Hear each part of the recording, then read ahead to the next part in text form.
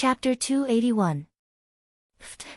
Three soldiers had their throats pierced and fell to the ground with blood gushing out of their mouths. They trembled for a few seconds before losing their lives and lying there motionless. Damned dear demons! Suing gritted his teeth and said, "Men, bring me my bow." Two personal guards immediately carried a huge bow made of pure iron over. The old general Suing suddenly pulled the bowstring and placed a specially made arrow about a meter long on the bow. In the blink of an eye, he shot it out. In the distant forest, a deer demon fell to the ground. The arrow pierced through her heart and nailed her to the rock behind her. Good archery, old general. Lin Muyu couldn't help but cheer.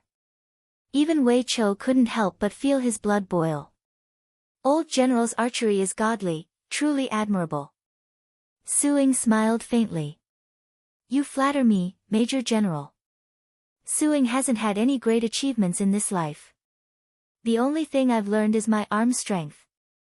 With this iron bow, I've fulfilled my wish to defend the empire's borders. Wei Chou also took out his demon-devouring bow and shot a few arrows consecutively, killing the few Nagas that were climbing at the edge of the city. He only shot at their eyes and necks where there were no scales. His archery skills were also extraordinary. Su Ying's eyes went wide as he looked at Wei Chou in a new light. Ha! Who would have thought there would be such an archery expert in the Imperial Guard? This old man is truly in awe. Lin Muyu's gaze was fixed on the densely packed demon army below the city. Are they going to keep attacking? Yes. Tang Jin said, they use the snake men as shields, but the true killing force is the deer demons. Those repulsive deer demons have extremely accurate archery skills. Half of our soldiers who died in battle were killed by their arrows. Don't we have another way? Yes, let's go out and fight. Tang Jin let out a bitter laugh, pointed to the distance and said, Young general, look at that valley. When General Yuan Xia was in command, he ordered the army to leave the city to fight. It was in that valley that they were besieged by more than 150,000 demon clan soldiers. Unfortunately, not a single one of our 70,000 soldiers survived. They were all buried outside the pass. Outside the city, the Naga army was still attacking fiercely. Many of the Nagas used iron hooks on their hands and used the hooks to dig into the dilapidated outer walls of the demon-subduing pass. Step by step, they climbed up the walls until it looked like there were countless insects crawling on them. They were densely packed as they fiercely attacked the city. Wei Chou felt his scalp go numb. He said in a low voice, Commander, if this goes on, I'm afraid the demon-subduing mountain pass won't last more than a few days. Yes. Lin Muyu nodded and said with a heart full of worries, let's go back to the main camp. Send more people to guard the city. We must not lose it. Yes, young general. Returning to the main tent, everyone sat by the sand table with frowns on their faces. Lin Muyu was also silent, fiddling with the exquisite gold ornament on the hilt of the dragon spirit sword. Tang Jin cupped his fists and said, Young general, being so passive will only cause more and more casualties and lower morale. Does the young general have a countermeasure? Not at the moment. Lin Muyu shook her head and her gaze fell on Suing. Old General Su has dealt with the demon clan before. You should know how weak they are, right? Suing said in a low voice, last time, when the demon clan's army of 300,000 invaded the central plains, it was Divine Marquise and Yifan who used a stratagem to lure the demon clan army into open terrain. Then, he used the Empire's 200,000 heavy cavalry to cut the demon clan army into pieces. But, we don't have that many heavy cavalry right now, so this method won't work. Wei Chou looked at Lin Muyu and asked, Old General Su has already said it. Commander, what are you thinking about? Lin Muyu frowned and said, I'm thinking that the demon clan's losses aren't small either. What do they want from us by risking their lives like this? If they want to conquer Lanyan City, their military strength isn't enough. A Tian Chong captaincy gnashed his teeth. These demons aren't humans to begin with. Who cares what they want? As soldiers of the Empire, the only thing we need to do is kill them all. Lin Muyu smiled. That's true, but thanks to you and Xia, we don't have the strength to kill the hundreds of thousands of demon clan soldiers in front of us. Then what does the young general think? Suing asked. Lin Muyu lightly pressed the table and stood up. Tomorrow, we'll attack with fire. Create a line of fire under the city walls and force the half-fox people out. I want to talk to their leader directly. What? The Tianchong army captaincy was dumbfounded. Young general, you want to talk to the demon clan? Aren't you afraid that they'll charge you with treason? Lin Muyu smiled. Let them be. I can't do anything about it. That night, 10,000 soldiers entered the forest behind the pass to cut down dead trees and collect black beech oil. The black beech oil was produced from the black beech tree and would ignite upon contact with fire. It was a natural fire material. Although there wasn't much, it was enough to start a fire. The cold night wind blew over Demon Subduing Pass. It was especially cold. A bright moon hung high in the sky. The Naga army finally retreated like a receding tide, but they were replaced by a group of lizard men. There were about 10,000 of them, and their brown eyes glowed with a golden light under the moonlight. Their tongues flickered as they held a shield in one hand and a shovel in the other. They quickly arrived at the bottom of the city wall and started digging with their shovels. Damn it! Suing stroked his white beard and coldly laughed. This group of lizard men, are they trying to steal our people? Lin Muyu used the moonlight to clearly see the appearance of the lizard men. That lizard head was extremely frightening, very frightening. But how could a head like that have any intelligence? She said, the lizard men don't have this kind of intelligence. It must be the half-fox man commanding this battle. Young general, what should we do? Suing asked. How deep is the foundation of Demon Subduing Pass? About 20 meters. That's good. Let them dig. Tomorrow, we'll fill it up with rolling stones. Yes. The night was cold. Lin Muyu wrapped her cloak tightly around herself and gazed into the distance. The western border of the empire had built a great wall. It passed through the steep mountain ridges like a long dragon. This was probably the biggest reason why the demon clan could not advance east. Demon Subduing Pass was located on the flattest part of this great wall, blocking the demon clan's invasion. You guys go back. I'll continue patrolling. Lin Muyu said. Yes, young general. Suing, Tang Zhen, Wei Chou, and the others all returned to camp. Lin Muyu carried the dragon's spirit sword and walked along the pass. After walking for a few li, she arrived at the top of the mountain ridge. Looking to the west, she saw a clear light. The endless forest was like an ocean breeding this group of demon clan. In fact, from Lin Muyu's point of view, this group of demon clan was more like half-beastmen. They were neither human nor beast, which was quite pitiful. But what did this group of demon clan want to do? Looking down at the distance between the wall and the ground, which was about 30 meters, Lin Muyu muttered to herself. She took a deep breath and looked at the surrounding guards. The guards also looked at her. Young general, you want to go west? Yes. Lin Muyu nodded. Stand guard here and wait for my return. Don't act rashly. Yes. Leaping into the darkness, a faint golden light blossomed in the air. The gourd vines quickly wrapped around the city, reducing the impact that Lin Muyu received. However, jumping from a height of 30 meters was still a little scary. Her whole body rolled into the wild grass with a "pa" sound, and her knees hurt. She stood up with a whimper, sheathed the dragon's spirit sword, and strode into the forest, disappearing from the sight of the group of guards in the blink of an eye. Not long after, the main camp of the demon clan was in front of her. However, there were very few lights in the camp. This was because the snake people, lizard men, and bear men were all afraid of fire. Only the half-fox and deer demons did not have a natural fear of fire. Lin Muyu walked carefully, avoiding the camp of a group of snake people. The fierce attack during the day had also resulted in many casualties. At this moment, they were receiving treatment. The treatment method was some medicinal herbs and ancient witchcraft. Lin Muyu really did not understand it. The camps of the demon clan were all over the forest, just like their way of life. Lin Muyu walked for nearly 5 kilometers, and finally, there was a dim light coming from the forest in front of her. When she got closer, she realized that there were actually tents here. Tents made of gray cloth were scattered all over the forest. Rustling sounds came from not far away, and a black shadow was slowly moving in the forest. Lin Muyu could not help but nervously hold on to her longsword, feeling her way along the way. Just as he was about to get close, Lin Muyu suddenly leaped forward, and with a twist of her martial spirit, numerous gourd vines rose from the ground, and in the blink of an eye, they wrapped around the black figure. Lin Muyu pounced forward and covered the other party's mouth.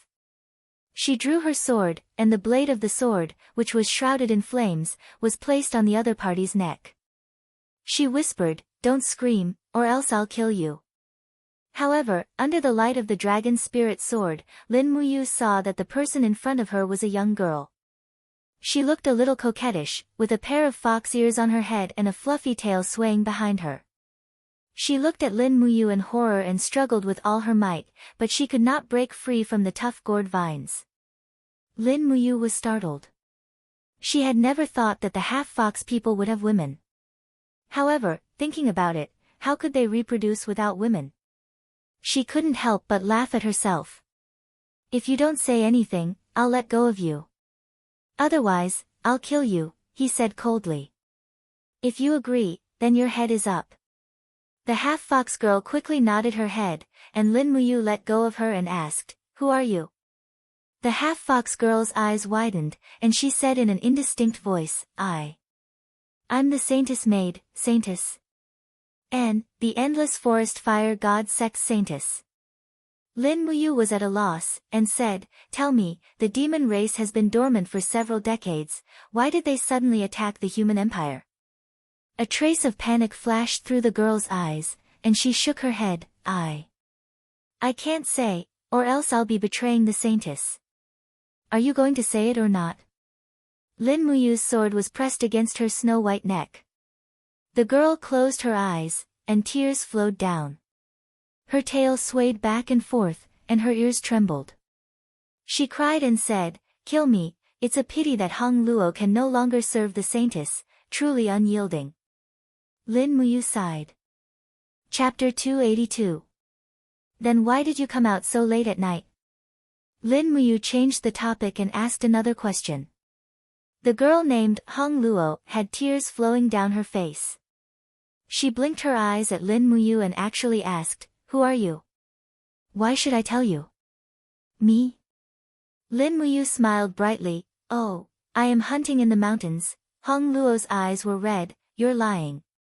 The insignia on your collar is the insignia of a general of the Qin Empire. Moreover, there are so many stars.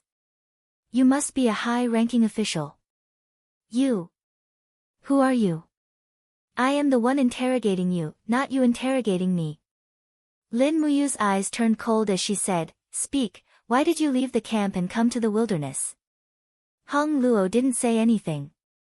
Tears flowed down her face, but her hands moved behind her back as if she was hiding something. Lin Muyu lightly circulated her energy and the gourd vine flipped over. The thing that Hong Luo was trying to hide in her sleeve fell onto the grass with a plop. Lin Muyu picked it up and saw that it was 2 remnant scrolls. On the top of the scrolls were the words, "Cosmic Seal." She couldn't understand the rest of the words. Lin Muyu was stunned. "What is this?" Hong Luo began to cry, "Give it back to me, give it back to me." Her voice was too loud. The voice of the Yao came from the distance. "Who is it?" "There is someone in the forest. Let's go take a look." With a "pa" sound, Lin Muyu knocked Hong Luo out with a clean palm strike and placed the cosmic seal into his cosmos sack. Then, he picked up Hong Luo and activated the falling star steps, heading straight for the city pass. In less than 10 minutes, he arrived at the place he had come from. With a low shout, the gourd vine flew up and wrapped around the stone walls, bringing him quickly to the top of the city wall. The guards were startled. With the light of the torches, they saw that Lin Muyu had returned with a young fox girl. They couldn't help but laugh. Young general has returned from hunting. Lin Muyu was extremely embarrassed and didn't know how to explain. She said, pay attention to the surroundings. Yes, young general. When he carried Hong Luo into the central tent, Wei Chou, Suing, Tang Zhen, Xiahou Sang, and the others had all arrived. Looking at Hong Luo lying on the bed, their gazes were all cold. Suing cupped his fists and said, young general, apart from the barracks concubines, no females are allowed in the imperial camp. This young fox girl is indeed beautiful, but young general shouldn't break the rules because of this. Lin Muyu explained somewhat awkwardly, old General Su, you're thinking too much. Just now, I spied on the demon race's camp and captured this young girl from the fox race. It wasn't for anything else. I just wanted to obtain some useful information from her. If that's the case. Suing smiled and said, this old man has thought too much, please forgive me, young general. It's fine. Wake her up and interrogate her. Yes. Wei Chou walked forward, his fingertips infused with battle qi. He lightly pressed on Hong Luo's forehead and she immediately woke up. She stared dumbfoundedly at the group of people around her, her face pale. You indiscriminately slaughter the innocent, give me back the scrolls, give me back the scrolls. What scrolls? Wei Chou was stunned. Lin Muyu took out the 2 scrolls and smiled helplessly. I don't know what's written, let's see how we interrogate her. She won't say anything and won't tell me the true reason the demon race attacked demon subduing pass. That's easy. Xiahou Sang laughed as he walked forward, his eyes full of lewdness. I haven't played with the fox race yet. Hong Luo was at a loss of what to do. Her tears fell again as she looked at Lin Muyu, crying, that human, since you kidnapped me and brought me here, you must protect me. You can't, Lin Muyu leaned on her long sword. But you won't tell me why the demon race attacked demon subduing pass. As long as you tell me, I will guarantee your safety. How about it? 2 lines of tears hung on Hong Luo's beautiful face. She closed her eyes and reached out to untie her clothes. Half of her snow-white bosom was revealed. She closed her eyes and cried, Hong Luo will never betray the saintess. You evil humans want to take away Hong Luo's chastity. Then hurry up. I'm not afraid of you. Wei Chou was stunned. Commander, what should we do? Xiahou Sang smiled. What else can we do? We'll talk after we're done, Lin Muyu coughed. Xiahou Sang, stop. Forget it. Since she would rather die than speak, then even if you took her body, it would be meaningless. Go down. Xiahou Sang said unwillingly, but it can boost morale, my lord. What's the use of boosting morale? Remember, you are a soldier of the empire. In my tent, no one is allowed to be promiscuous. Do you understand? Yes, my lord. Lin Muyu looked coldly at Hong Luo and said, I'll have to trouble you for a bit. I'll temporarily imprison you in the demon subduing pass camp. I'll decide how to deal with you after this war is over. Hong Luo looked at her in a daze, wanting to say something but hesitating. The next day, as expected, the Naga army of nearly 40,000 madly attacked the city. The fierce battle lasted for an entire morning. Both sides suffered losses, but Lin Muyu also saw through it. As long as the imperial army did not leave the city, the demon race could do nothing to them. In terms of siege ability, the demon race was simply too inferior. They didn't even have scaling ladders and only relied on their most primitive beast instincts to attack the city. They were immediately frightened out of their wits by Lin Muyu's fire attack. It would be a wonder if this kind of army could conquer demon subduing pass. In the afternoon, a conch horn sounded in the distance. The Naga army once again retreated like the tide. About half an hour later, a man holding a white flag rode over from the distance. He was a man of the fox race. He also had fox ears and a tail, but his tail was divided into 2. He rode a fine horse and wore armor. He looked up at the city and shouted from afar, I am the envoy of the fox race. Someone who can speak. Lin Muyu turned and stood on the battlement, her cloak flying. She smiled and said, I am General Lin Muyu. Speak. The man of the fox race looked up at Lin Muyu and said, Last night, you kidnapped one of our fox race women. Is this true? Yes, so what? The man of the fox race gritted his teeth, Lin Muyu, my army has decided to stop the war. Are you willing? You want to stop the war just because you want to. What do you take the Qin Empire for? Lin Muyu raised her eyebrows. Then what do you want? I want to meet the saintess of the fox race to discuss the matter of stopping the war. Okay. The man of the fox race replied without thinking. 2 hours later, a mile away from the city gate, the saintess will naturally wait for you. It depends on whether you have the guts to come. Remember to bring Hong Luo with you. Yes, I will go. Lin Muyu turned around and jumped off the battlement. She patted the mud off her knees. Wei Chou said lightly, Commander, isn't it too risky? You are going to negotiate with them alone? It doesn't matter. Just lead 100 people and follow me. Yes. The gate of the city gate slowly opened. Lin Muyu carried the dragon's spirit sword and rode out of the city. At the same time, she led a horse with the fox race girl Hong Luo tied to it. As soon as she got out of the city, she smelled an extremely fishy smell. After fighting for more than 10 days, the corpses under the city gate had begun to rot. It was the beginning of spring, and flies were flying everywhere. In a few days, these corpses would definitely rot. If they were not buried in time, it would lead to a plague. Wei Chou, Xiahou sang, and the others led 100 elite Imperial Army cavalrymen and followed closely behind. The old General Suing was sitting on top of the city gate. Looking at the figures of the young people from afar, Suing couldn't help but stroke his beard and smiled. The younger generation is really formidable. They are more courageous than others. A mile outside the city, after Lin Muyu dismounted with Hong Luo, a group of people slowly came from afar. After stopping in the distance, a girl wearing a fiery red long-sleeved dress got off the horse and walked over alone.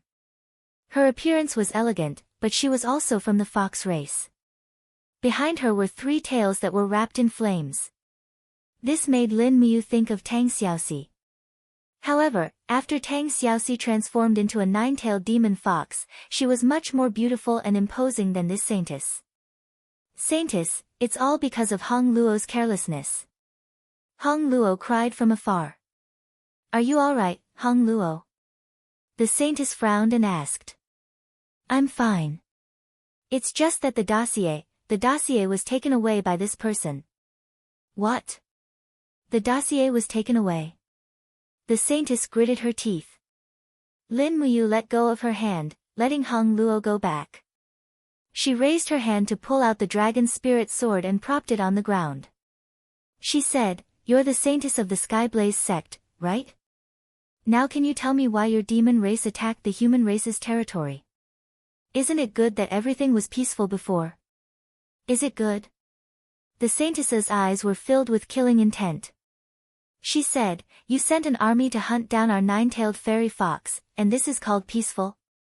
9-tailed fairy fox. Lin Muyu was startled. It's the 9-tailed demon fox, isn't it?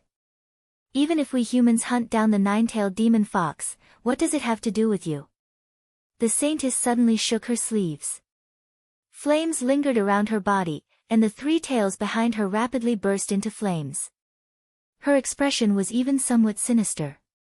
She sneered and said, The 9-tailed fairy fox is the god that our Skyblaze sect believes in. Why do you think? Wait. Lin Muyu opened her hand and said, Don't be in a hurry to act. I'm not the one who hunts down the 9-tailed fairy fox. On the contrary, I'm the one who protects her. Moreover, Xiaoxi is my best friend. How could I kill her? You know the 9-tailed fairy fox. Nonsense. Her name is Tang Xiaoxi, one of the successors of the 7 Seas Tang sect. You attacked the demon subduing pass without understanding anything. You were too reckless. The saintess actually revealed an ashamed expression. She said, "Milord, if you know the nine-tailed fairy fox, can you let me meet her?" "What do you mean?" Lin Muyu asked. "It's like this." The saintess explained, the Skyblaze sect has waited for the nine-tailed fairy fox for nearly 10,000 years. Our only mission is to help the nine-tailed fairy fox ascend to the heavenly realm. If Milord knows the nine-tailed fairy fox, please invite her to see me. This little girl will offer you the 3 fire god's seal fragments. The fire god's seal fragments? Lin Muyu was stunned. Yes, the one you took away was the 10th star universe seal. I still have 2 here, the 11th god's seal and the 12th god's seal. Milord, do you know the fire god's seal? Lin Muyu was flabbergasted. After a few seconds of silence, she said, on the human continent, the fire god's seal is also known as the fire fox seal.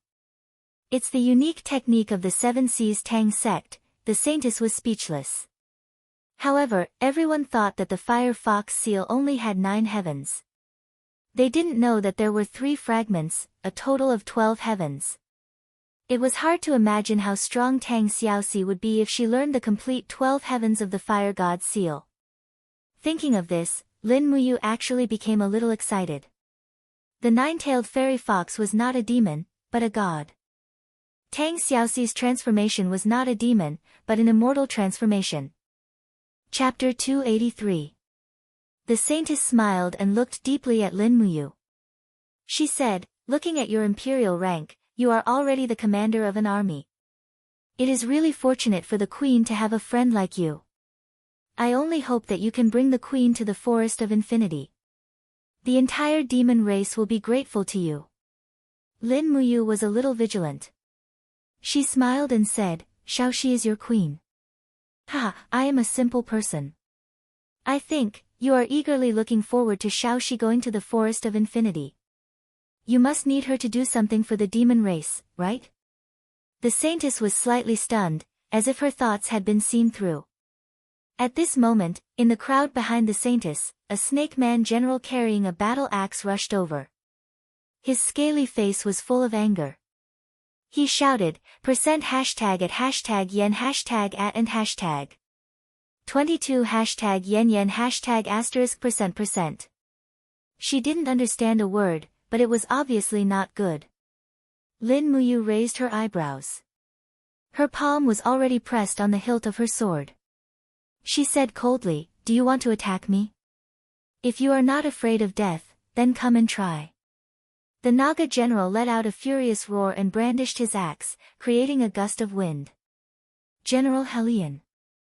The saintess hurriedly turned around and glared at the snake man general. Her pretty face was full of anger. She said, this human lord is a close friend of the queen. Why?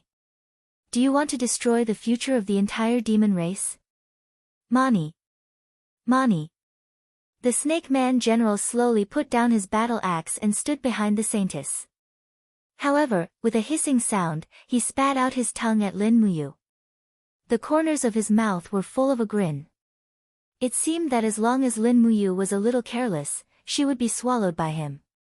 The saintess turned around and smiled again. She said, Lady Lin Muyu, our request is actually very simple. The nine-tailed fairy fox is a spiritual creature formed by the spiritual energy of the 9 heavens. As long as it cultivates to the godly state, it can ascend to the heaven realm. For hundreds of thousands of years, the demon race has been revered as a god by the nine-tailed fairy fox. But now, the demon race continues to decline, and even our rebirth pool has begun to dry up.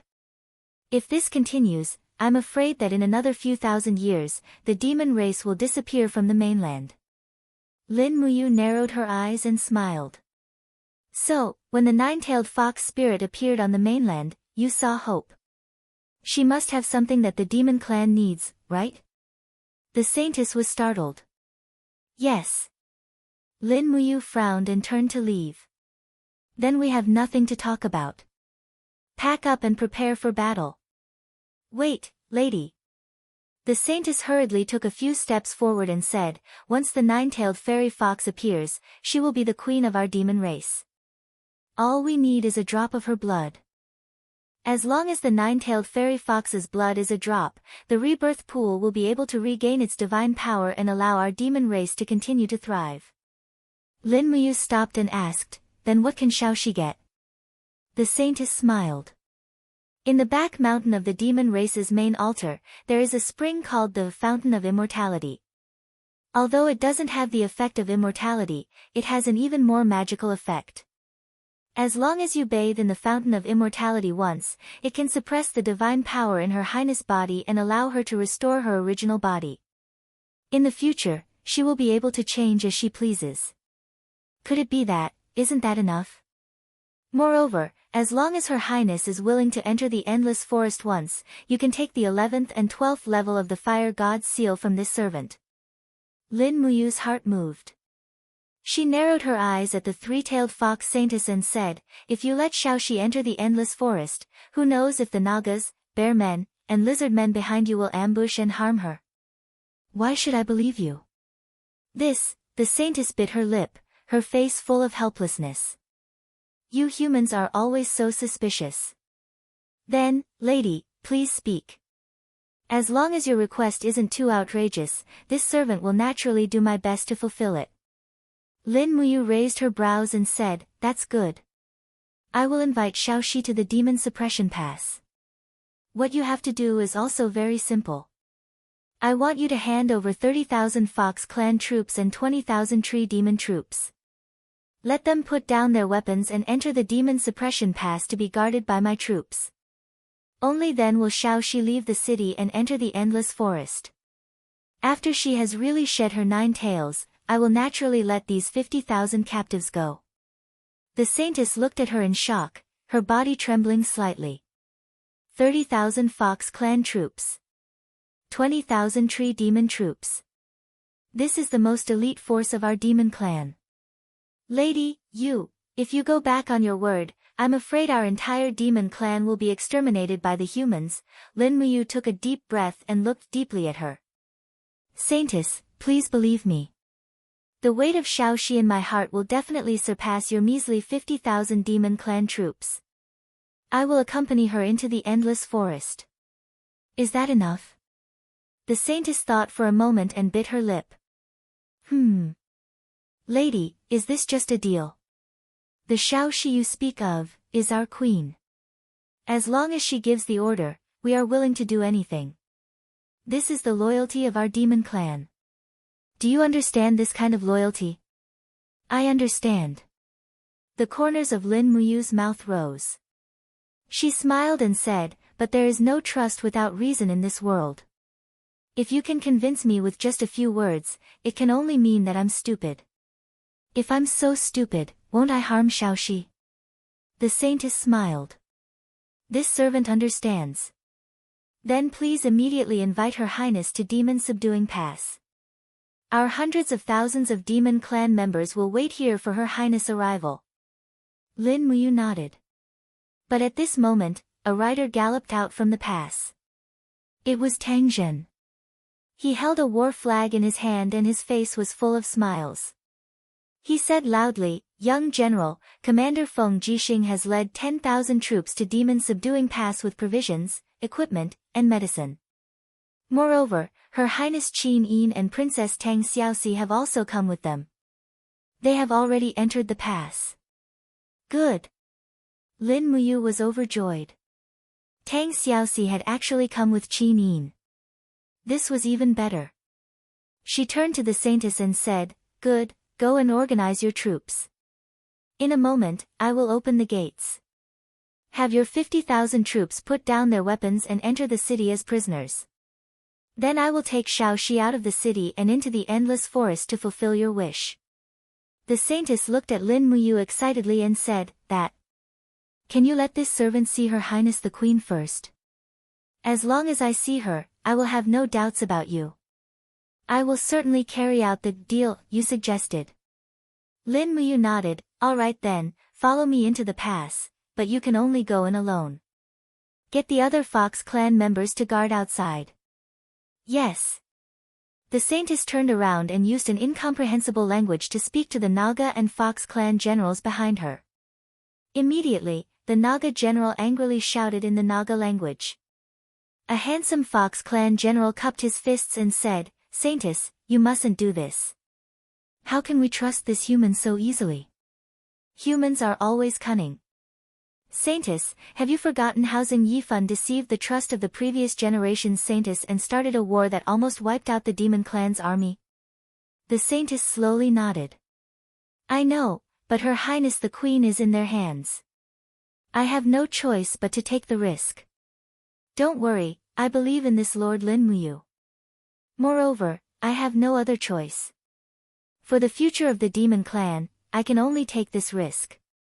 The Fox clan general held a scimitar and urged his horse forward. He said, "Saintess, this general will follow you." Lin Muyu raised her hand and said, "No. Only the saintess can come with me alone." Impolite to the extreme. A murderous intent flashed across the Fox clan general's face. The scimitar in his hand carried a sliver of Do Chi as it rapidly attacked. 3 saber lights appeared in front of Lin Muyu's chest. This saber technique was very cunning, vicious, and shocking. Lin Muyu's counterattack was even faster. Her long sword and scabbard made 2 clanging sounds in the air to block the other party's attack. Suddenly, her arm shook, and the blade was unsheathed. A revolving force gathered around the blade. Sword absorption technique. Swoosh. The Fox clan general's scimitar was sucked downwards. Just as he was about to fall off his horse, Lin Muyu suddenly raised her hand and heavily slapped him, forcing him and his horse back several steps. The chi in his body was in a mess, and he would not be able to attack for a short period of time. "You!" The Fox clan general gritted his teeth. He had never imagined that there would be such an expert in the human army. He had already suffered a great loss after being caught off guard. If the other party had any killing intent, he would probably have lost at least one of his right arms. The saintess's face was filled with blame. She said, "General Linghu, stand down." "Yes." "Saintess," he raised his scimitar and slowly retreated a few steps. Looking at Lin Muyu, he said, "If you humans harm the saintess, we will definitely bathe Lanyan City in blood no matter the cost." Lin Muyu smiled faintly and did not say anything. She only waved her hand and respectfully said, "Saintess, follow me into the city." When Lin Muyu brought this beautiful Fox clan woman with 3 wagging tails into the demon's subduing pass, the soldiers of the Tianchong army and the Seven Seas City army were all dumbfounded. Naturally, there were many who could not help but draw their bows and aim straight at this beautiful Fox clan woman. After all, they had been fighting for so many days, and the 2 sides had already become mortal enemies. No one is allowed to attack. "Put away your weapons." Lin Muyu raised her arm and loudly ordered, "She is only one person. She cannot harm you." Wei Chou stood guard at the side and looked at the saintess warily. At the same time, he said, "Commander, Her Highness, the Princess, and General Feng are all waiting for you in the central tent." "Yes, we will go now." "Are we bringing this Fox clan woman with us?" "Yes, otherwise there will be no point in going." "Yes." Wei Chou cupped his fists and did not doubt Lin Muyu's orders. This was also the result of Lin Muyu's strength and strategy in battle after battle to conquer this group of subordinates. In the central tent, Xiahou Sang galloped away with a group of imperial guards. He dismounted and stood guard on both sides. Lin Muyu reached out and helped the Fox clan saintess dismount, then led her into the central tent. She suddenly lifted the curtain and saw Qin Yin, Feng Jixing, and Tang Xiaoxi standing there from afar. Tang Xiaoxi was wearing a thick leather robe to hide her 9 tails. After Lin Muyu entered the central tent, she immediately said, "Wei Chou, take some people and stand guard outside. Do not let anyone in." "Yes, Commander." Tang Xiaoxi was already in front of her. There was a refreshing smile in her golden eyes. "Mu, Xiao Yin and I have come to see you." "Oh, who is this woman?" Seeing the Saintess and Lin Muyu walking side by side, the beautiful princess was immediately filled with jealousy. Mu, you flirtatious radish. You have only left Lanyan City for a few days and you have already hooked up with such a woman. Sob sob, Xiao Yin, your life is so bitter. Qin Yin, she was actually speechless. At this moment, the Saintess walked forward and knelt on both knees. She piously said in a low voice, I am the 29th generation Fox Clan Saintess, Linghu Yan. I pay my respects to your highness. Chapter 284. Linghu Yan, who are you? Tang Xiaoxi was stunned. She stood there with her mouth wide open, not knowing what to say. Linghu Yan raised her head, her face full of smiles.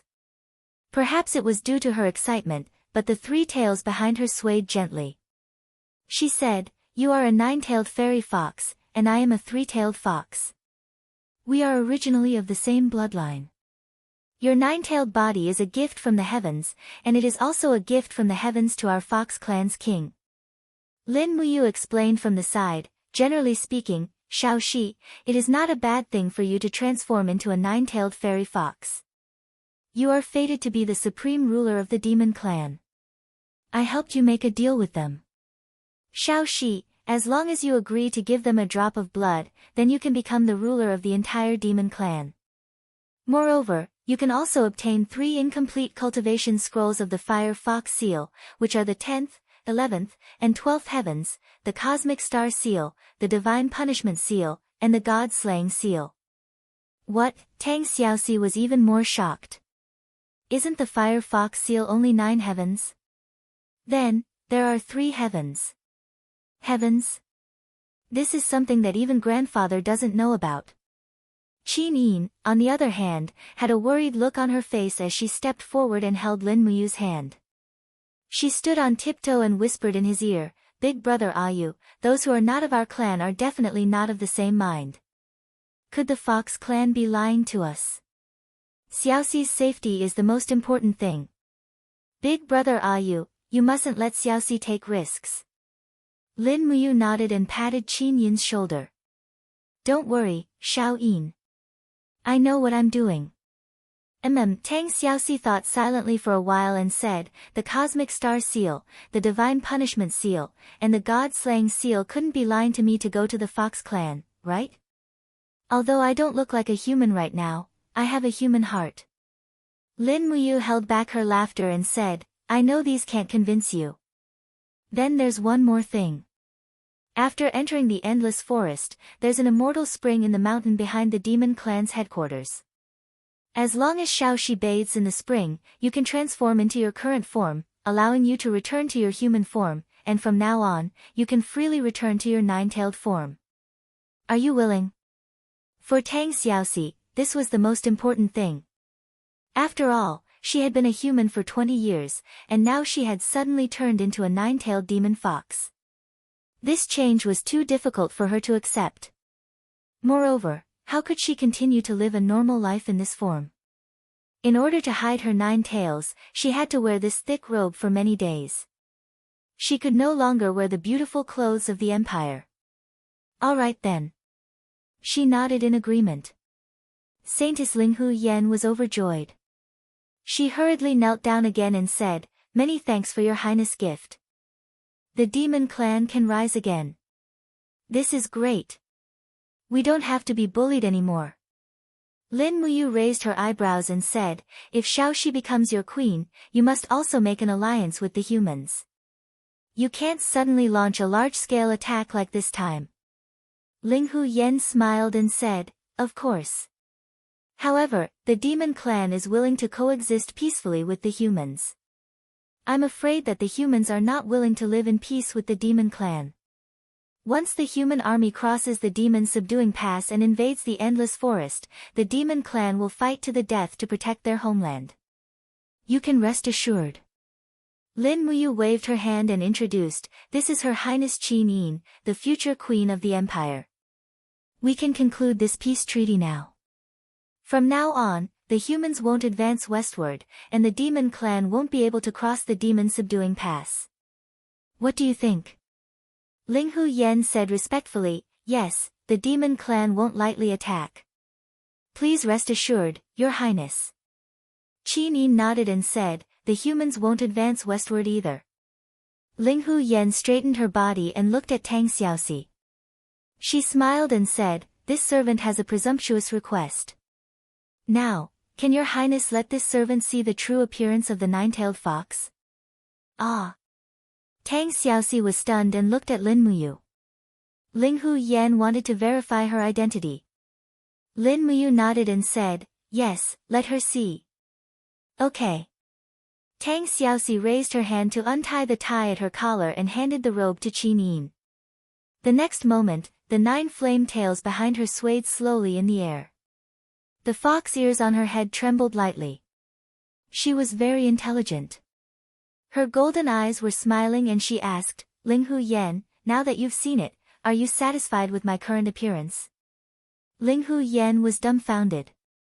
She opened her small mouth and murmured, so beautiful, such a beautiful 9-tailed fox, I don't want to always be like this, Tang Xiaoxi said sullenly. Ling Hu Yen chuckled. Yes, it's understandable. After all, Your Highness has always lived as a human. But Your Highness can rest assured in the future. In our demon clan, no one will make fun of Your Highness. They will only revere you.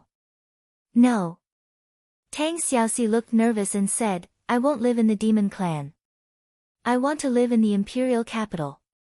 Yes, that's fine. The demon clan awaits Your Highness's arrival at any time. That's good. Lin Muyu said, now, Saintess, you can go back and let your 50,000 captives enter the city. Then I will naturally bring Shaoxi to the headquarters of the demon forest. It's the endless forest. Call it whatever you want, as long as you're happy. Ling Hu Yen looked helpless. Feng Jixing said, You want to let the demon clan captives into the demon subduing pass? Yes. Lin Muyu nodded and said, Shaoxi and I can't rashly go to the endless forest, so we must hold a bargaining chip in our hands. 30,000 Fox clan troops and 20,000 Tree demon troops are the most elite troops of the demon clan. We will keep them as captives in the demon subduing pass. Big brother Feng, you must help me guard them well. If Shaoxi and I don't return in 3 days, Big brother Feng will slaughter these 50,000 demons. Heh, okay. Feng Jixing smiled slightly. It just so happens that His Majesty has given me a decree to help you. If we can really quell the demon clan's chaos, it will be a great service. Ling Hu Yen felt a chill in her heart when she heard this. Lin Muyu and Feng Jixing looked like elegant young generals, but in their hearts they hid murderous intent. Tens of thousands of lives could be wiped out in a puff of smoke while they were chatting. Watching Saintess Ling Hu Yen leave the demon subduing pass, Lin Muyu and Feng Jixing protected Qin Yin and Tang Xiaoxi. In addition, Wei Chou, Su Ying, and the other generals stood guard at the side, waiting for the demon clan's captives. About half an hour later, as expected, a dense crowd of Fox clan troops and Tree demon troops had arrived. The Fox clan troops were all male and very strong.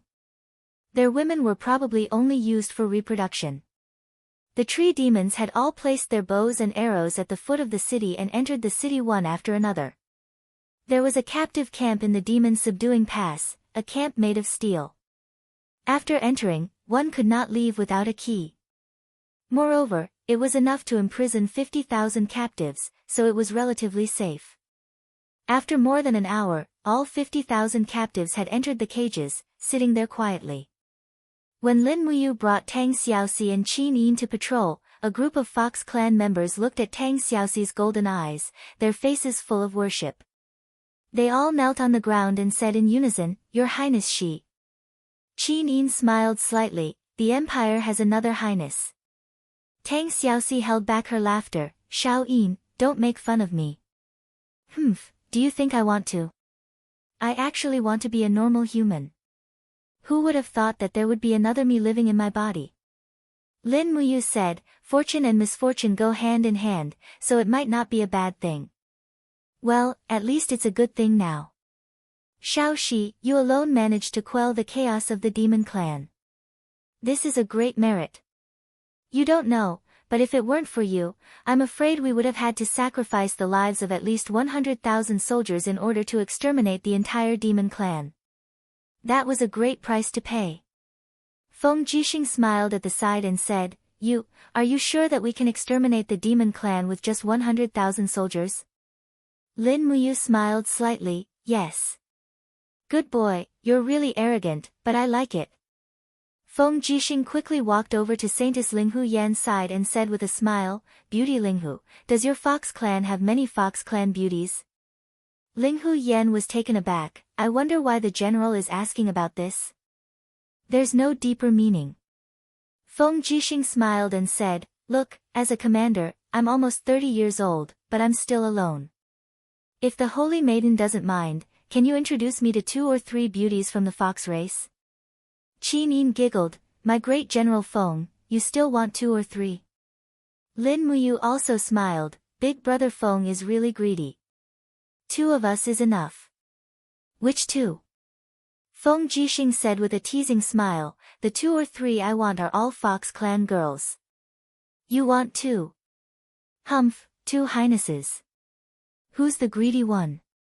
Immediately, Qin Yin and Tang Xiaoxi blushed and pretended not to understand anything.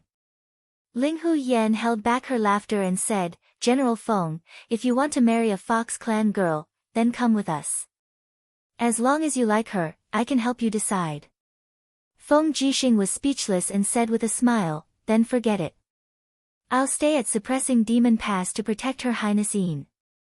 Those Nagas outside the city are all fierce and want nothing more than to tear us Empire soldiers into pieces. I won't take the risk. Well, then let's set off, Your Highness. Your Highness. Linghu Yan looked at Tang Xiaoxi and Lin Muyu. Lin Muyu mounted her horse, prepared to set off. At this moment, a group of generals suddenly came over. It was Tang Zhen and the other captaincy of Seven Seas City. Princess Shi. Tang Zhen cupped his fists and said, This subordinate has a request. Tang Xiaoxi blinked and said, Speak. Tang Zhen's expression was solemn and his eyes were filled with sorrow. 5 days ago, General Yu Wenxia underestimated the enemy and advanced rashly. 60,000 of our Seven Seas City brothers went out to meet him and died tragically in the Guanxi Valley. I hope Princess Shi can make a decision for us and ask the demon race to withdraw their troops. We want to take shovels to Guanxi to bury our brothers' corpses and not let them be eaten by wolves and tigers. Tang Xiaoxi was startled and looked at Linghu Yan, saying, Linghu, order the troops to withdraw. Yes, Your Highness. Linghu Yan nodded respectfully. It seemed that what she said was true. As long as Tang Xiaoxi was willing to go to the demon race's main altar, she would be the queen and her orders would be obeyed. Tang Zhen was overjoyed. Thank you, Princess. Chapter 285. At dusk, Lin Muyu and Tang Xiaoxi followed Saintess Linghu Yan out of the demon's subduing pass, following the main road into the depths of the endless forest. There were corpses everywhere along the way. This was the road that the Seven Seas army had fought on a few days ago. The road was covered in messy hoof prints, and the corpses of imperial soldiers lay on both sides of the road. At this time, flies were flying everywhere, emitting a strong stench. Tang Xiaoxi frowned. These soldiers were all from the Seven Seas province, which also meant that they were soldiers of Tang Xiaoxi's family. Seeing them die in a foreign land was naturally not a good feeling. Lin Muyu could see that she couldn't bear to see it and urged her horse closer. She grasped her hand and said, If it wasn't for these soldiers sacrificing their lives, the demon's subduing pass would have been broken before I arrived. Their sacrifice was worth it. Tang Xiaoxi didn't say much, but she knew very well that this sacrifice was actually worthless. This was a meaningless war. Torches were lit on both sides of the road. The Fox tribe's soldiers set up defenses along the sides of the road, seemingly guarding against attacks from the snake men and lizard men. The Fox tribe was a highly intelligent race and knew the importance of Tang Xiaoxi, the queen. However, the snake men and lizard men were no different from wild beasts. They wouldn't buy it. As expected, snake men soldiers appeared on both sides of the road not far away. They held battle axes and spears, glaring fiercely at Tang Xiaoxi and Lin Muyu. Tang Xiaoxi was fine. Although she was wearing human clothing, the dancing 9 flame tails behind her were enough to prove that she was of the demon race. Lin Muyu, on the other hand, was a genuine human.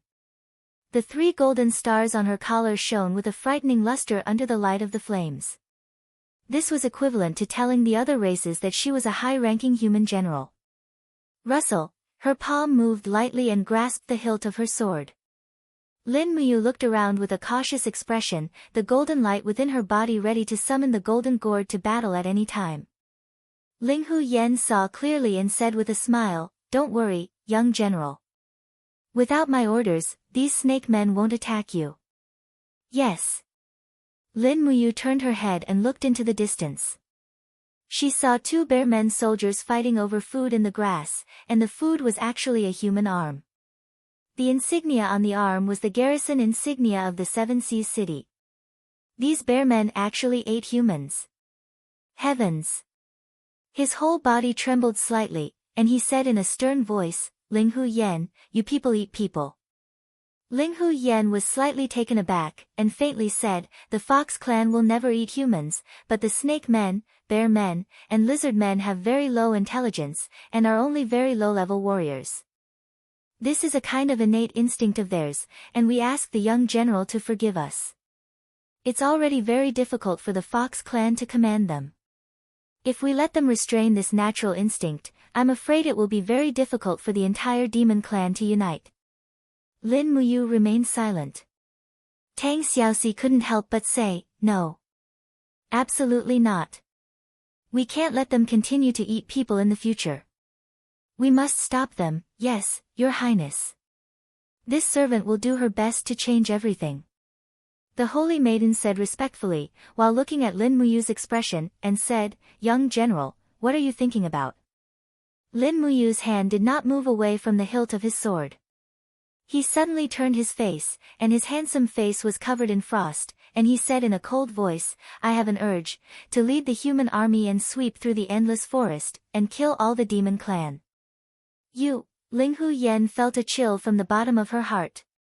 She believed that the young man in front of her would do this, and as long as he was willing, he had the ability to do it. "Young general, give the demon clan another chance." "I will change everything in front of me," Ling Hu Yen said in a pleading tone. Without the blood of the 9-tailed fairy fox as a guide, the holy power of the rebirth pool will become weaker and weaker, and the power of the Fox clan will also continue to weaken. So we are unable to control the overall situation, and we also have no way to completely control the snake men, bear men, and lizard men. But as long as Her Highness she adds new divine power to the rebirth pool, our Fox clan will be able to become the true rulers of the demon clan. "Young general, please believe me." Lin Muyu slowly nodded, and said, "You have all the time in the world to change." The demon clan's headquarters in the endless forest was not far away. It was about a 3-hour journey, and as they advanced, the surroundings became more prosperous. Ancient buildings appeared on both sides of the road, and there were more high-intelligence races like the Fox clan and the Deer men here. The snake men, lizard men, and the others were isolated outside the headquarters. Hiss hiss. A few snake men aggressively raised their weapons, as if they wanted to attack Lin Muyu. But more than 10 Fox clan soldiers raised their scimitars and charged over. With a low roar, their scimitars were covered in flames, and they shouted at the snake men in a language that Lin Muyu did not understand, quickly driving away the group of snake men. It seemed that the combat strength of the Fox clan could not be underestimated, and those snake men were not easy to deal with. If they could defeat them, they would have fought. The reason they were driven away was only because they were afraid. "We've reached the sacred altar." Ling Hu Yen dismounted, and said with a smile, "Your Highness, come with me." Tang Xiaoxi also dismounted. The sacred altar was surrounded by flames, and it was very warm. She took off her robe, and her 9 flame tails gently swayed behind her, making her look especially beautiful. On both sides of the sacred altar, there were countless Fox clan members that were devoutly kneeling down. None of them dared to raise their heads, as if the nine-tailed demon fox in front of them was a god that could not be blasphemed. In the pool of rebirth, the lake was sparkling under the moonlight. Linghu Yan respectfully said, "This is the pool of rebirth. Your Highness, as long as a drop of your blood falls into the pool of rebirth, we will be able to save our fox clan's imminent defeat." Tang Xiaoxi had a feeling of joy from the bottom of her heart, as if she had returned to her hometown, which made her more convinced that what Linghu Yan said was true. This place indeed had an innate connection with her, and the pool of rebirth in front of her seemed to have lived in some reincarnation of another life. Tang Xiaoxi involuntarily stepped into the pool of rebirth. Her feet were surrounded by flames, and when she stepped on the water, she did not fall into it.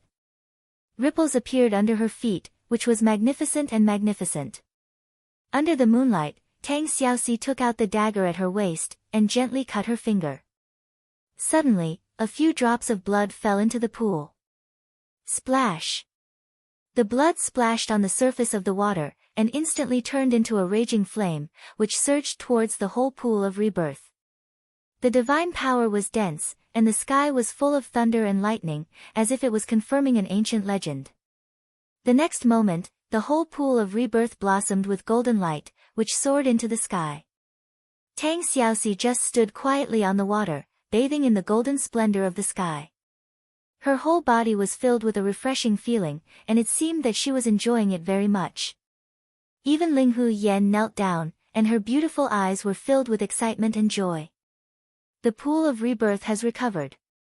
Great, the pool of rebirth has recovered, great. After about 10 minutes, all the divine power seeped into the pool. Tang Xiaoxi turned back to Lin Muyu, and said with a smile, "Well, let's go to the Fountain of Immortality." "Linghu Yan, take us to the Fountain of Immortality." "Yes, Your Highness." Linghu Yan looked respectful, and took the two to the back of the mountain, which was not too far away. Not long after, a clear spring appeared in front of them, and it was covered with a faint mist. It was actually a hot spring. "We're here." Linghu Yan said with a light smile, "The Fountain of Immortality is a holy land, and also a forbidden area of the Forest of Infinity. Ordinary Fox clan is not qualified to bathe here. Your Highness, please, this servant will go outside to guard you." Lin Muyu sat on a rock beside her, and said, "Then I'll guard here." Linghu Yan burst into laughter. "In this case, won't the general see Your Highness's body?" Tang Xiaoxi's pretty face blushed, and said, "Linghu Yan, you go down."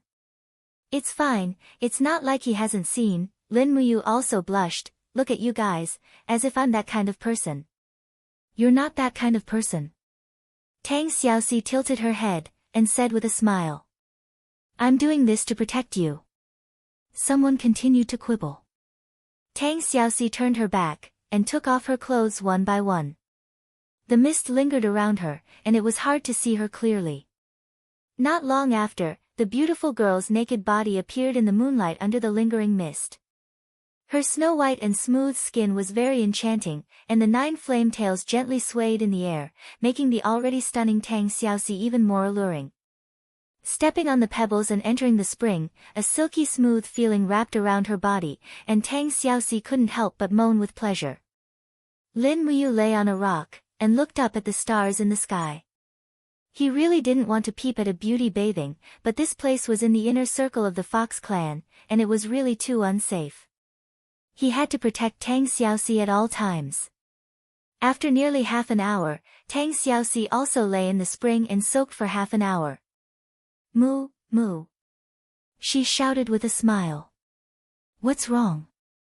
Lin Muyu raised his head, and said with a smile, "Don't tell me you want someone to scrub your back.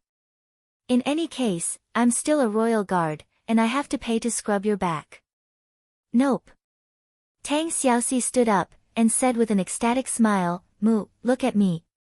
Under the moonlight, the girl's graceful figure was lingering in the mist. The 9 tails behind Tang Xiaoxi had disappeared, and her eyes had changed from golden to beautiful black. She looked at Lin Muyu with a smile, and said excitedly, "Look at me, I've changed back." Lin Muyu was stunned, and couldn't help but look down, and said, "And after not seeing you for a few months, you've developed quite a bit. Ah, you scoundrel." Tang Xiaoxi pouted, and hurriedly sat back in the spring, and said, "All right, turn around, I'll put on my clothes." Okay. A few minutes later, Tang Xiaoxi had already put on a young girl's outfit in the capital, and looked at him with a smile. "How do you feel now? Can you still change back to the nine-tails?" Lin Muyu asked with a smile. "After becoming a nine-tailed fox demon, your strength has doubled. You need this kind of power." "Yes." Tang Xiaoxi smiled slightly, and her beautiful eyes were quickly covered with a layer of gold. The light behind her soared, and the 9 golden flame tails danced quietly. She said with a smile, "Do you have any questions?" "Yes." Lin Muyu pondered for a moment. "I really want to know if there's a hole at the back of your shirt. Otherwise, how could the 9 tails extend out? If there's a hole, when you return to your human form, will you be able to see everything at the back?" Tang Xiaoxi blushed, and didn't know how to answer. Chapter 286. Early in the morning mist lingered in the demon race's headquarters in the endless forest. The distant building was simple and unadorned, but it also seemed like a holy object enshrouded in immortal qi. When Lin Muyu pushed open the door, 2 young girls of the Fox clan were holding a basin of clean water outside. They respectfully said, "Milord, we have come to help your highness get up and change your clothes." Lin Muyu nodded. "Go in."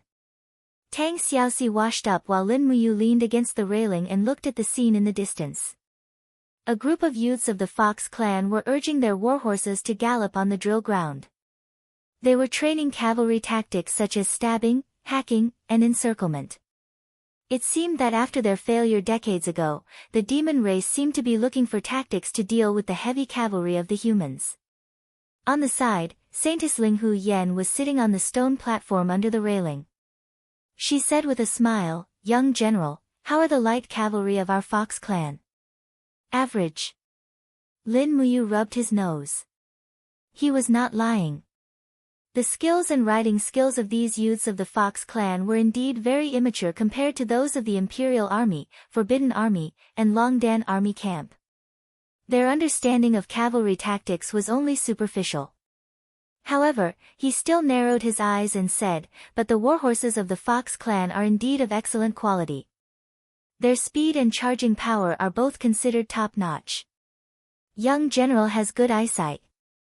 Linghu Yen said with a smile, "The warhorses of our Fox clan are all wild horses captured from the grasslands to the northwest of the endless forest. They are naturally wild, and in terms of leg strength and endurance, they are definitely much better than the warhorses of the Central Plains."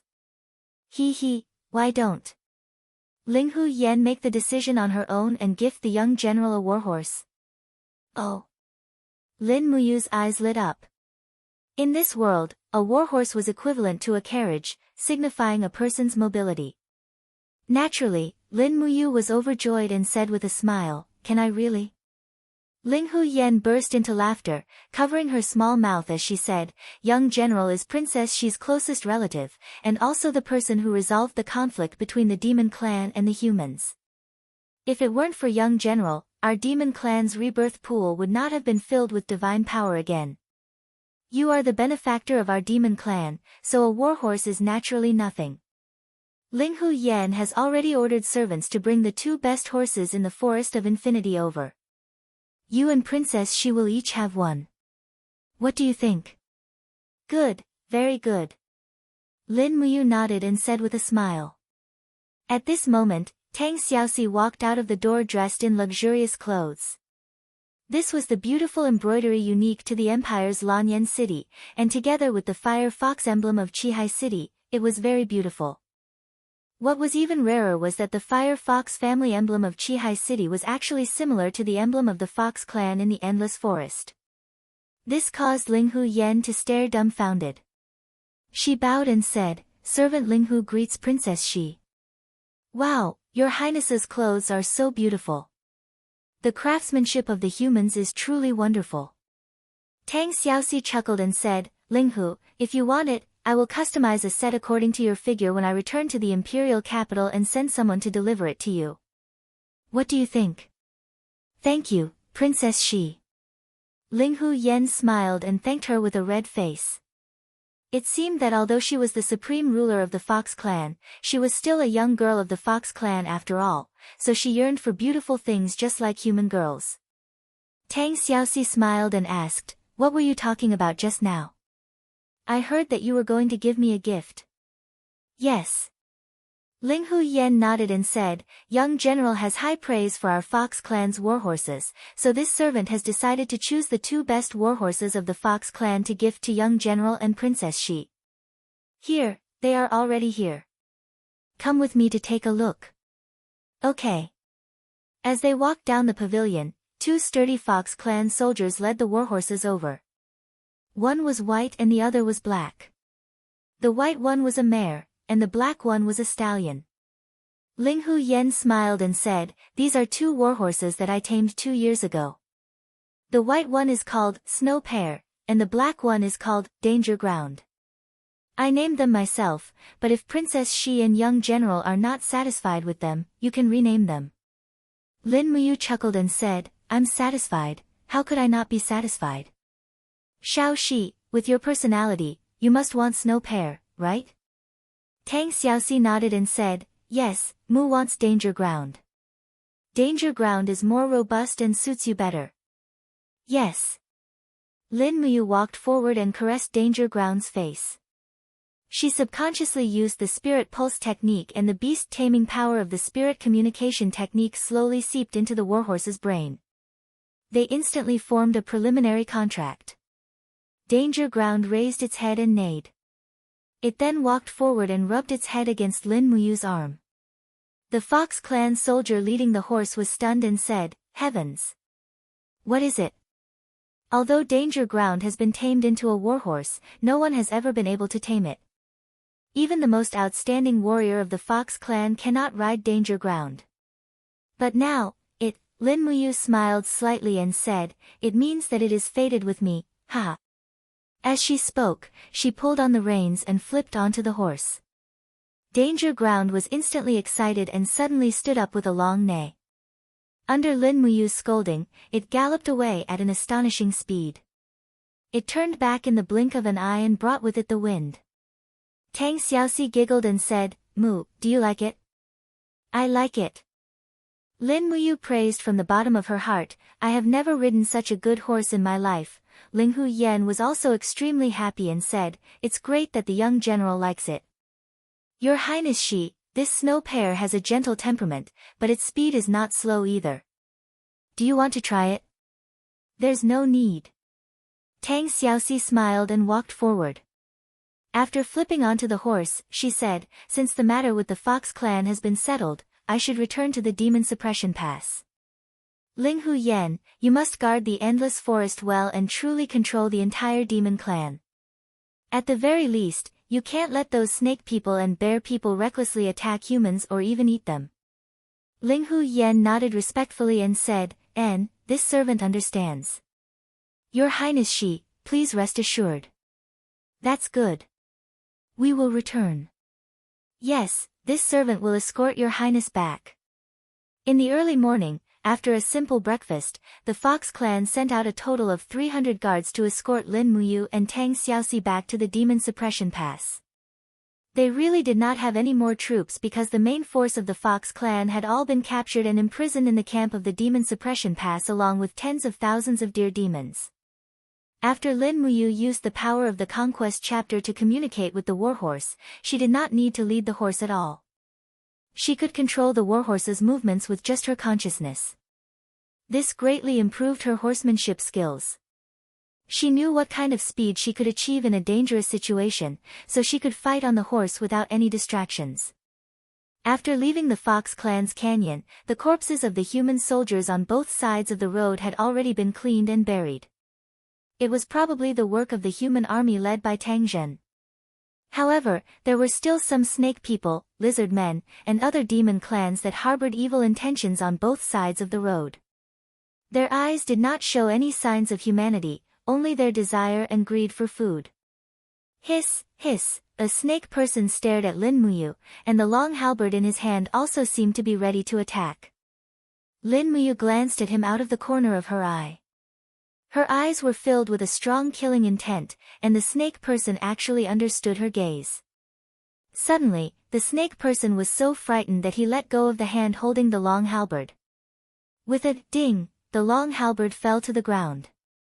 He curled up his body and bent down in the direction of Lin Muyu, as if he was submitting to her. This was the law of nature, the survival of the fittest. The powerful aura that Lin Muyu exuded was enough to intimidate this snake person. However, after walking for a short distance, Lin Muyu's spiritual pulse technique suddenly appeared in the dense aura of experts. Many of them were in the human realm and earth realm. They were all in the forest on the side, less than 500 meters away from each other. Xiaoxi, Linghu, you two go first. I suddenly have to go to the forest over there to solve the problem. Lin Muyu pretended to be embarrassed. Linghu Yen chuckled. Young general is really interesting. Tang Xiaoxi was a little speechless. Mu, sometimes I really don't know what to say about you. I told you to drink less soup in the morning, but you just can't help it. That's because the Fox Clan's soup is so delicious. Okay, I'm going. I'll catch up with you in a while. Okay. Lin Muyu pulled the reins, and Danger Ground flew out like a wisp of smoke, galloping into the forest in the blink of an eye. As expected, a group of 7 Seas City soldiers were squatting there with bows and spears in their hands. There were even many people holding shields and leading warhorses. There were at least 10,000 people, and they looked like they were ready to attack at any time.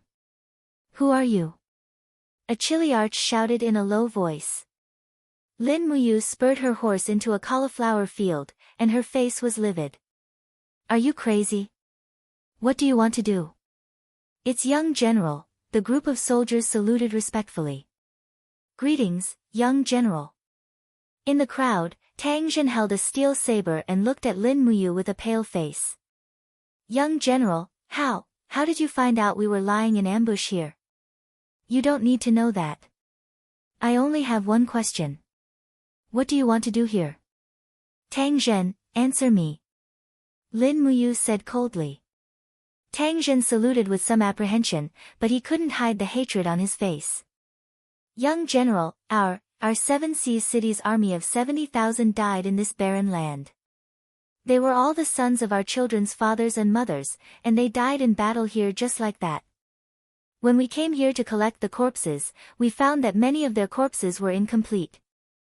They were actually eaten by those Nagas as food. Young general, if we don't take revenge for this, we're not human. Tang Zhen. Lin Muyu said sternly. Are you trying to put me and Princess Shi in an inhumane and unjust situation? We've just negotiated peace with the demon race, and you want to start another war.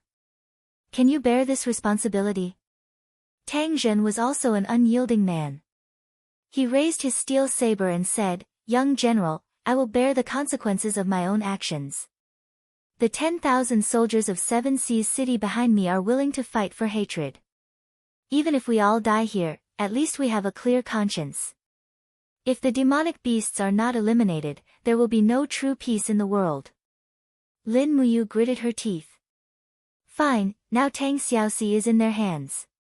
If you launch a surprise attack, Tang Xiaoxi will definitely die. You killed Tang Xiaoxi for hatred. Is this your clear conscience?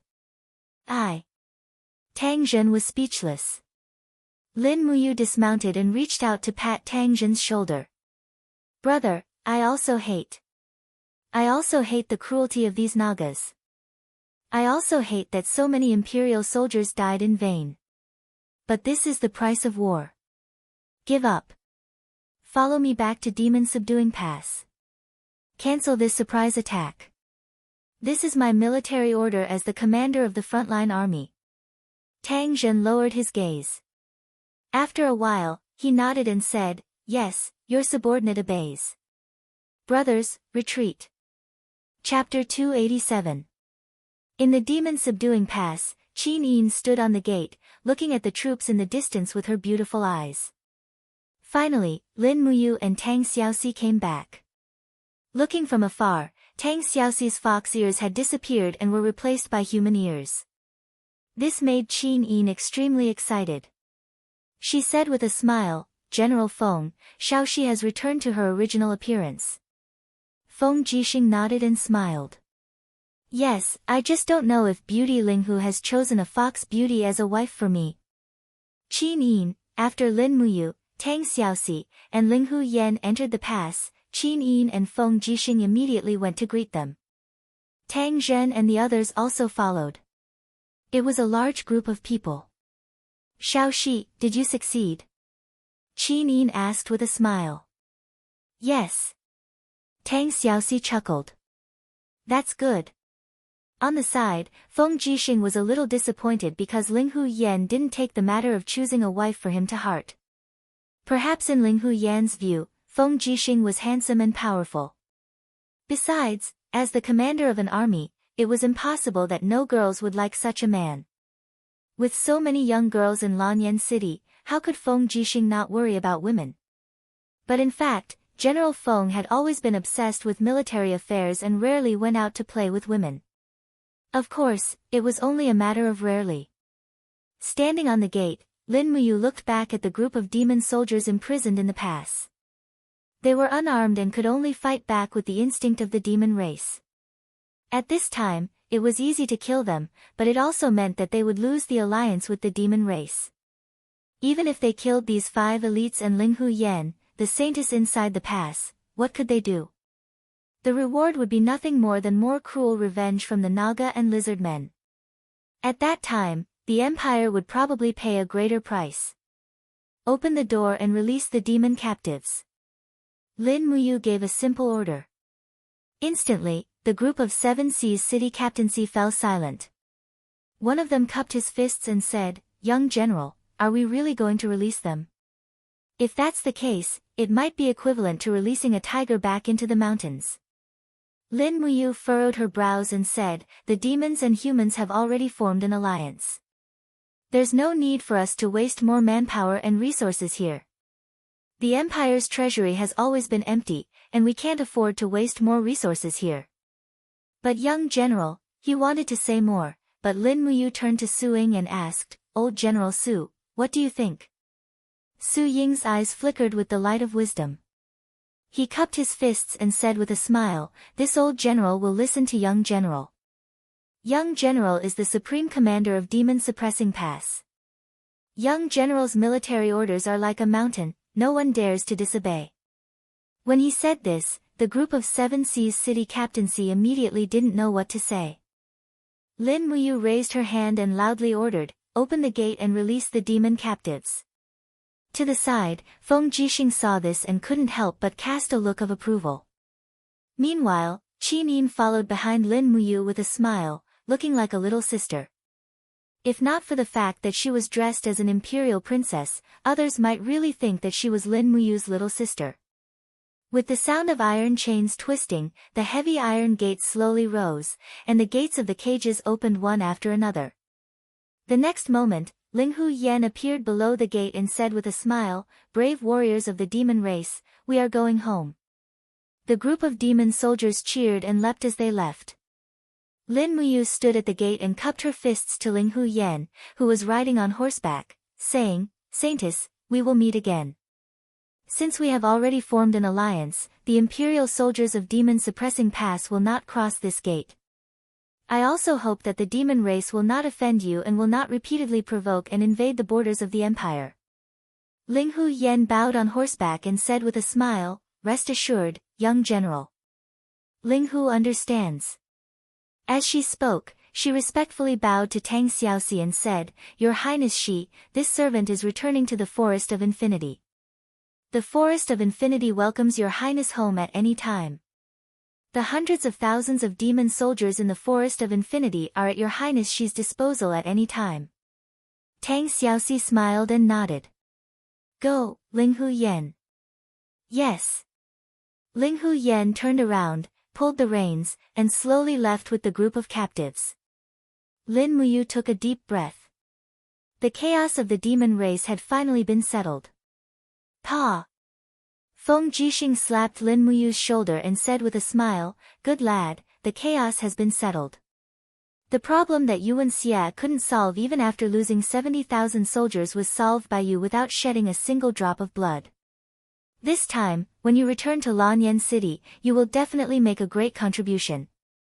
His Majesty will definitely reward you well." Lin Muyu laughed bitterly. "Reward me? I'll thank the heavens if he doesn't lock me up in prison."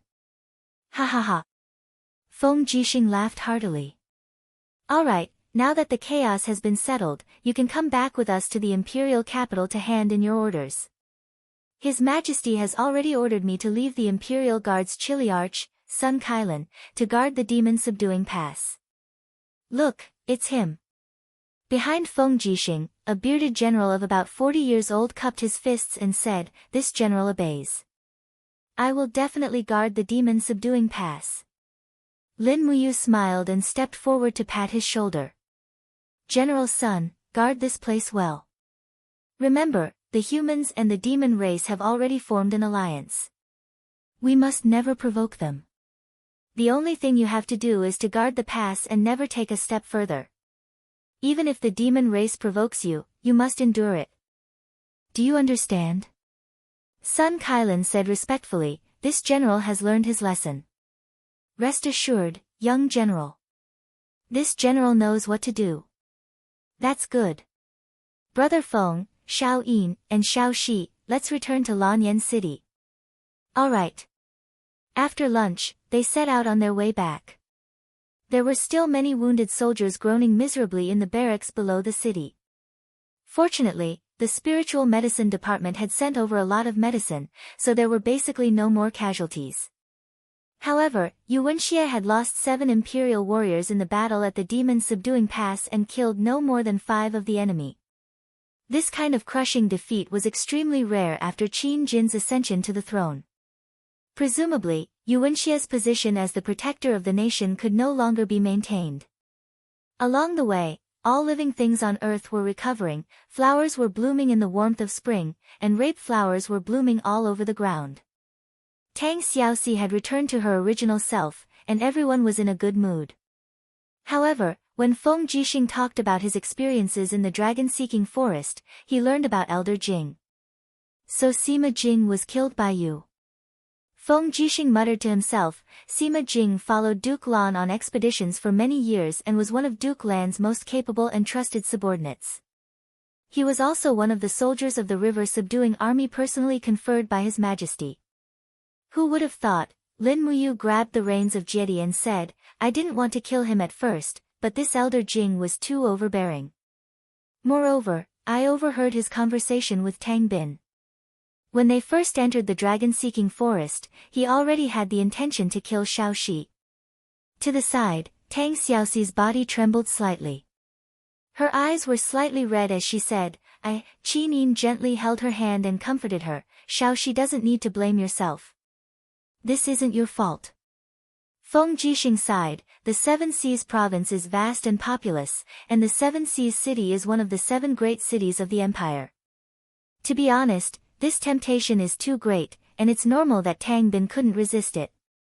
However, now that the legend of Xiao Shi's 9-tailed fox has been solved, she has obtained a new identity, Her Royal Highness of the Endless Forest, controlling an army of over 100,000 demons.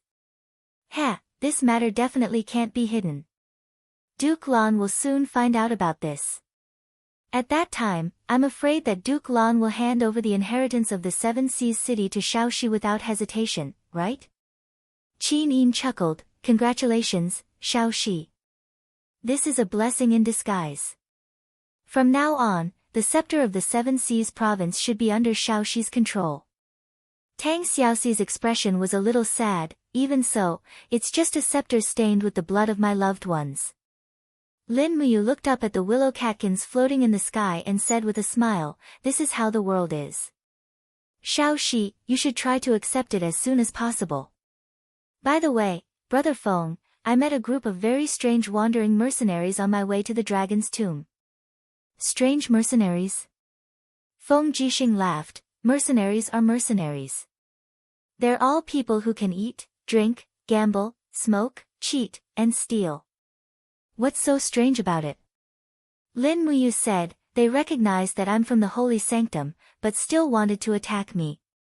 Moreover, this group of mercenaries is very strong, and they've basically stepped into the human realm. Logically speaking, such a group of people doesn't need to be wandering mercenaries at all. They can have a foothold anywhere.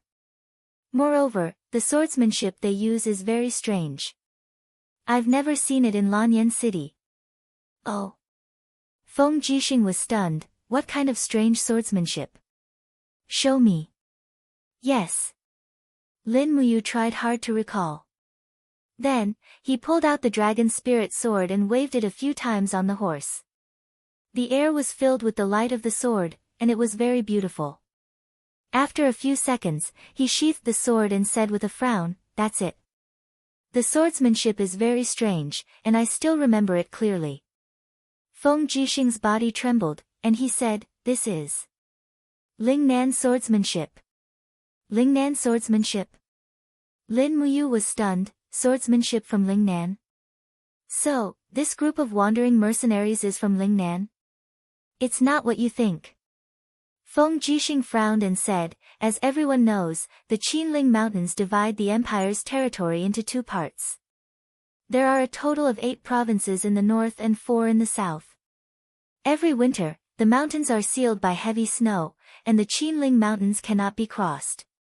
So, the north and the south are almost isolated from each other. The most prosperous province in Lingnan is the Lingnan province, which is the fief of the southern guardian king Qin Yi. The southern guardian king created a set of military swordsmanship called the Lingnan swordsmanship. Every soldier in the Lingnan army will practice the Lingnan swordsmanship. The crux of the problem lies here. How could a group of wandering mercenaries from the Lingnan province know how to use the Lingnan swordsmanship? Lin Muyu couldn't help but feel a chill run down her spine. Brother Feng, you mean to say that this group of wandering mercenaries is actually from the Lingnan Empire's army? Yes. Feng Jixing nodded. For the past year, I always felt that a storm was coming. Now, it seems that it is really coming. At the side, Qin Yin blinked her eyes, and said, "Second uncle, he shouldn't have any disloyal intentions, right? After all, he is father's younger brother, and although the Lingnan province has sufficient military strength, it should not be able to contend against the 8 provinces of the Lingnan province. Moreover, there is still the natural moat of the Qinling Mountains between the north and the south." Feng Jixing nodded. "Yes, that is true, but there are always accidents. When we return to the imperial capital, Your Highness, you and I will report this matter to His Majesty together." Okay. Chapter 288. Late at night, the interior of the Zetian Palace was brightly lit. The palace maids had lit up the Crane Palace lanterns. The light from the lanterns gathered together and swayed with a gust of wind. After dismissing a few officials, Qin Jin left behind only Qin Yin, Tang Xiaoxi, Feng Jixing, Lin Muyu, Qin Lei, Chu Huaying, and the other people close to him. He asked with a serious expression, Is what General Feng said true? Are those mercenaries skilled in the Lingnan sword style?" Lin Muyu nodded. "Yes, what General Feng said is true." Qin Jin muttered, "Who do you think these wandering mercenaries are after? The dragon forest is filled with danger. These wandering mercenaries would not barge in without a purpose. In fact, there is no need to guess. They are also after Xiaoxi," Lin Muyu said calmly. Tang Xiaoxi was slightly startled. She said, "Even if they are from the Lingnan Empire, why are they looking for me?" Qin Yin's beautiful eyes shone with wisdom. She said, "Xiaoxi, you are Duke Lan's most cherished descendant and one of the successors of the entire Seven Seas province. Therefore, there are only 2 reasons why the Lingnan army is looking for you. First, they want to save you and then claim credit from Duke Lan to build a good relationship with the Seven Seas province. Second, they want to bring you back to Lingnan after finding you and use you to threaten Duke Lan. These are the only 2 reasons." Tang Xiaoxi was silent. There was an indescribable sadness in her eyes. When did the carefree her become an important chess piece on the chessboard of the empire? Feng Jixing took a deep breath and cupped his fists. Thinking about how the House of Chivalry has tried to make a move against Shaoxi time and time again, this seems to make more sense. The House of Chivalry's influence in Lingnan has not been affected in the slightest by the Imperial Edict and is still growing strong. I believe that the true mastermind behind the House of Chivalry is perhaps one of the powerful ministers in Lingnan. One of the powerful ministers, Qin Jin's eyes shone brightly as he said, "Ah Lei." Qin Lei cupped his fists and said, "This subordinate is here. Summon your father to Lanyan City tomorrow morning. I haven't seen my third brother for a long time." "Yes, I understand." Qin Jin raised his head to look at the crowd again and said, "Feng Jixing, tighten the security of the imperial capital. Chu Huayao, you must finish the reorganization of the Flying Mount Battalion within 3 days. I want an invincible Flying Mount Battalion to protect the imperial capital." Chu Huaijin cupped his fists.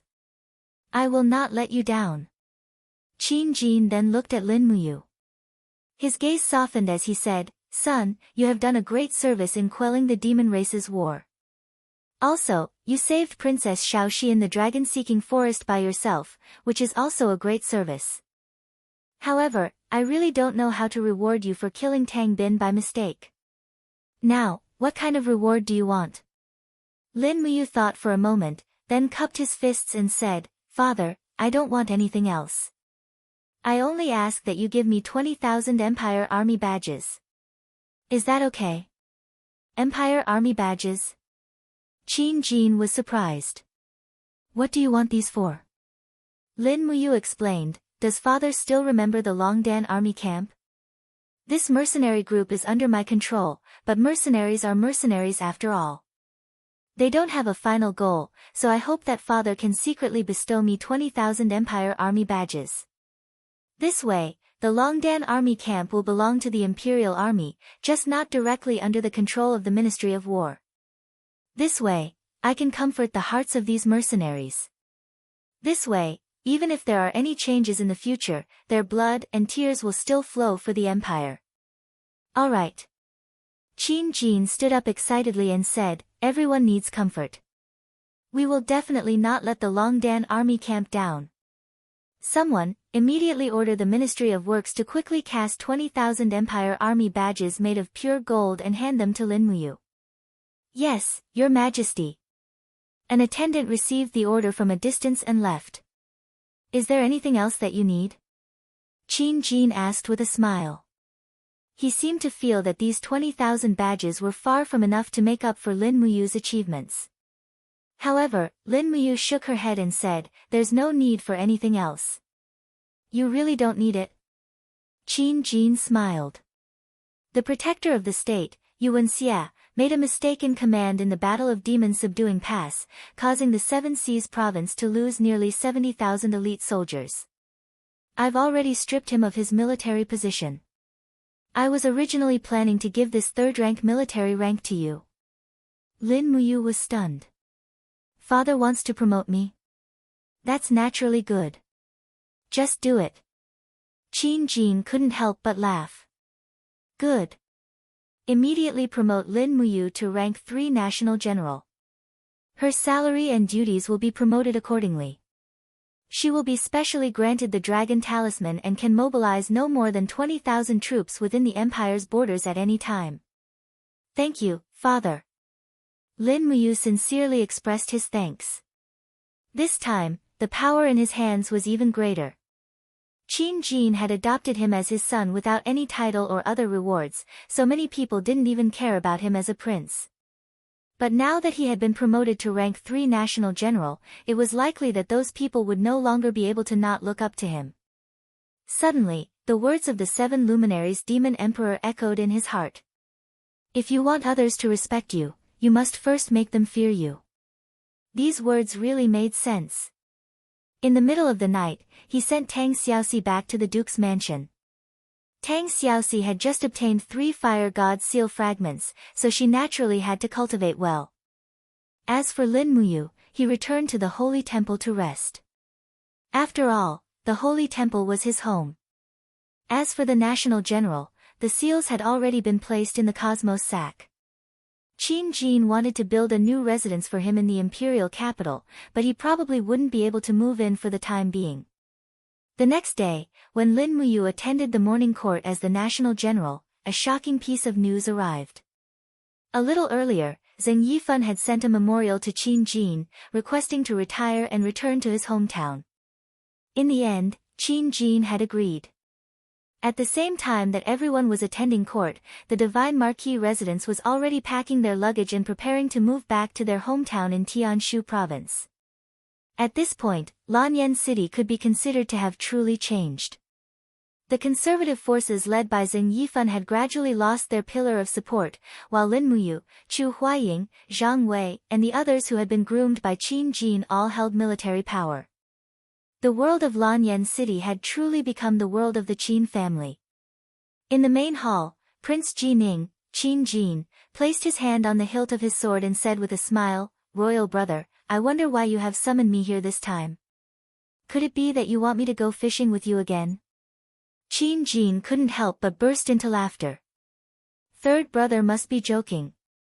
Recently, I have been busy with government affairs and have no time to go fishing.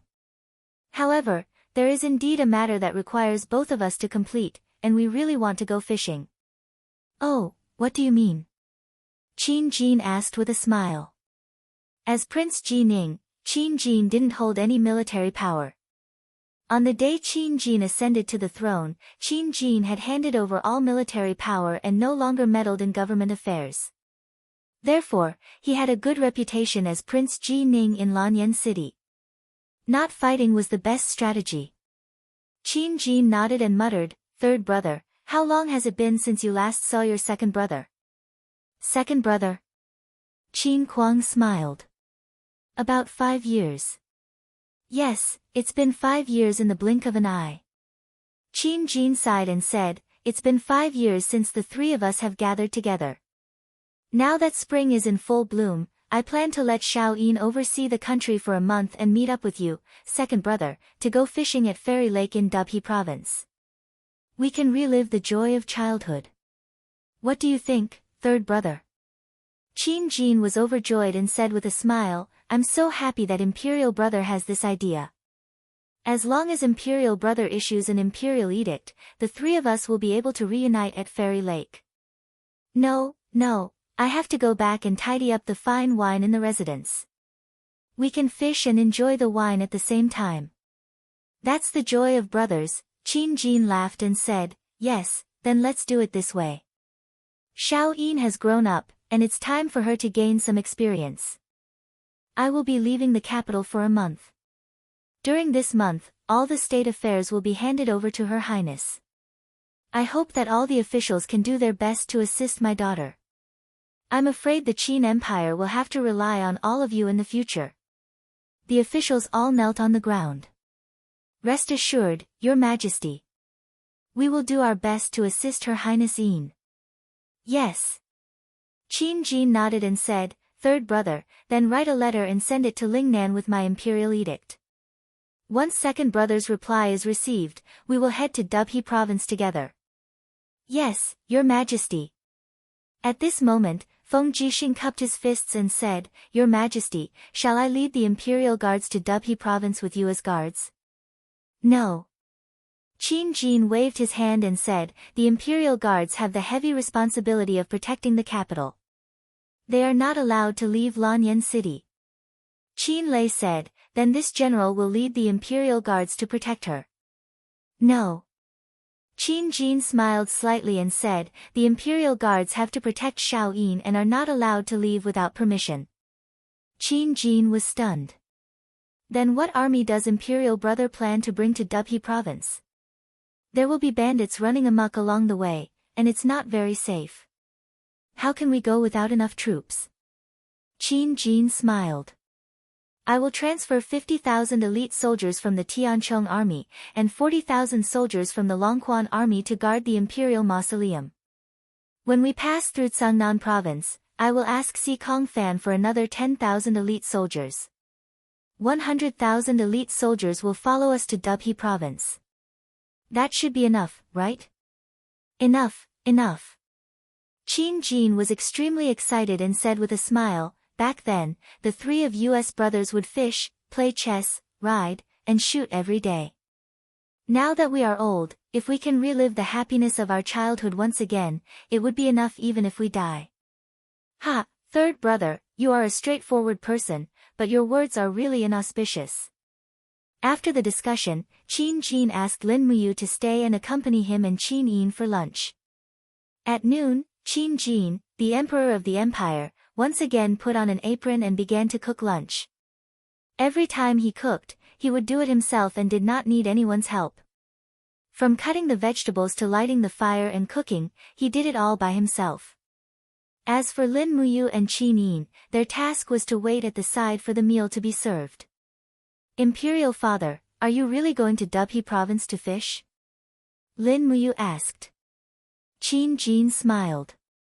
Yes, we three brothers of the Qin clan have not gathered for a long time.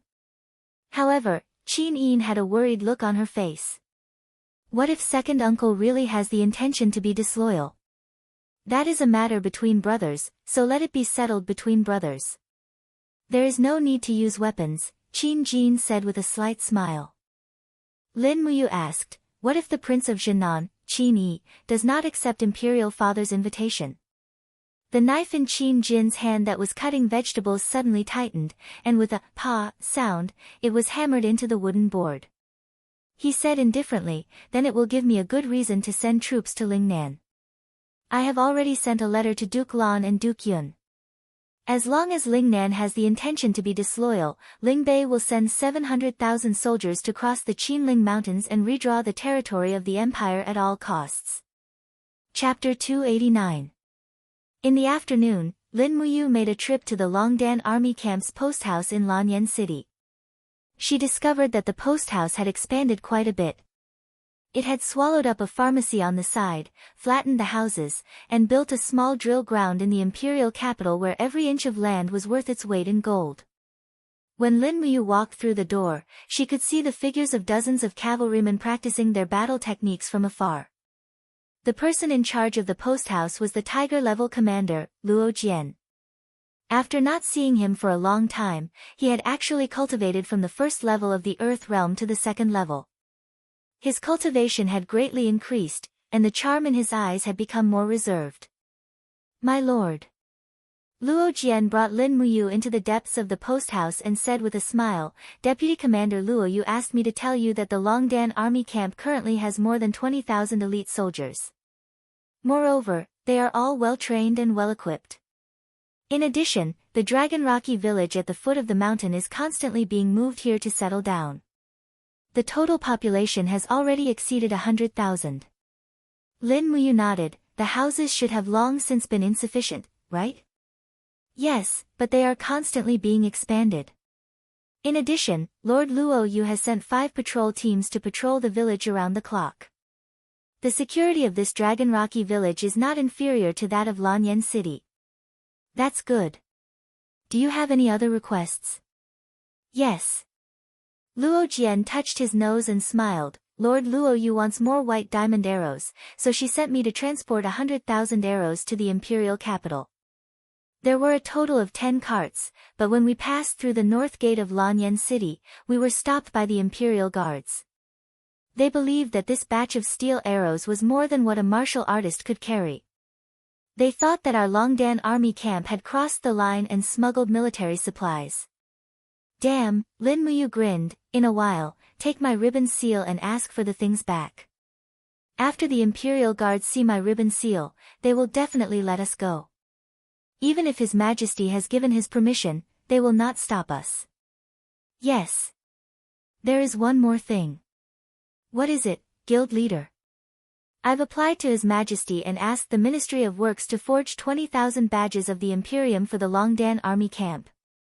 They'll be shipped here soon. Take these badges back to Dragon Rocky Mountain and tell our brothers that His Majesty knows of their existence and recognizes them as warriors who fight for the Imperium. Let them train and improve their combat ability with peace of mind, so that they can become a powerful troop in Lanyan City that cannot be ignored. Yes. Luo Jian was overjoyed and said with a smile, everyone will be overjoyed when they see this batch of emblems, especially Lady Luo Yu. Lin Muyu nodded. She also knew that Luo Yu's ancestor was Luo Tonghai, who was ranked second among the Soaring Clouds Pavilion's 26 meritorious subjects. Luo Yu's greatest wish was to become a famous general like her ancestor. Joining the Empire's army was the first step, but it was also a very precious first step. Not long after, a cart of golden badges was transported over by the officers from the Ministry of Works. Lin Muyu personally signed the receipt and sent the people from the Ministry of Works away. When she opened the box, she saw a golden light in front of her. She picked up a badge and looked at it. The people from the Ministry of Works were indeed skilled and ingenious. This badge was not much different from the Imperial Army's common military badge. The golden purple flower was very dazzling, but there was a small engraving of the words, Longdan Army Camp, at the bottom of the badge. This was truly an honor that no other army had ever had. Luo Jian was grinning from ear to ear. He picked up a badge and buckled it on his armor. He said with a smile, "In this case, the Imperial Guards will no longer obstruct our movements when we enter and leave the Imperial capital." Yes. Right at this time, the sound of wheels turning could be heard from outside. The arrows from the 10 carriages were about to arrive. Lin Muyu immediately leapt up her horse and said, "Send all these arrows to the temple." Yes. They returned to the temple and had an early dinner. Then, they started working in the head deacon's office. The temple guards carried bundles of arrows in and piled them in front of Lin Muyu. There were too many of them, and it was really a headache. In the blink of an eye, there was a mountain of arrows in front of him. He could not help but feel his scalp go numb. However, when he thought about the power of the white diamond arrowheads, he obediently refined them. These white diamond arrowheads were deadly weapons, and they could also protect him. No matter how much effort he put in, it would be worth it. He took out the treasure refining cauldron and took out 4 white diamond crystals at the same time. He quickly refined them and extracted the essence of the white diamond crystals and plated them on the steel arrowheads. This was a boring and tedious task, and it was also very exhausting. After an entire night, he had only smelted 20,000 white diamond arrowheads. There was still a lot of work left. F***CK. Looking at the mountain of arrows, Lin Muyu slowly collapsed on the office chair, panting heavily. The combat energy in her body was almost drained by the treasure refining cauldron. She needed to rest and rely on the golden gourd martial spirit to absorb the spiritual energy from the heaven and earth to replenish her depleted combat energy. In an instant, the golden gourd turned into a faint golden light that enveloped Lin Muyu's body, as if it was plated with a layer of gold. Indeed, after stepping into the second sky of the heavenly realm, the green gourd martial spirit had undergone a huge change. In the words of Lei Hong and Chu Chu, it was impossible to accurately determine whether the golden gourd martial spirit was a 10th grade martial spirit. However, the essence of its power was at least equivalent to a 3rd grade martial spirit. It was not inferior to Feng Jixing's violet electric flame wolf. This was enough to explain everything. Slowly sinking her spiritual sense into Yi Hai, she saw a stretch of emerald green. This time, she did not know what kind of spiritual fruit the 7 luminaries Demon Emperor had planted in the sea. Lin Muyu slowly landed on the ground. The emerald green was made of vines that grew very vigorously. On the vines, there were large and moist fruits that looked like melons. She plucked one and bit down. The juice instantly burst out. So sweet and fragrant. Hey! Where did this thief come from? The voice of the 7 luminaries Demon Emperor came from behind. Without turning her head, Lin Muyu laughed and said, "Demon Emperor, you completely treat my Yi Hai as your own personal property. You plant melons and beans whenever you want. You're too arrogant. You didn't even ask for my permission. Look at what you're saying. Didn't we already sign a contract?" The 7 luminaries Demon Emperor raised his eyebrows. Behind him was a blood-red cloak that fluttered in the wind. His dark red hair was tied behind his head, forming an exquisite braid. He looked very handsome. Perhaps it was because of the spiritual farm, but the 7 luminaries demon emperor's spiritual personality was becoming more and more complete. His spiritual body was almost completely reconstructed. He once again became the invincible 7 luminaries demon emperor. Lin Muyu couldn't help but be startled. She said, "Looks like your spiritual soul is becoming more and more powerful." The 7 luminaries demon emperor smiled slightly. "That's right. My spiritual soul has already recovered by at least 70%. It will soon form a complete God Emperor's spiritual soul." "Lin Ruoji, are you jealous?" "Jealous my ass." Although Lin Muyu was extremely jealous, she still had an arrogant look on her face. She said, "Even if your spiritual soul is completely restored, you still don't have a body."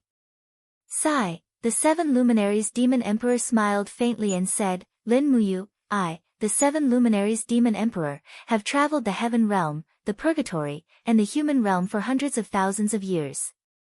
I have seen countless people, but I only look at you in a different light.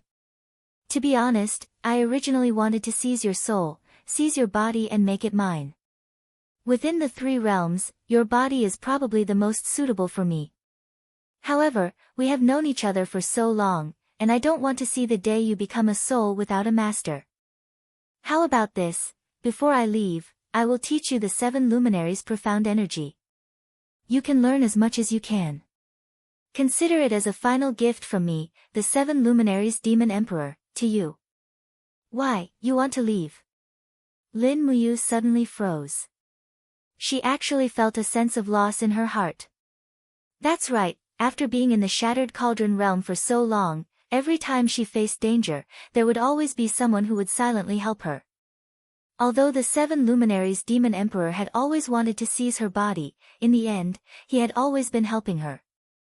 Suddenly, the 7 luminaries demon emperor said that he wanted to leave, and she actually felt a sense of reluctance in her heart. The 7 luminaries demon emperor's spiritual soul was residing in Lin Muyu's Yi, so she could naturally sense the changes in his emotions. She couldn't help but laugh and say, "Stinking brat, you are usually so domineering, why are you so wishy-washy now? This isn't the Lin Ruoji we know. Brat, when my spiritual soul is complete, I will have enough divine power to leave your Yi and reconstruct my physical body. However, I still have to leave in the end. You will have to walk your own path in the future. My journey is to the vast heaven realm, where there are many gods, and your journey is to this chaotic world where there are iron horses and gold spears. Take care of yourselves. Now, you can sleep. I will impart the power of the last 3 luminaries to you. How much you can comprehend will depend on yourself." Lin Muyu nodded lightly, closed her eyes and fell asleep. Not long after, images flashed past her mind. The sea of stars, the forest of evil spirits and so on. Not long after, waves of profound energy violently attacked her soul and body without mercy. The 7 luminaries demon emperor was such a person. He was called a demon by the gods of the heaven realm, so how kind could he be? For Lin Muyu to be able to consume the 7 luminaries' profound energy, it was his good fortune. If he couldn't, it meant that he didn't have this kind of fate. He could only blame himself if his body exploded and he died. Of course, the 7 luminaries demon emperor had actually been merciful. Otherwise, the profound energy attack could have been even more violent. It wouldn't have been a problem to burn Lin Muyu's central nervous system in an instant. In front of the 7 luminaries demon emperor's powerful god emperor godhead, even if Lin Muyu's soul had strengthened quite a bit through cultivation, he was still as weak as a chicken. Although he was asleep, the pain that Lin Muyu was enduring was incomparably clear. He couldn't help but clench his teeth, furrow his brows, and let out miserable howls. At the same time, there was an "awoo" sound in his mind. It was the Acatosaurus's cry. It had signed a main pet contract with Lin Muyu, so naturally, it was the same as Lin Muyu, sharing the pain brought by the 7 luminaries' profound energy attack. It was really hard on that tender little fellow. No, it had already lived for 1,000 years, so it couldn't be considered a little fellow. Chapter 290. Spring had arrived in the Qinling Mountains. The snowy peaks quickly melted, revealing the endless green peaks below. The south of the Qinling Mountains was a fertile land where the people of the southern ridge lived. 1,000 miles to the south, there were 3 misty peaks that pierced through the clouds. One could faintly see spirit cranes flying among them. These spirit cranes had lived for more than 10,000 years. They were the crystallization of the spirit of heaven and earth. These spirit cranes were born kind and would never take the initiative to attack humans. This was also the reason why these 3 peaks were called sacred peaks. Between the steep ancient path, a group of people was slowly walking. This group of people was clustered around an old man in a white robe. This white robe was embroidered with golden purple flowers, and the hem was decorated with small purple gems. This old man looked to be around 60 years old. His eyes were faintly glowing as he lightly breathed.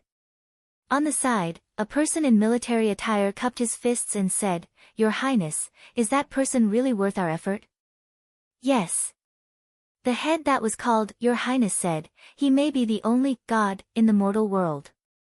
As long as we can win his support, great things can be expected.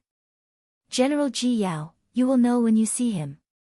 The last time I saw him was 20 years ago, but after so many years, his every move seems to be right in front of me." Ji Yao was startled and said with a smile, "A person that can make the southern guardian king cross thousands of mountains and rivers to come to this barren land must be extraordinary. This subordinate will wait and see. Later, when you see him, you must be respectful. Don't talk nonsense." "Yes."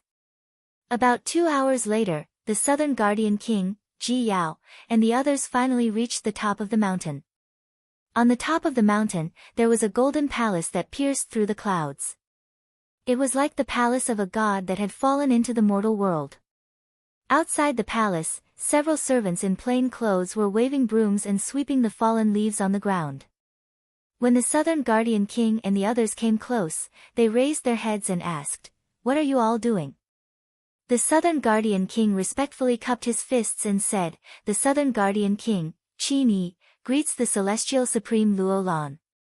I hope the celestial supreme can grant me an audience." The servant smiled and said, "Your Highness, please go back. The celestial supreme has not seen anyone in the mortal world for many years." Qin Yi was taken aback.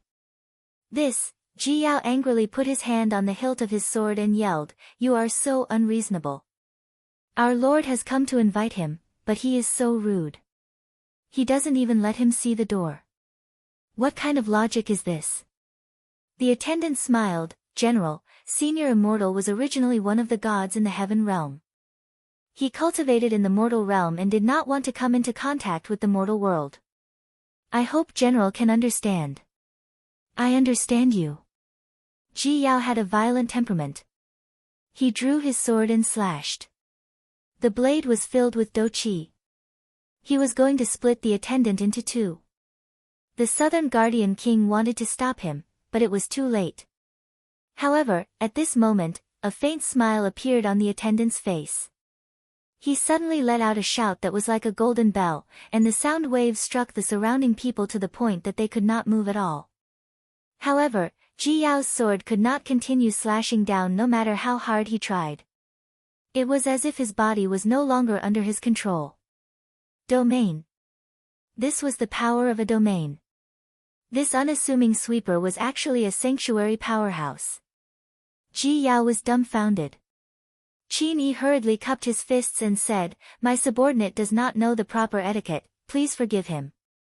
Qin Yi only wants to see Senior Immortal once and listen to a few words of advice from Senior Immortal.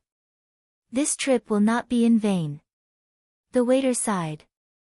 "Since that's the case, come with me." "But you're alone." "Yes." Qin Yi tidied up his sleeves and followed the attendant into the golden hall. He saw that the hall was filled with gold and jade, and there were a few towering trees planted there. These trees did not wither in the winter and were still green, which was amazing. Qin Yi was very respectful, and followed the attendant all the way to the end of the hall. After opening the hall door, a tyrannical Qi immediately hit him in the face. Although Qin Yi had the Qin family's bloodline, like Qin Jin, he had not comprehended the god-binding chains. His cultivation was only at the first level of the earth realm. He was pushed back several steps and fell to the ground. Only then did he slowly crawl up and kneel on the ground. He walked into the hall and said sincerely, "Southern Guardian King Qin Yi, greets Senior Immortal Luo Lan." Inside the hall, an old man with white hair and beard sat on a throne. His divine aura was restrained, and he wore a white robe. There were more than 10 people sitting on both sides of him. Each of them seemed to have an imposing manner. "Your Highness Southern Guardian King, we meet again." Luo Lan opened her eyes and smiled at Qin Yi. Qin Yi hurriedly knelt down and cupped his fists, saying, "Yes." To be able to see Senior Immortal again, Qin Yi's death is enough. "Tell me, why have you come here?" Luo Lan asked. Qin Yi said in a low voice, "In this world, Qin Jin has ascended to the throne and used powerful officials. The warlords of North Ridge have already established a separatist regime. They have levied taxes and plundered innocent women to make them their concubines. The heavens are angry and the people resent them. They have caused many lives to be torn apart. The emperor is so cruel and inhumane that the heavens and earth mourn. Qin Yi is untalented, but I am willing to unite the vassals of South Ridge and overthrow the emperor. I want people to be benevolent and all lives are equal. I want to build a country of righteousness and harmony and give the people a chance to live an equal life." So, Qin Yi is bold enough to ask Senior Immortal to come out of seclusion and pacify the world for me. "How dare you!" A big man with a curly beard on Luo Lan's right shouted, "Qin Yi, who do you think you are? How dare you try to order Senior Immortal? You are too arrogant." Qin Yi hurriedly knelt down again, "Senior Immortal, if not for me, please do it for the people of the world." Luo Lan smiled slightly, raised his palm, and pushed lightly. Immediately, an invisible force quickly helped Qin Yi up. Then, Luo Lan stood up and stepped out, but with a "chi-la" sound, he stepped into a crack in space. In the next second, his figure appeared at the entrance of the hall 100 meters away. Looking at the vast clouds in the sky, Luo Lan said lightly, "King of South Subduing, do you really want to fight for the people of the world?" Qin Yi turned around and said humbly, "Yes, after obtaining the world, Qin Yi will never call himself emperor." "Is that so?" Luo Lan smiled and said, "Qin Yi, do you know why I, Luo Lan, am unwilling to ascend to the heaven realm after 10,000 years? "Why?" "Because." Luo Lan narrowed his eyes and said, "Because the gods of the heavens cannot tolerate the gods of the lower realm. Instead of being reduced to the bottom in the heaven realm, it is better to live freely and happily in the human realm. What do you think?" "Senior Immortal is wise." Qin Yi. "Yes." Luo Lan's gaze seemed to pierce through Qin Yi's heart. She said lightly, "I don't care if you are doing this for the people of the world, and I don't care if you ascend to the throne after obtaining the world, but if you want me to help you, you must promise me one thing."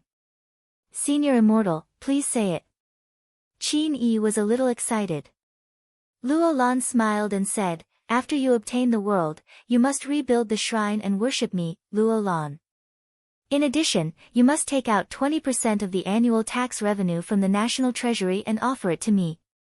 As long as you fulfill these 2 conditions, I will leave the mountain and help you obtain the world." Qin Yi's eyelids trembled a little. 20% of the nation's tax revenue, Luo Lan was really demanding an exorbitant price. However, the temptation of a God state expert was too great. Qin Yi couldn't resist it and immediately cupped his fists and said, "Qin Yi agrees." "When can Celestial Venerable follow Qin Yi down the mountain?"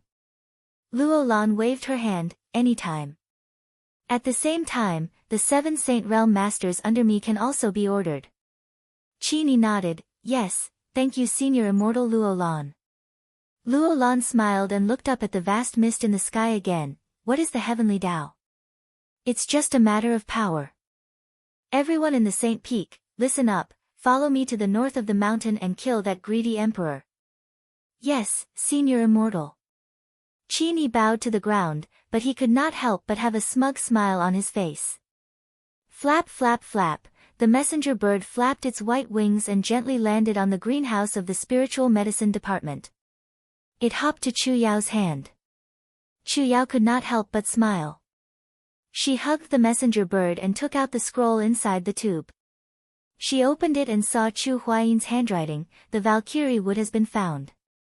Brother will carve it for you within a month. Chu Yao couldn't help but giggle, and muttered to herself, Big brother is really serious.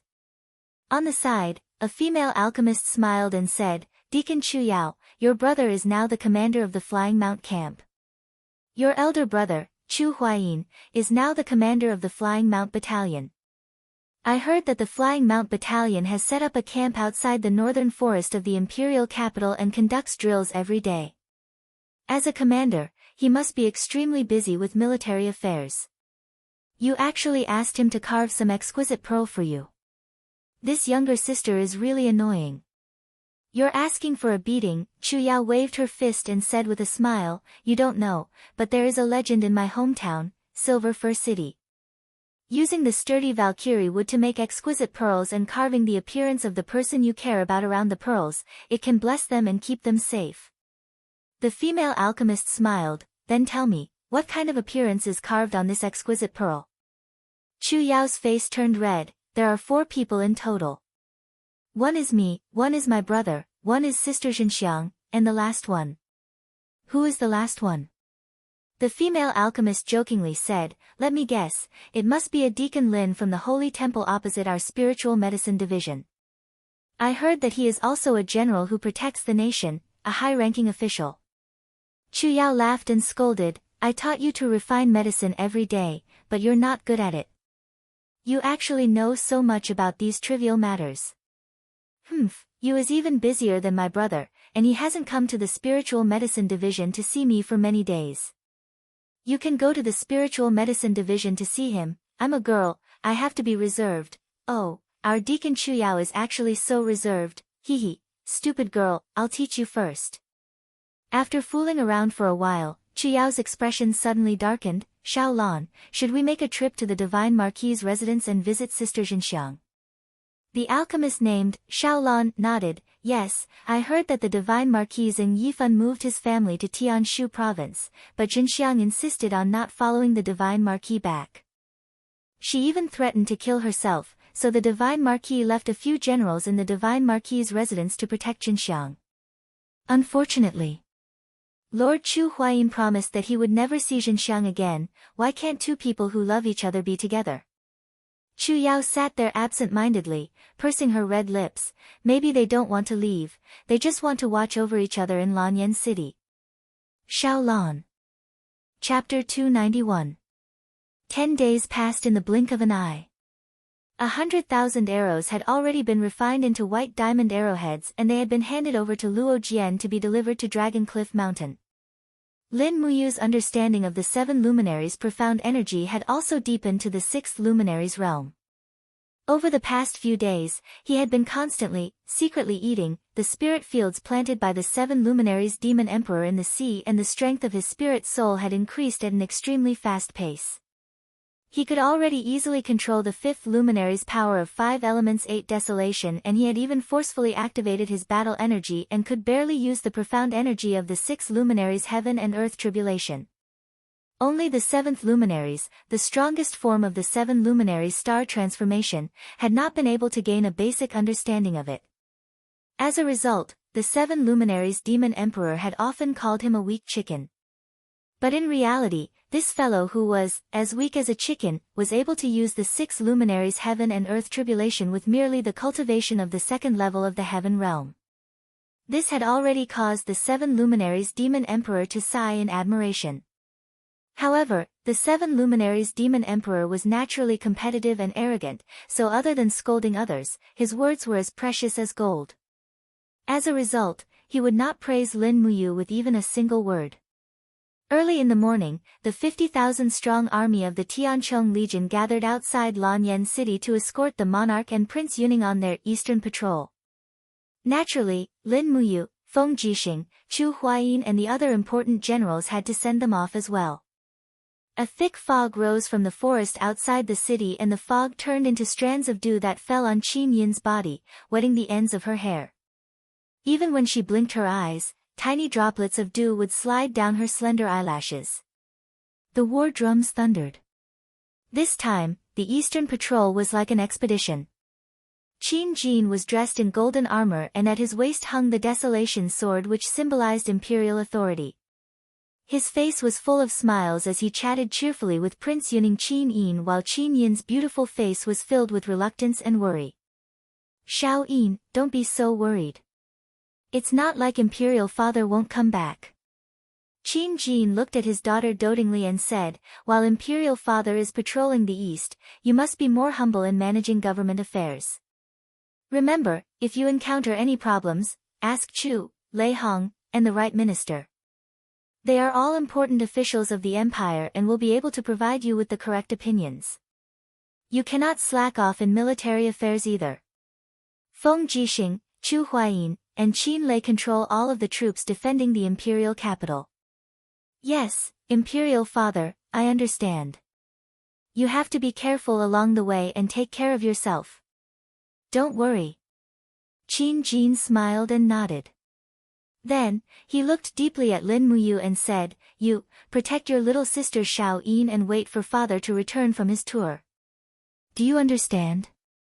Lin Muyu cupped her fists and said, Don't worry, Imperial Father. I will definitely ensure Xiao Yin's safety. Then I'm relieved.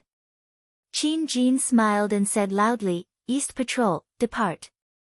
The war drums rumbled once more and the frontline heavy cavalry set off. The Tianchong Legion had a total of 90,000 soldiers, but there were less than 30,000 heavy cavalry. This was enough to show how valuable cavalry was. This time, the cavalry had all set off for the East Patrol, while the Central Army was guarded by shield soldiers and pikemen. The rear army was guarded by archers. The 50,000-strong army set off in a majestic manner and left Lanyan City. Qin Yin looked at the back of the East Patrol with a lost look in her eyes. Beside her, Tang Xiaoxi said, Xiao Yin, let's go back as well. It's cold outside, don't freeze your body. Qin Yin nodded and frowned slightly. Xiaoxi, I keep feeling a little uneasy. I really hope that Imperial Father can cancel this East Patrol. Why? Are you worried about the Prince of Southern Defense, Qin Yi? Tang Xiaoxi asked with a smile. Qin Yi nodded and said, Imperial Uncle Qin Yi has not come to the capital to see Imperial Father for many years. Moreover, I heard that he is actively training soldiers in Lingnan. 10 years ago, there were already 200,000 soldiers in Lingnan, but who knows how many there are now. The secret agents that the capital sent to Lingnan reported that there are at least 500,000 soldiers in Lingnan. 500,000, Tang Xiaoxi chuckled. Don't worry. Don't forget that these 500,000 soldiers may not be loyal to the Prince of Southern Defense. After all, there are still people like Earl Xiang, Lord Manning, and General Lin Yu. Moreover, there are military camps of the Empire every 10 miles to the north of the Qinling Mountains. As long as the soldiers of Lingnan leave the pass to the north, they will be discovered immediately. It can be said that if the Prince of Southern Defense really wants to rebel, he has no chance of winning. I hope so. Qin Yin still looked worried. She turned to look at Lin Muyu, only to find that he was holding a black ball in his hand and chatting with Chu Huayin. Brother Chu, is this the legendary Linglong Pearl? Yes, what's wrong? Isn't it small and exquisite? Chu Huayin glared. Damn, it's about the size of a duck egg. Do you dare to say that it's very exquisite? Lin Muyu also widened her eyes. What's more, what's that thing carved on it? It looks like a big yellow dog. You gave big sis Chu Yao's birthday present this thing? Chu Huayin glared and said, Yao asked me to carve characters on all 4 sides of the Linglong Pearl. It just so happens that the character on this side is you. This is what you look like, not a big yellow dog, you. Lin Muyu continued to widen her eyes. It's obviously a big dog with a big tail. How can you say that it looks like me? Brother Chu, we can't be so unreasonable. Brother Feng, do you think this looks like me? Feng Jixing grabbed the reins and raised his head to drink the wine in the gourd. After stretching his head to take a look, he said, "Hey, Chu Huayin's carving skills are indeed extraordinary. Who else could it be if it wasn't you?" "You, don't blame me. Who asked Chu Huayin to treat me to this pot of wine?" Lin Muyu glared at him and said, "You're the most unprincipled person in our group." Qin Yin was speechless for a while.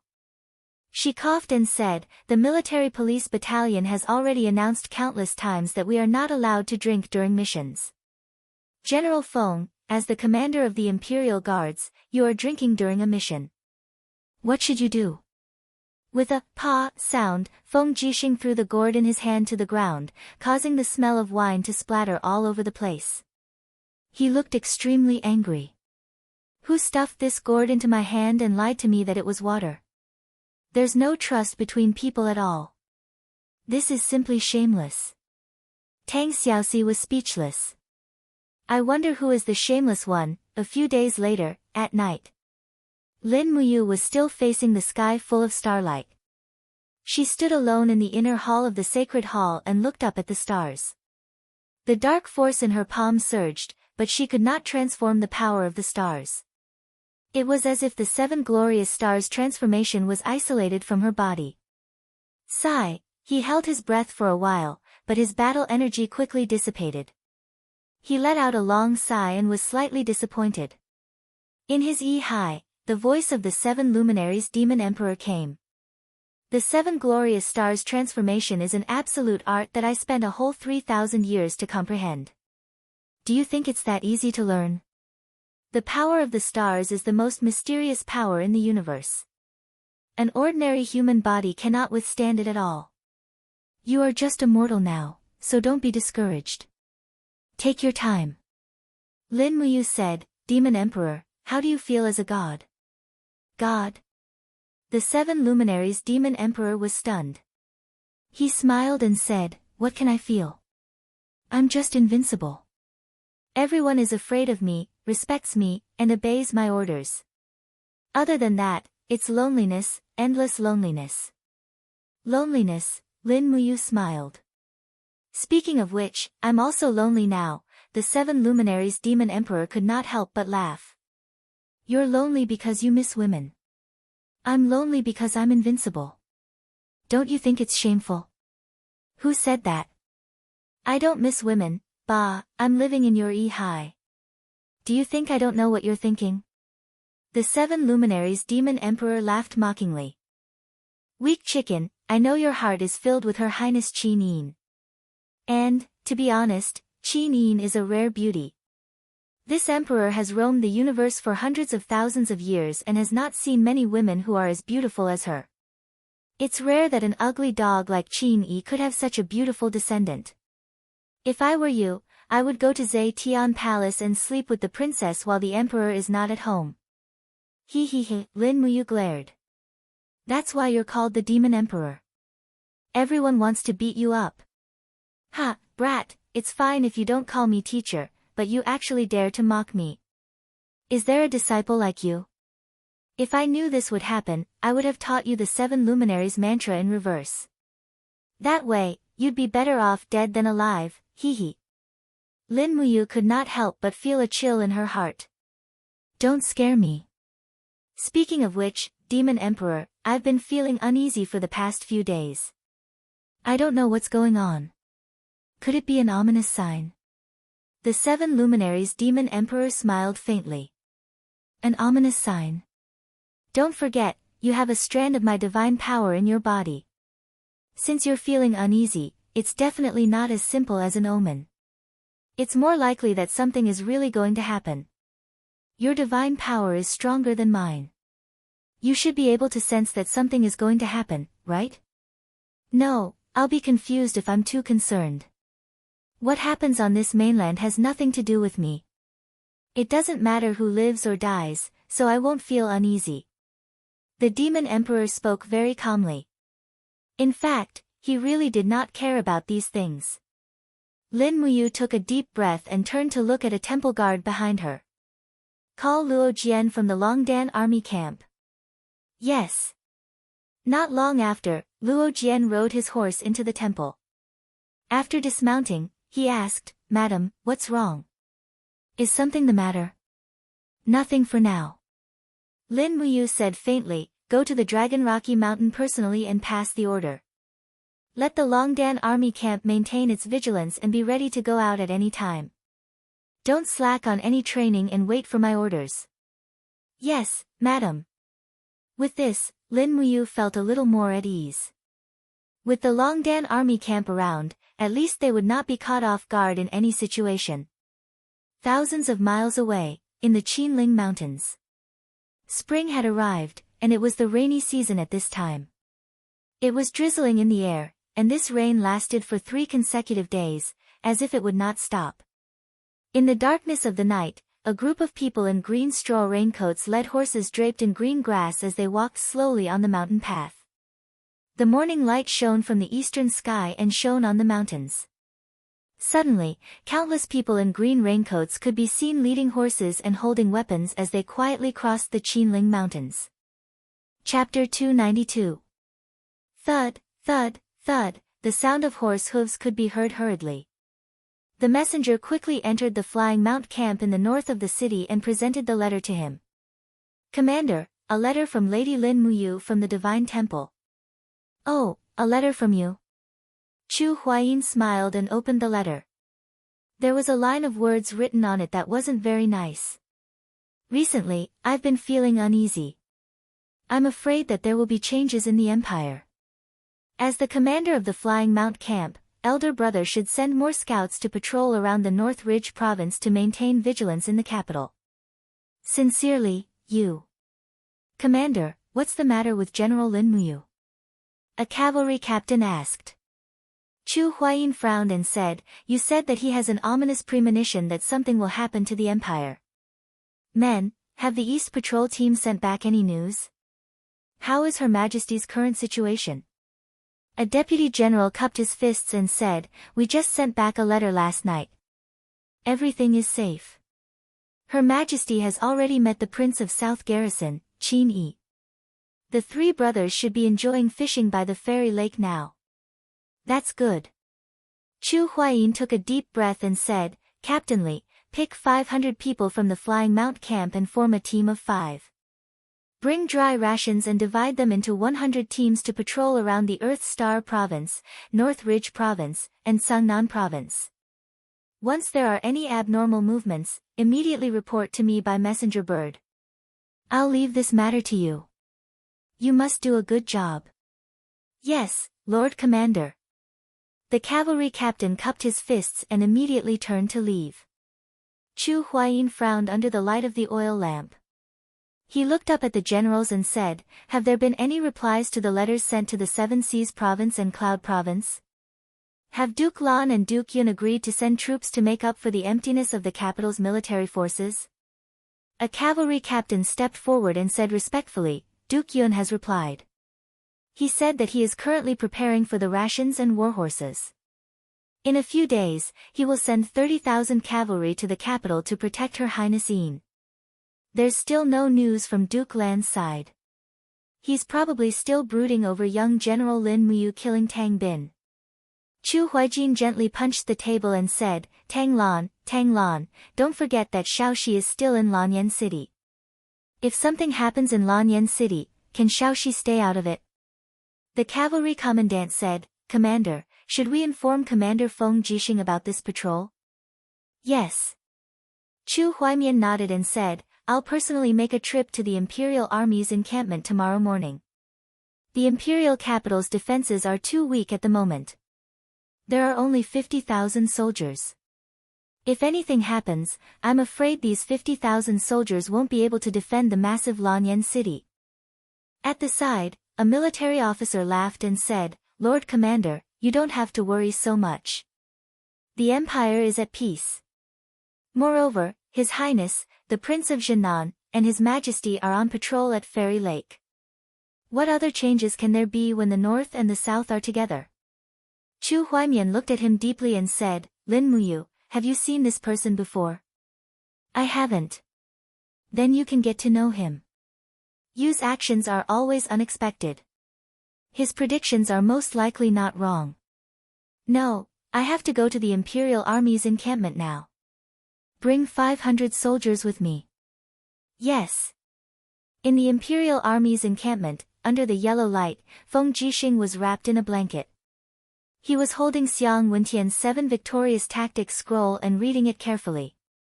He sneezed frequently and his face was pale. Lord Commander, Commander Chu of the Flying Mount Battalion requests an audience, a guard outside the tent said respectfully. Let him in. Watch the tea.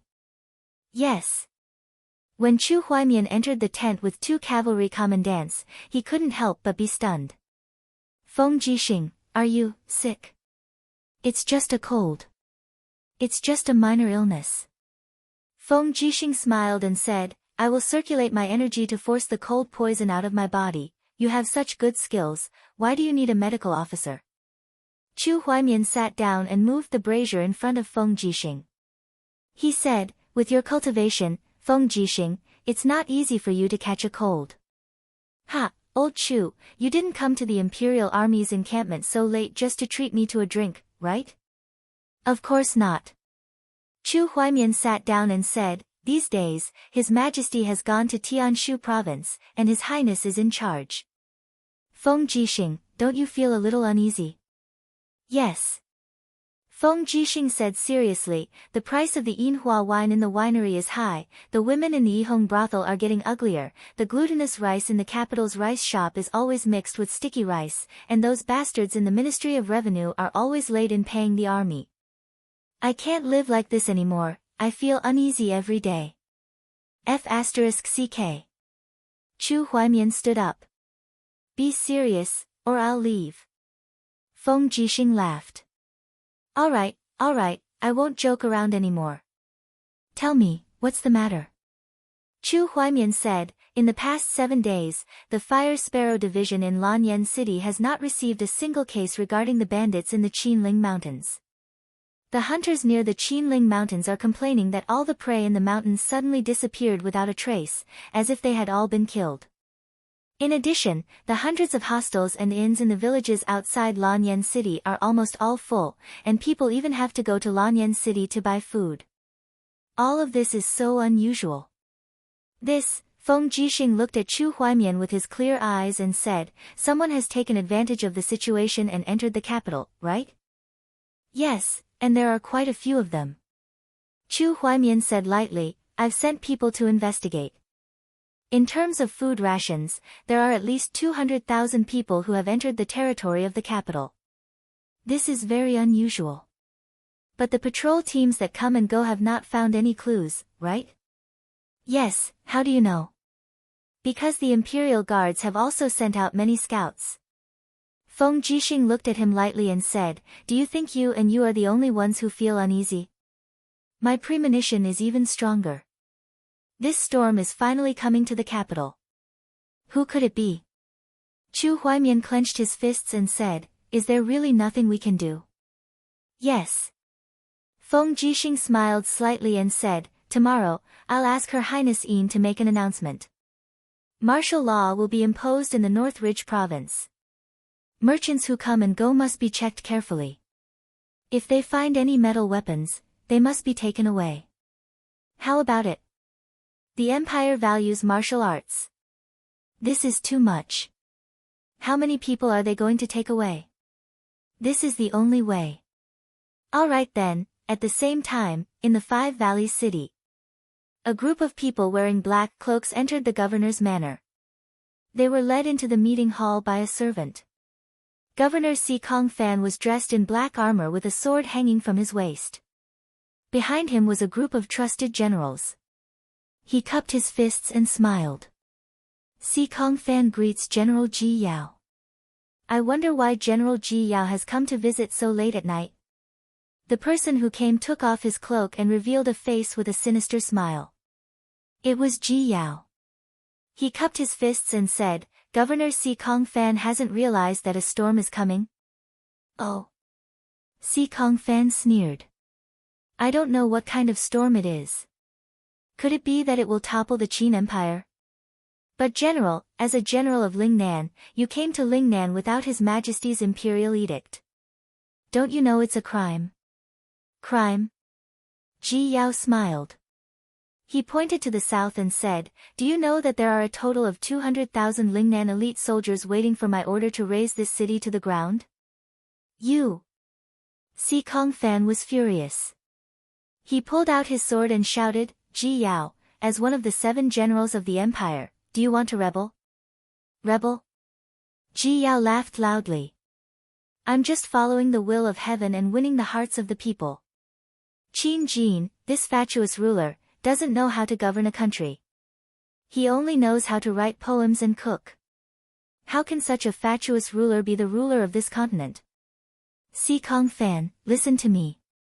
The 4 provinces of Lingnan have formed an alliance to overthrow the monarchy and build a brand new Iha country. We don't believe in the supremacy of the monarchy. Instead, we believe in humanity and equality. Although you are one of the lackeys of the empire, you are still a famous general. If you surrender, you will still be the master of 5 Valleys City. Otherwise, don't blame us for being merciless. You're courting death. Si Kongfan brandished his sword and slashed at Ji Yao. But just as the blade was about to land on Ji Yao's head, his body suddenly froze as an invisible wave of air blew past him. Behind Ji Yao, 2 black-robed experts had sinister smiles on their faces. They were both Saint Realm experts. Stubborn. You're courting death. Ji Yao laughed loudly. The sword on his waist flashed and the poor Si Kongfan's head fell to the ground. The group of generals behind him were dumbfounded. Ji Yao picked up Si Kongfan's head and said in a low voice, everyone has the right to punish the lackeys of the empire. Behind me are 2 venerables with the cultivation of the realm of the Holy Realm. If you don't want to die, then obediently surrender to me. I can still guarantee that your son won't die. The group of generals put down their swords. Their faces were ashen. This was no longer a simple mutiny. It was a rebellion, a national rebellion. Early in the morning, on the southern city wall of 5 Valleys City, the guards were drowsy. An old soldier sat under the city wall, smoking a pipe. He squinted his eyes and looked into the distance. He said, you lazy little bastards. How dare you sleep while on duty? Is your strength all on the belly of a whore? It was drizzling in the air. The veteran pulled down his straw hat to cover his smoking pipe. He looked into the distance with blurred eyes. Suddenly, he seemed to have an illusion. The green forest seemed to be moving slowly. He squinted his eyes and looked carefully again. That's right. It was really moving. He quickly clapped his hands and said, Li Ergo, Zhang Quan Dan, Lu Min, Zhao Ritian, wake up. Quick, if you sleep again, I will kill you. A few soldiers pulled the brim of their hats and stood up. They grumbled, old man, what are you doing? Why are you screaming like a ghost? The old soldier pointed at the city wall. His arm was trembling. He said, look, is that forest moving? A few young soldiers looked into the distance. They couldn't help but tremble. Their faces were pale. They said, no, it's not the forest moving.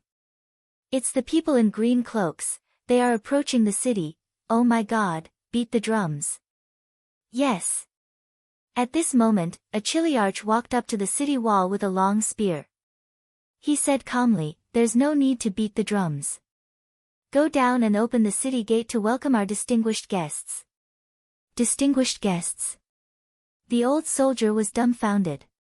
General Zhao, welcome what distinguished guests? The brave soldiers of Lingnan Iha country. This. I'm committing treason, the long saber flashed.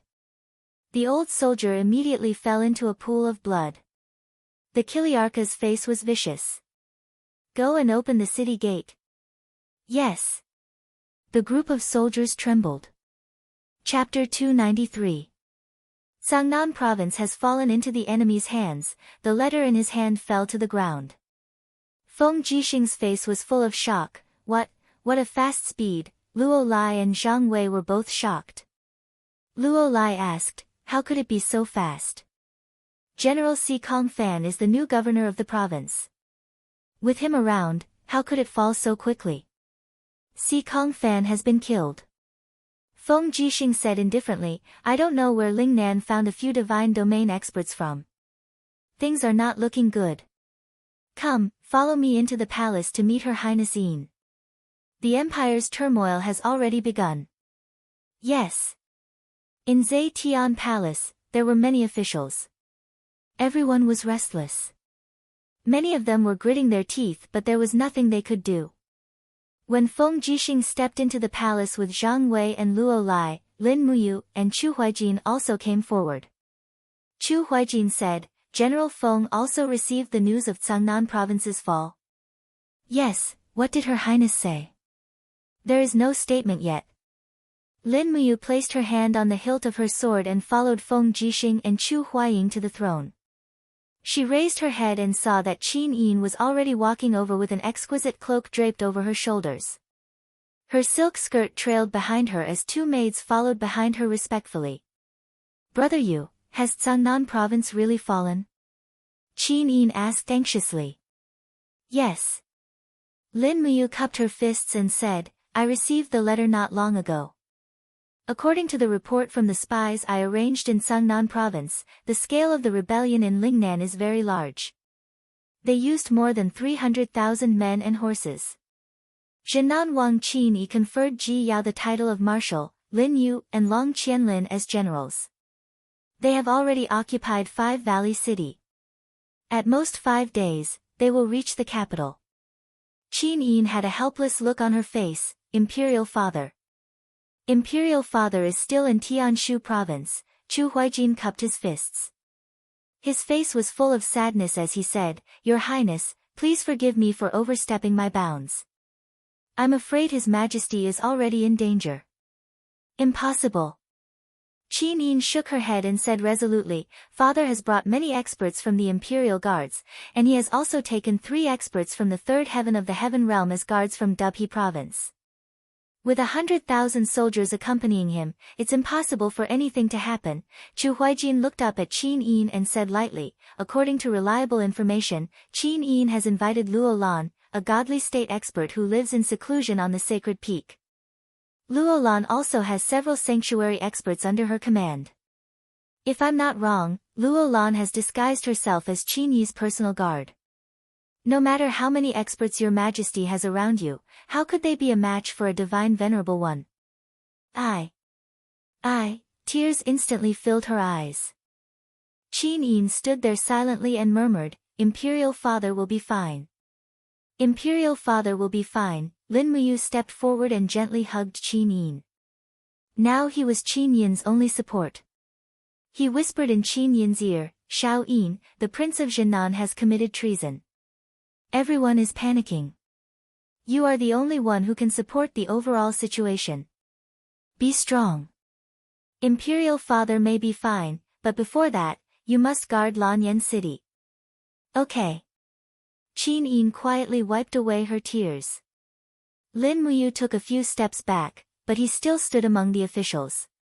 At this time, Minister Luo Xing cupped his fists and said, Your Highness, the Prince of Zhenan, Qin Yi's act of treason is really stupid. As the saying goes, his words are not justified. As long as we send an elite army to Cangnan province immediately, they will definitely be easily defeated. Feng Jixing couldn't help but laugh. The 200,000 elite soldiers of Bailing City are a motley crew? This is really a big joke. Lin Yu is one of the 7 divine generals of the present age. He is well versed in the art of war and strategy. Together with Long Qianlin, who can't be underestimated, if we underestimate our opponents, I'm afraid the history of the empire will really end today. I hope Your Highness will understand. Luo Xing raised his eyebrows and said, General Feng has been leading the imperial army to occupy the imperial capital for many years and hasn't participated in any battles. No wonder he is like a tiger whose claws have been sharpened. Is that so? Feng Jixing sneered. Qin Yin frowned and looked at the crowd and asked, Chu, before Imperial Father left, he asked you to assist Shao Yin. At this moment, what do you think we should do? Chu Chu's brows were tightly locked as he said, if Luo Lan really came, the empire would not be able to escape this catastrophe, but we cannot sit still and await death. His Highness personally wrote a letter and sent it to the Seven Seas City and Muyu City to request for reinforcements. It is necessary to let the Seven Seas City and Muyu City's military forces come out in full strength to turn the tide. In addition, in order to prevent any accidents from happening to the letter, send trusted subordinates to these two cities on fast horses. Whether Lan Yen City can be saved or not will depend on how many troops the Seven Seas City and Muyu City send out. Someone, bring a pen and paper.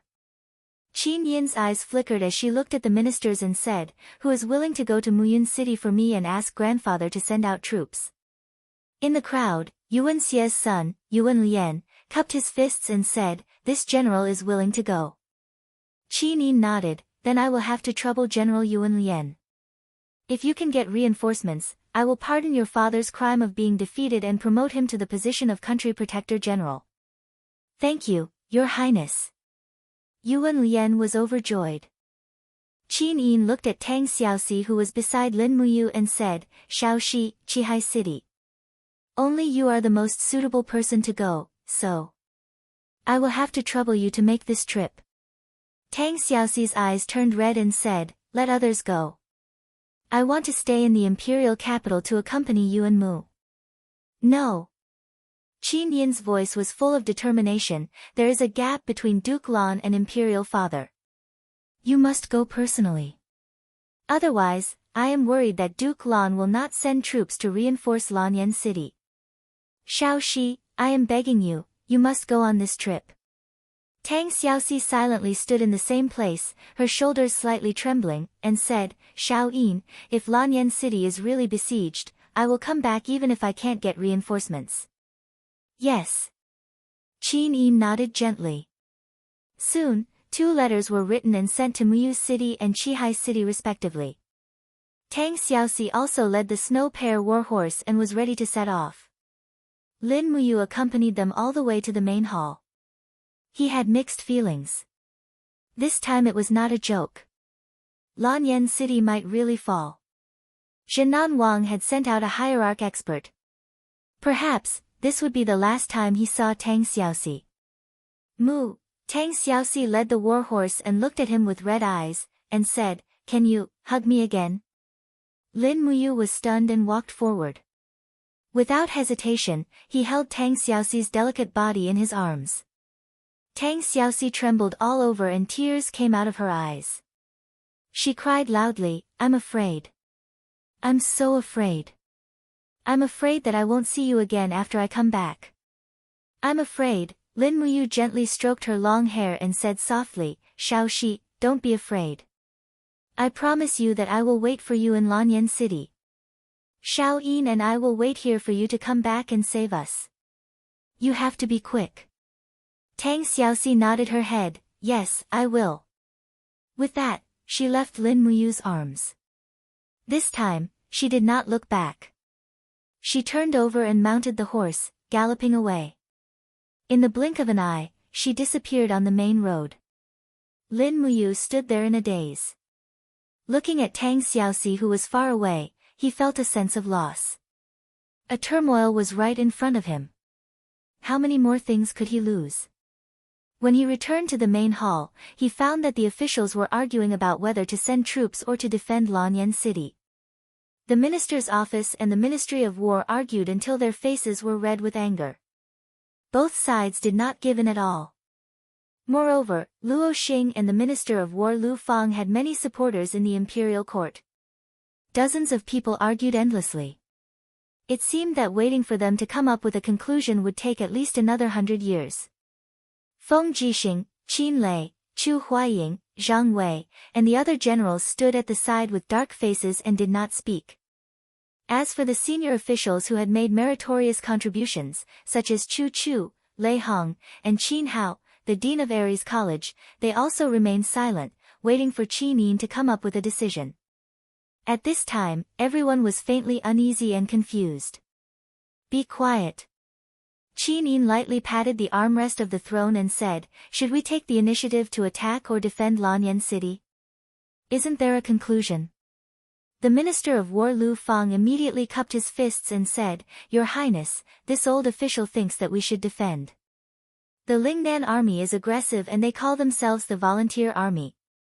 Every time they arrive at a place, they seize the land of the local vassals and use the equal distribution system to divide the land to the local commoners. Therefore, the Volunteer Army is supported by the commoners. There is even a letter saying that the people of Tsangnan province are already celebrating the Volunteer Army this morning. Nonsense. Luo Xing sneered and said, What Volunteer Army? They are just a motley crew. What is there to be afraid of? We still have 50,000 soldiers in Lanyan City and 40,000 soldiers in Qihai City. Adding the official army in Northridge Province, we have more than 100,000 soldiers. I believe we have the power to fight. Moreover, we have Feng Jixing, Qin Lei, Lin Muyu, and other new and fierce generals. In addition, the Empire's #1 warrior, Du Hai, is about to be recalled. What volunteer army are we afraid of? You are the one who is talking nonsense. Seeing that the two sides were about to quarrel again, Qin Yin hurriedly coughed and looked at Lin Muyu and Feng Jixing. She asked, You, General Feng, what do you think? Feng Jixing cupped his fists and said, There is Earthstar Province to the south of Lanyan City and Sangnan Province to the east. Let's figure out the situation in these two provinces first. What I want to know is that our spies did not receive any news that the Lingnan army had crossed the Qinling Mountains. How did their army of hundreds of thousands come to the border of Northridge? In the crowd, the State General Ling Nantian cupped his fists and said, Your Highness, I know why.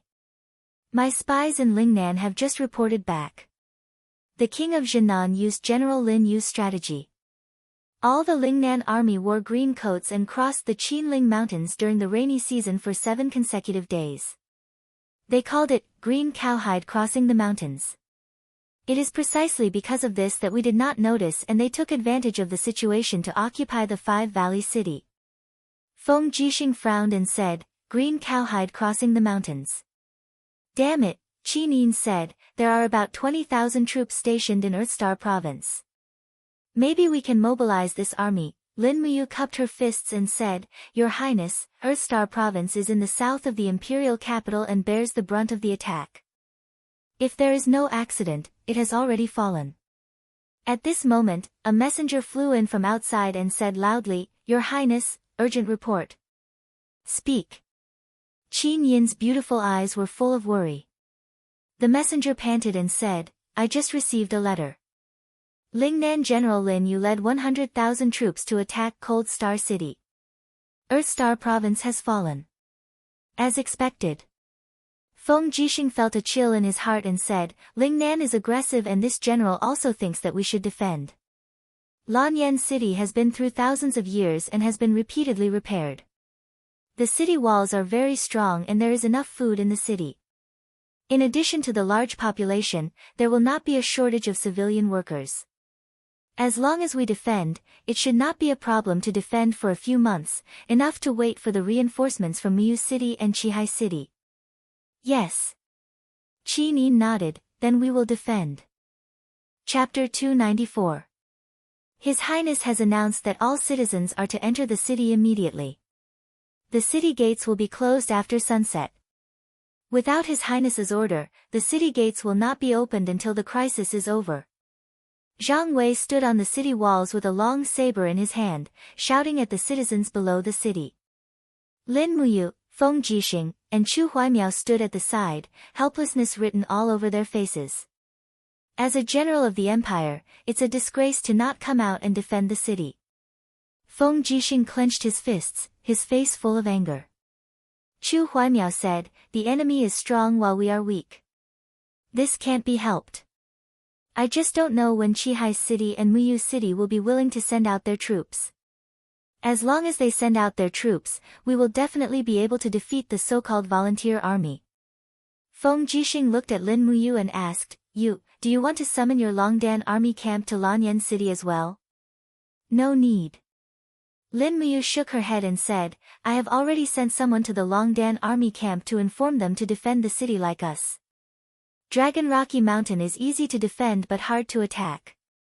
1,000,000 soldiers won't be able to take it down in a short period of time. Leaving the Longdan army camp on Dragon Rocky Mountain can be used as a surprise attack. If there is a need, the Longdan army camp can also cooperate with us. Feng Jixing clapped his hands and chuckled, that's good. I have seen use Longdan army camp.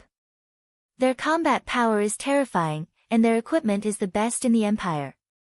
To be honest, if there are less than 150,000 volunteers surrounding the city, we can open the city gates and fight. Our chances of winning are more than 70%. What if there are more than 200,000? Chu Huaimiao asked with a smile. Feng Jixing's expression darkened. Then we can only defend and not go out. The disparity in military strength is too great. Going out of the city is just suicide.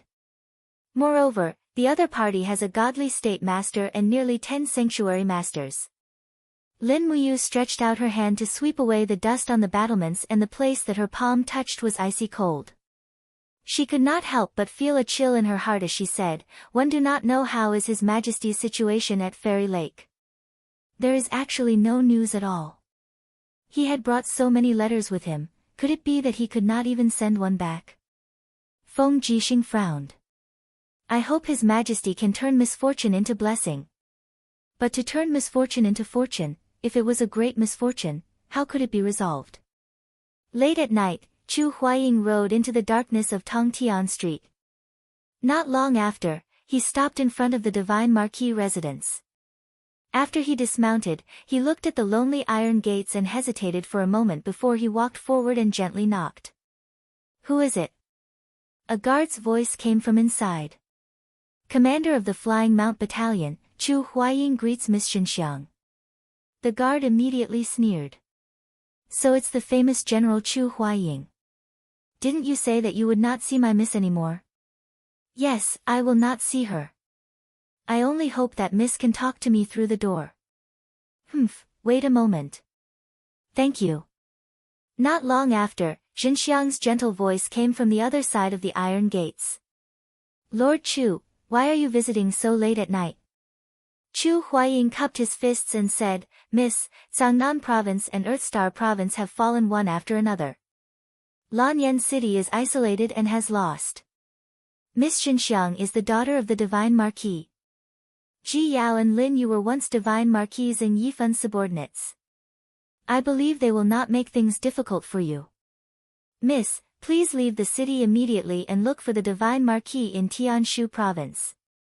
Xinxiang smiled. Lord Chu, I know what I am doing. Thank you for your concern. I will decide whether to stay or leave.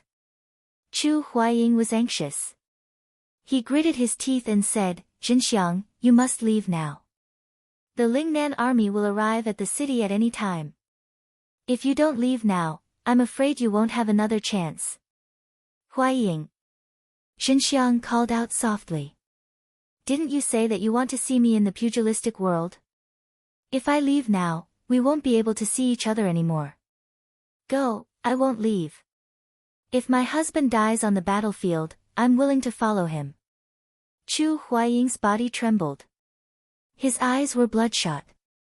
Xinxiang, are you crazy? There was no more sound from inside the door.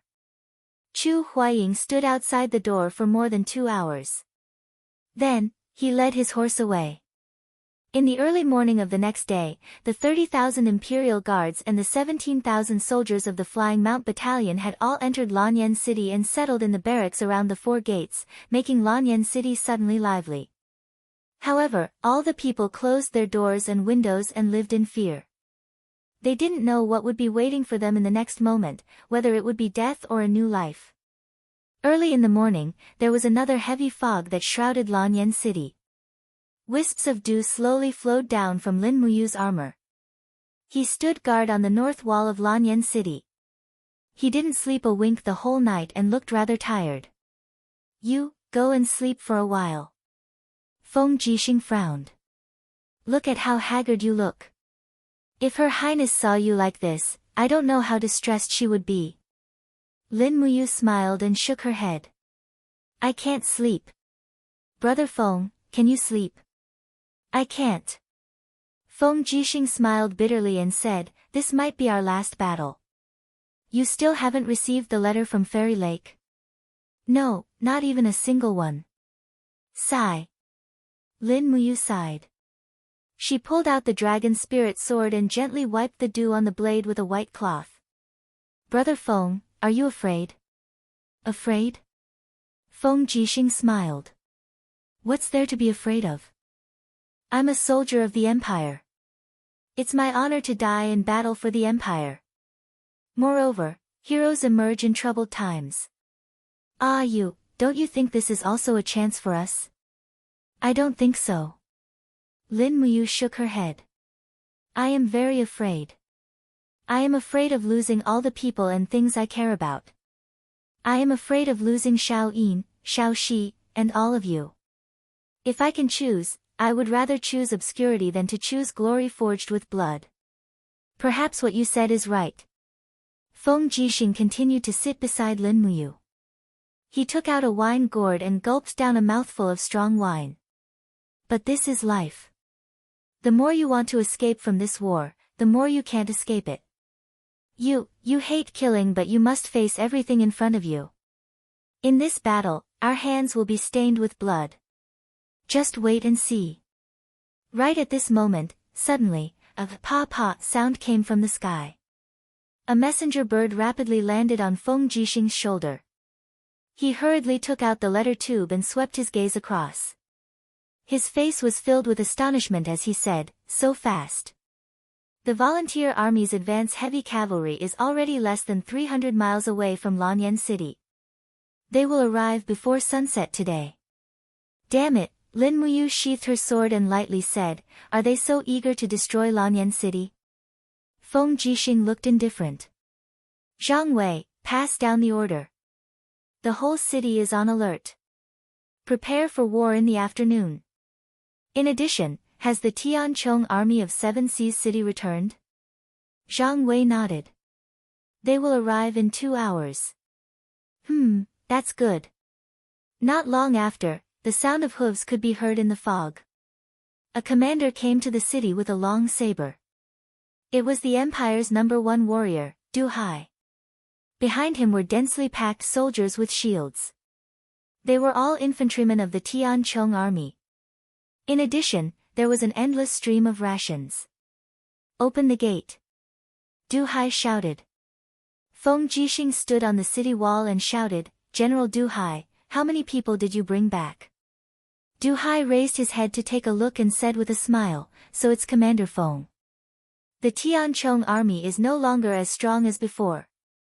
Suppressing Demon Pass lost close to 10,000 men, and His Majesty took away 50,000 men. Now, there are less than 30,000 infantrymen and archers. Feng Jixing nodded. 30,000 is good. Come into the city. The Flying Mount camp will guard the south gate, the Imperial army will guard the north and east gates, and the Tianchong army will guard the west gate. What does General think?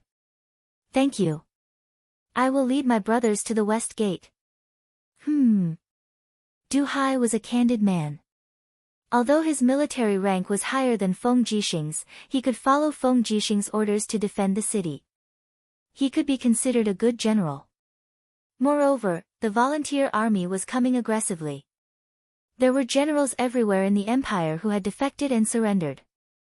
Du Hai's willingness to return to Lanyan City to defend at this time was enough to prove his loyalty. After watching the Tianchong army enter the city, Lin Muyu also stood up slowly. Holding her sword, she said, Wei Chou, how is the situation in the Eagle Nest camp? Wei Chou cupped his fists and said, all 724 brothers are on the north wall, ready to be deployed at any time. That's good. Everyone is equipped with a bow. Once the volunteer army enters the shooting range, just shoot them. Yes, I understand. It was close to noon. The sun pierced through the clouds and dispersed the fog. The Lingnan army's footsteps were getting closer. More and more messenger birds were flying in the sky.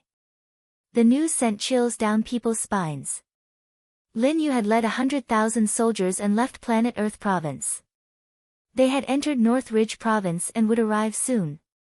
In the direction of Tsangnan province, Marshal Ji Yao of the League of Volunteers led an army of 250,000 people to Tsangnan province.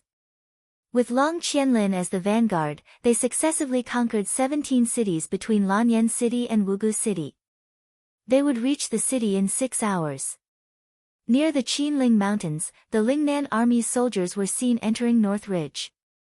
There was no news from Fairy Lake. Lin Muyu, Feng Jixing, Chu Huaying, and Du Hai were responsible for defending the city. Qin Lei led the Imperial Guards to defend Zhe Tian Palace. The State General Ling Nantian supervised the battle.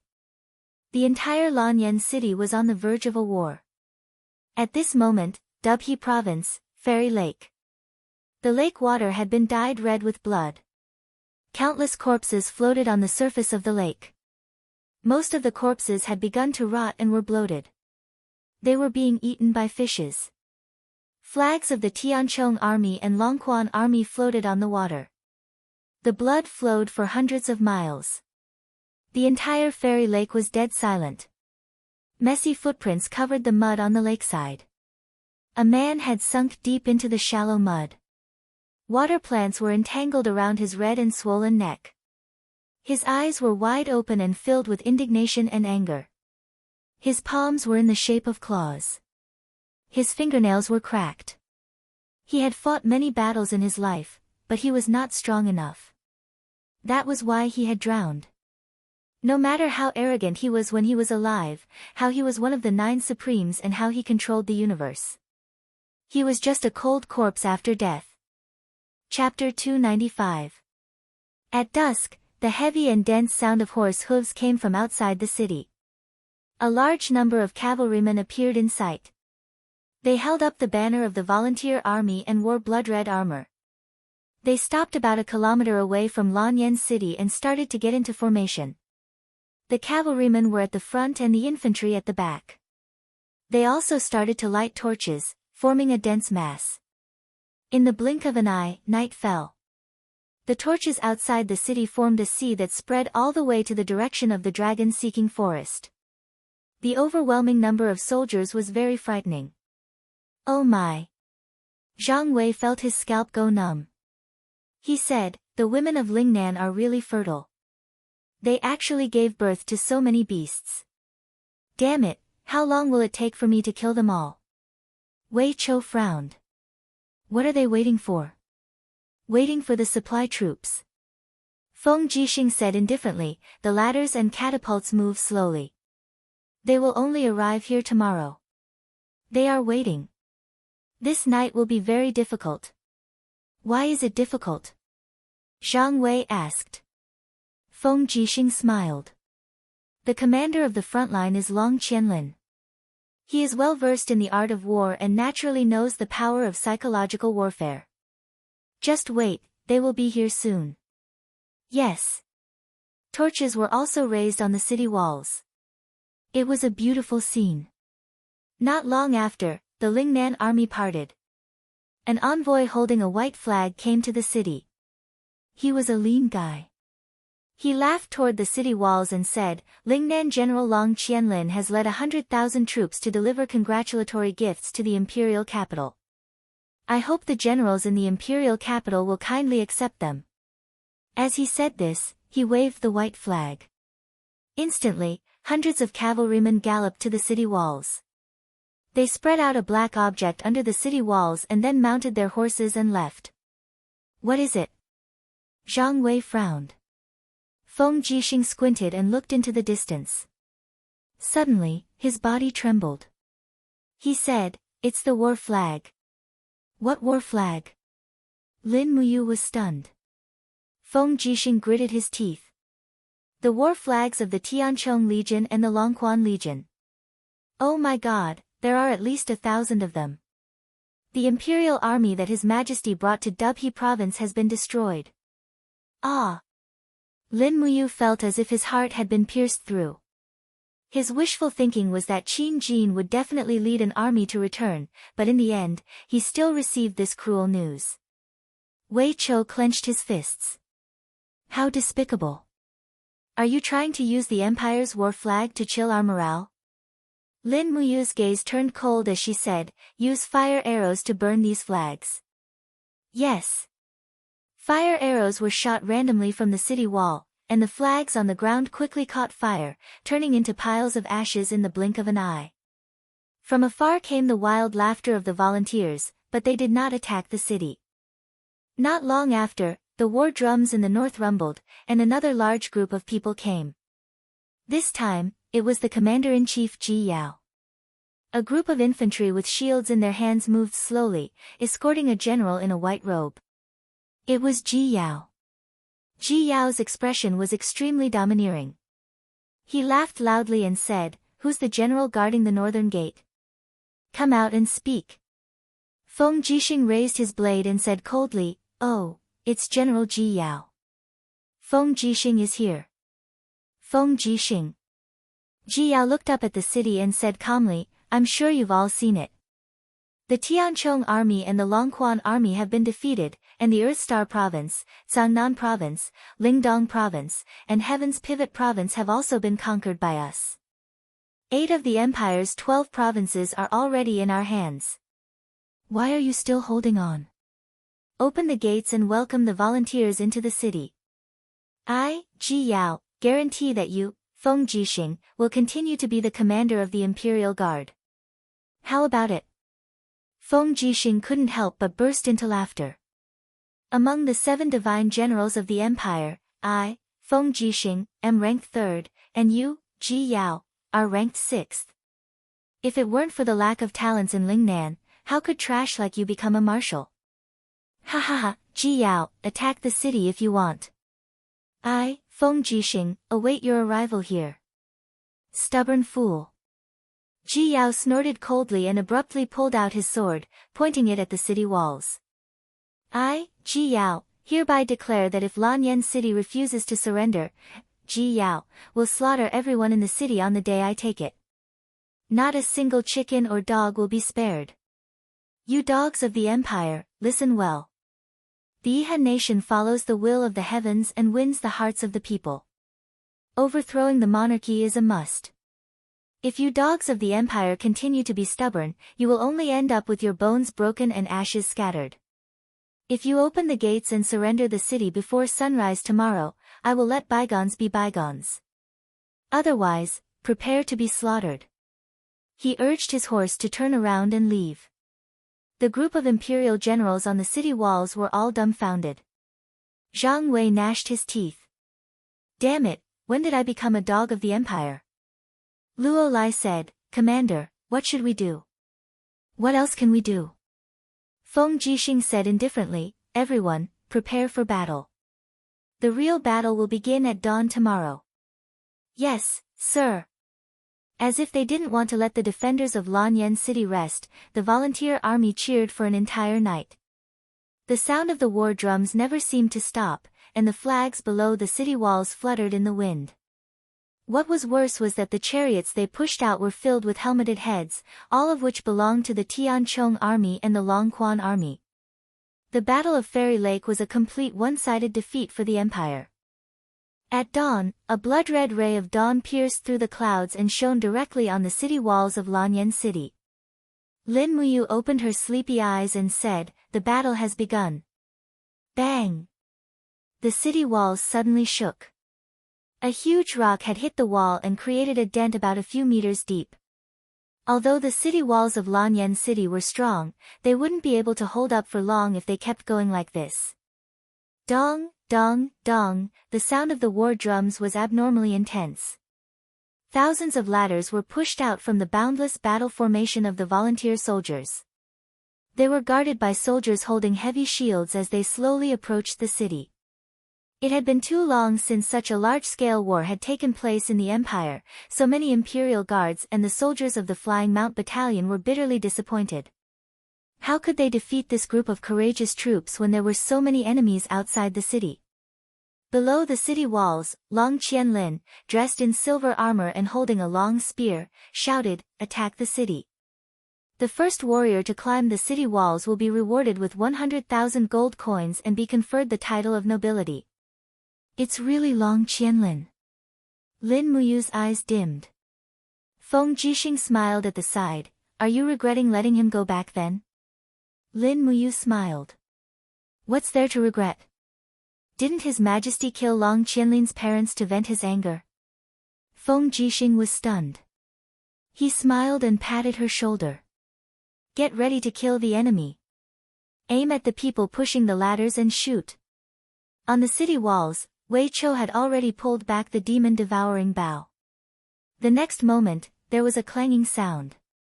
The foot of the city walls lit up, and the volunteer army behind the ladders fell to the ground. In the next moment, most of the ladders entered the firing range.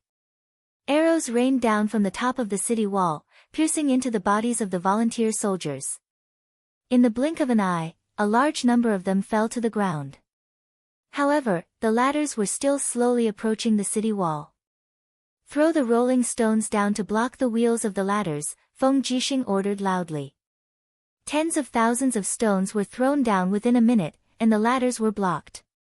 The volunteer army hurriedly moved the stones away with their shields. Immediately, a round of shooting came from the top of the city walls. Blood quickly dyed the ground below the city walls red. The distance was too far, at least 200 meters. It was beyond the attack range of the demonic noise blade. Therefore, Lin Muyu could only pull back her treasured carving bow and shoot at the enemies in the distance. Although her archery was only second-rate, she was strong and ferocious. In just half an hour, she had killed dozens of people. Fortunately, she was well prepared. There were many arrows in Lanyan City, and it was enough to last for a long time. At this moment, a ladder rapidly approached the city walls. There were more than 10 volunteer army hanging on the ladder. All of them brandished their sabers and rushed up the city walls. Lin Muyu quickly unsheathed her longsword. With a flash of sword light, she chopped off the arms of a volunteer army. The rest of the volunteer army were quickly turned into porcupines. There were many guards on the city walls. If they wanted to attack the city by force, they would have to pay the price in blood. The attack lasted for about 4 hours. It seemed that the volunteer army had realized that such a consumption was meaningless. The conch horn sounded, and the army retreated from the city walls like a receding tide. The people on the city walls heaved a sigh of relief. Zhang Wei raised his bloodied saber and laughed loudly at the volunteer army below the city walls. "I thought you were divine soldiers who descended from the heavens. It turns out that you are just a bunch of cowardly dogs.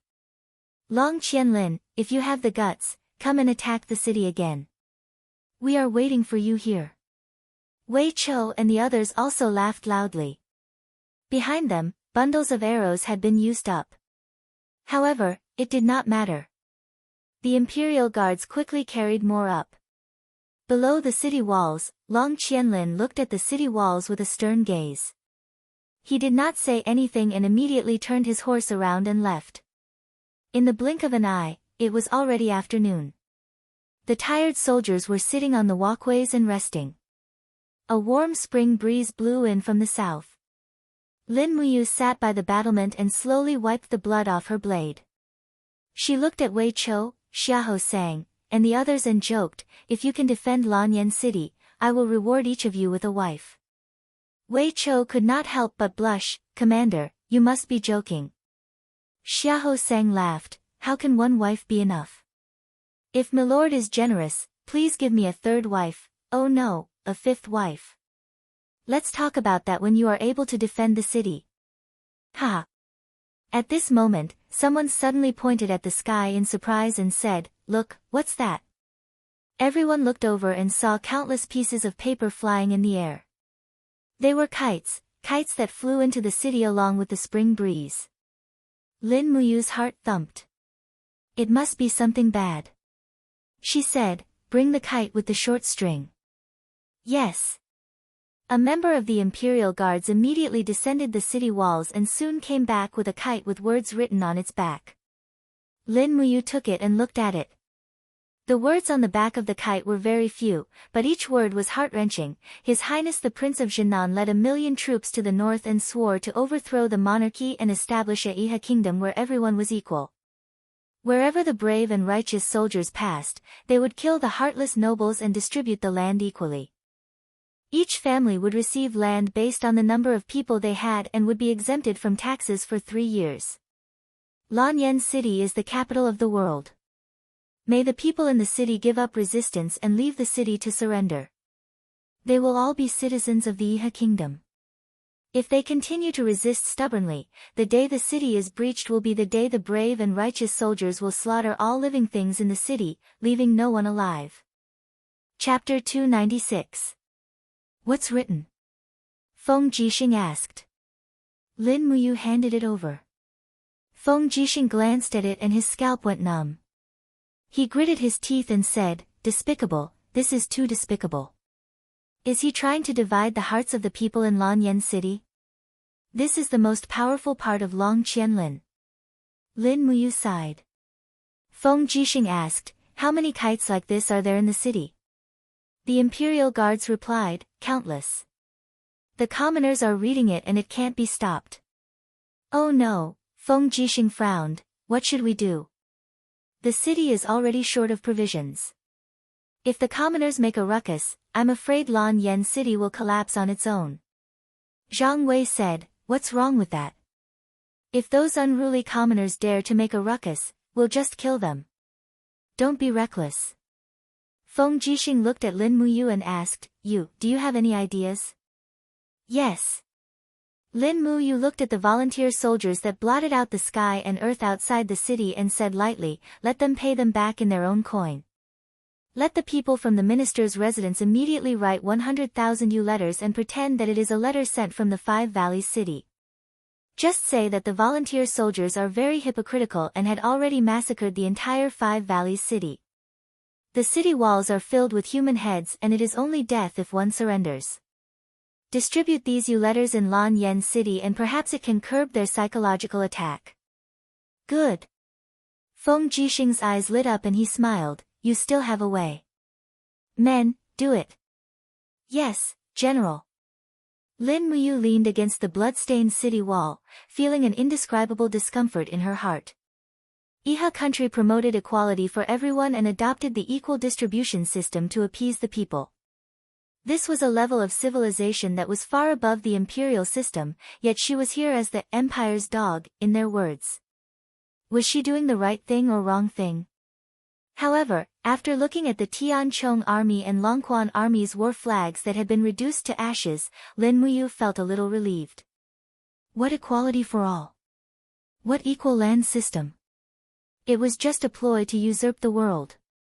If everyone was truly equal, then the soldiers of the Longquan army and Tianchong army also had parents, wives, and children. Where was their equality? Even if the world changed its master, it would just be a different person enslaving the people. The only hope for survival was to defend and wait for reinforcements. In the blink of an eye, 3 days had passed, but there was still no sign of reinforcements. The citizens in the city had already caused a ruckus, and even the capital's treasury had been smashed and looted twice. In the Zetian Palace, the officials were at their wits' end. A wisp of green smoke lingered above the incense burner, and Qin Yin's beautiful eyes were red. After hearing the news of the East Patrol Army's defeat, she had cried for 3 consecutive days. She had grown up under her father's care since she was young, so her relationship with Qin Jin was naturally different. Now that Qin Jin had mostly died in battle at Fairy Lake, half of Qin Yin's world had collapsed. The other half was Lin Muyu. What's the situation with the volunteer soldiers? Qin Yin raised her head and asked the crowd. Chu Huayin cupped his fists and said, "They are no longer attacking the city recklessly. Instead, they are using catapults to continuously destroy the city walls. The walls are already damaged in many places. If this continues, I'm afraid that Lanyan City will not be able to hold out for long." "There is an even more pressing problem," Feng Jixing said. Qin Yin was stunned. "General Feng, what problem?" We don't have enough provisions for the warhorses. Feng Jixing said, the Imperial Guards have 10,000 cavalrymen, and the Flying Mount Battalion has 17,000 cavalrymen. In addition to the 4,000 warhorses from the Imperial Guards and the supply of other warhorses in the city, there are more than 30,000 warhorses in Lanyan City that need to be fed. However, there are a total of 19 fodder farms around Lanyan City, and they have already been occupied by the volunteer soldiers. Before dawn tomorrow, our fodder will all be used up. In other words, after tomorrow, there will be no more cavalrymen in the city. What should we do? Qin Yin was a little anxious. Without the cavalrymen, we won't even have the strength to counterattack. Feng Jixing said plainly, that's right. As he said this, he suddenly laughed. What are you laughing at, General Feng? Qin Yin asked. As far as I know, they have mobilized a total of 35 people to surround Lanyan City. The rations of these 35 people for a day are already quite large. Earthstar Province is far away from here, so they may not be able to transport the rations here. Therefore, the provisions of these 350,000 volunteer soldiers come from Cangnan Province. According to the intelligence, most of the provisions of the volunteer soldiers are hoarded in Chilfeng Town, 30 miles east of Lanyan City. As long as we burn the provisions of Chilfeng Town, I'm afraid that the volunteer soldiers will collapse on their own. Qin Yin pursed her red lips and said, how to burn the provisions of Chilfeng Town is the key to the problem. General Feng, do you have a good plan? Feng Jixing smiled faintly. We can try, but the price will not be small, and we need the assistance of you. Lin Muyu smiled at the side. Brother Feng is talking about a diversion, right? Yes. A light flashed in Feng Jixing's eyes as he said, I have inspected the situation of the volunteer soldiers on all sides of Lanyan City today. There are the most people gathered outside the North City Wall, and the least outside the East City Wall. There are at most 30,000 infantry soldiers defending. In my opinion, we can send a cavalry to attack the volunteer soldiers outside the East Gate at night. No. Chu Huayin raised his eyebrows and said, I have also checked carefully. Although there are only 30,000 volunteer soldiers outside the East Gate, the birds in the forest in the distance are constantly flying away. There must be an ambush. That is just a trap set by Long Qianlin. I know. Feng Jixing smiled and said, I will lead 10,000 Imperial cavalry to rush out of the East Gate to attract their attention. Chu Huayin, you can lead 17,000 Flying Mount Battalion soldiers to attack from the South Gate. The army will go straight to Chilfeng Town. Chu Huayin squinted his eyes. Our opponent is Long Qianlin. Will he not send an ambush to intercept the Flying Mount Battalion? He will, and he will definitely. Feng Jixing smiled and said, but we still have a trump card in our hand. Lin Muyu smiled at the side. I know, the Longdan army camp. Yes. Feng Jixing laughed heartily. The real trump card is the Longdan army camp. The Imperial Guards and the Flying Mount Battalion are both feigning an attack. The important task of burning the volunteer soldiers' rations will be done by the Longdan army camp. Although Long Qianlin is very scheming, he will never expect us to use this double decoy strategy when we are at the end of the road. Lei Hong couldn't help but clap and laughed. The younger generation will surpass us in time. It is a great fortune for the empire to have generals like Feng Jixing, Chu Huayin, and you. Qin Yin said happily, that's good. I will leave the night attack to General Feng. Yes, I will not disappoint your highness's expectations. Qin Yin glanced at the officials and said, this operation is very confidential, so none of the officials present can leave Zetian Palace Hall. You can return to your residence tomorrow. Yes, your highness. In the afternoon, Lin Muyu sent a letter to Mount Long Yenshan. She used a high-altitude messenger bird. This was a bird specially domesticated by the animal trainers in Lanyan City. It would not become a target for enemy archers when it flew in the air. At dusk, she received a reply from Luoyu. It was a letter written by Luoyu, indicating that the materials to ignite the fire had been prepared. In accordance with Lin Muyu's orders, the 20,000 elites of the Longdan army camp went straight to Autumn Wind Town without any delay. As night fell, the rumbling sound of catapults came from the four walls of Lanyan City. Boulders were shot from both inside and outside the city. Boulders fell into the city one after another, killing and injuring countless people. Miserable screams could be heard from inside the city, but this was war, and no one could change it. At night, the streets of the city were silent. 10,000 imperial soldiers were waiting in formation. Feng Jixing was wearing an iron armor and holding a wind cutter in his hand. He slowly put on his helmet and said to Lin Muyu and Chu Huaying with a faint smile on his face, "I am going. 2 hours later, the two of you will rush out of the west gate with the flying mount camp. Remember, don't be obsessed with fighting. After attracting enough volunteer soldiers, rush back to the city. General Du Hai will lead the Tian Chong army to the west of the city to receive you." "Yes, I know," Lin Muyu said with a smile. However, Feng Jixing took a deep look at the two of them, as if he couldn't bear to see them die. After a few seconds, he said, "You two brats, come back alive. I, Feng Jixing, only have you two brothers in my life." Chu Huaying clenched his fists and said, "Don't worry, our lives are very tough." Lin Muyu smiled and said, "Brother Feng, you have to come back alive too. Wait for us to come back and drink this celebratory wine." "Okay." The city gates slowly rose. There were a total of 8 city gates under the east city wall, and all of them rose. A dense group of imperial soldiers rushed out on horseback. Almost all of them were equipped with spears and round shields. Their war horses were also the best horses in the empire, and their combat power couldn't be underestimated.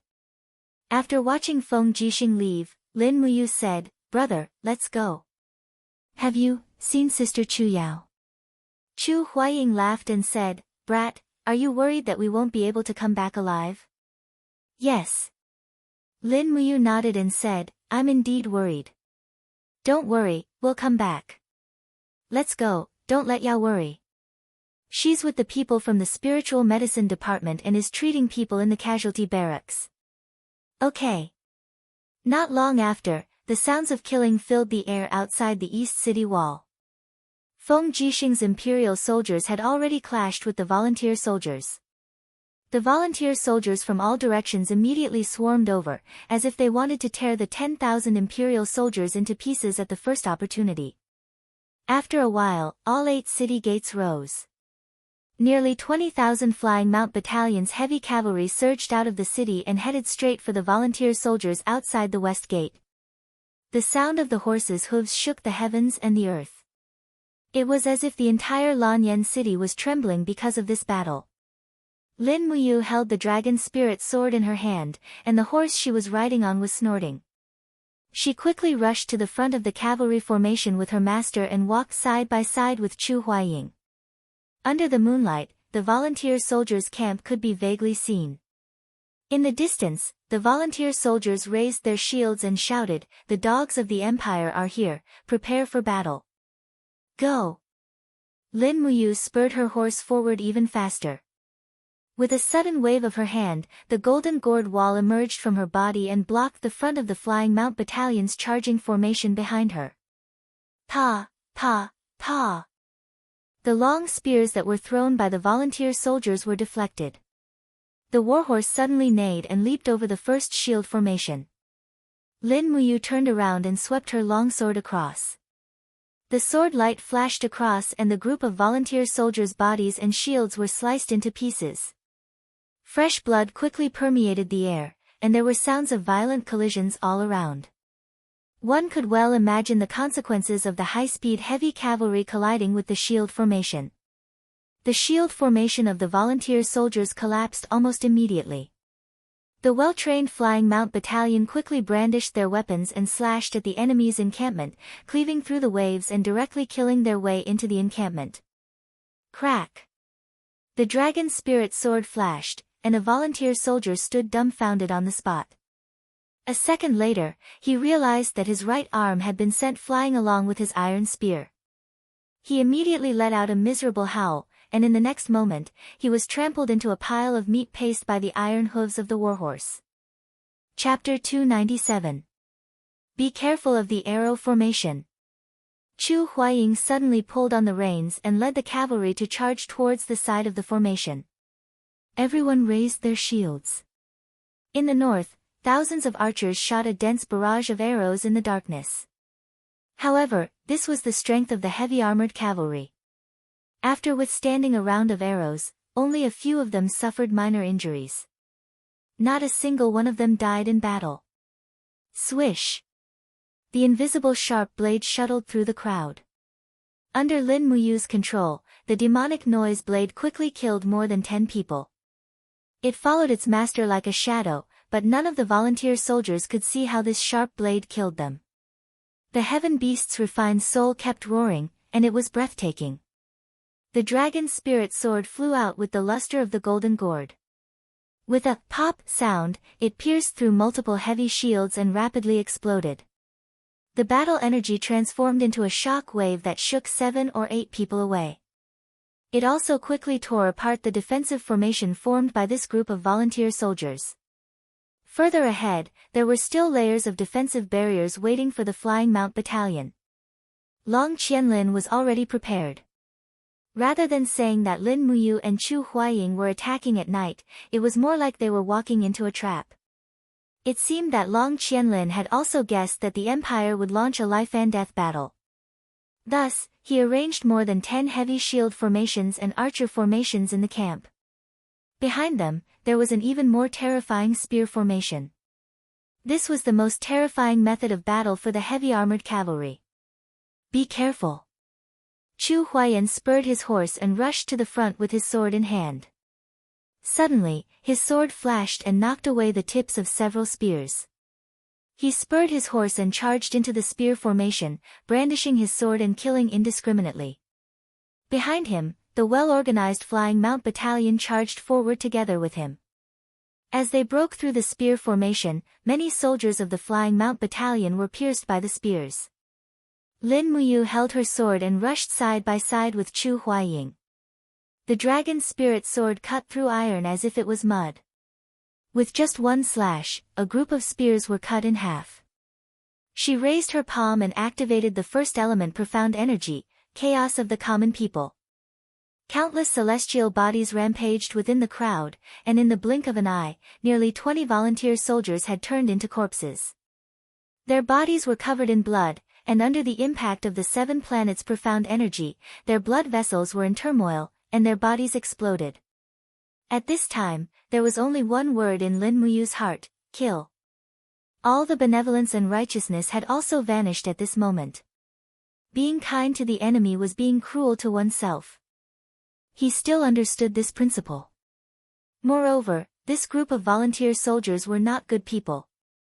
Most of them were the private army of the Zhennan king, Qin Yi, and not the imperial army fighting for the country. In contrast, the winged cavalry battalion, the imperial army that was fighting to protect the capital from being massacred, was much more noble. You. Chu Huaijin turned to look at Lin Muyu and said, conserve your energy. Don't use your martial soul and battle qi. This is a war, and we don't know how long this battle will last. You have to maintain your physical strength and dark force. Lin Muyu nodded and said, got it, brother Chu. Just as Chu Huaijin had said, the winged cavalry battalion had been killing for a full half an hour, but they still hadn't managed to break through the encirclement. Moreover, war was originally an art. This battle was more like a battle of attrition. Whoever could last until the end would be the winner. Chu Huaijin was very smart, and he understood the principle of using the least amount of energy to kill the most people. Lin Muyu slowly restrained her true qi and martial soul. It wasn't bad to just rely on her strong physique to kill the enemy. The dragon's spirit sword was sharp, and the Jedi warhorse was fully armored. The number of volunteer soldiers who died under the dragon's spirit sword didn't decrease too much. Feng Jixing once said that in war, absolute power wasn't absolute. War was like a huge meat grinder. No matter how strong a person was, they would also lose their strength and life in war. A heaven realm expert was equivalent to 100 soldiers, a sanctuary realm expert was equivalent to 1,000 soldiers, and a god realm expert was equivalent to 10,000 soldiers. Once the number of people killed exceeded this number, they would probably be exhausted. What was the difference between a sanctuary or god realm expert who had exhausted his battle chi and immortal? Under the leadership of Lin Muyu and Chu Huaying, the Flying Mount Battalion charged forward like they were reaping wheat. Countless volunteer soldiers had already died under the iron hooves of the Flying Mount Battalion, but it seemed as though there was no end to these volunteer soldiers. More and more torches were gathering in the distance. It was obvious that the Flying Mount Battalion had attracted the attention of the volunteer soldiers, and they had started to increase their numbers. Commander. A winged cavalry battalion's commandant pulled out a bloody spear from a corpse. The spear splashed on his face, but he didn't care. With a pale face, he said, "We can't break through. The volunteer soldiers are constantly increasing their numbers.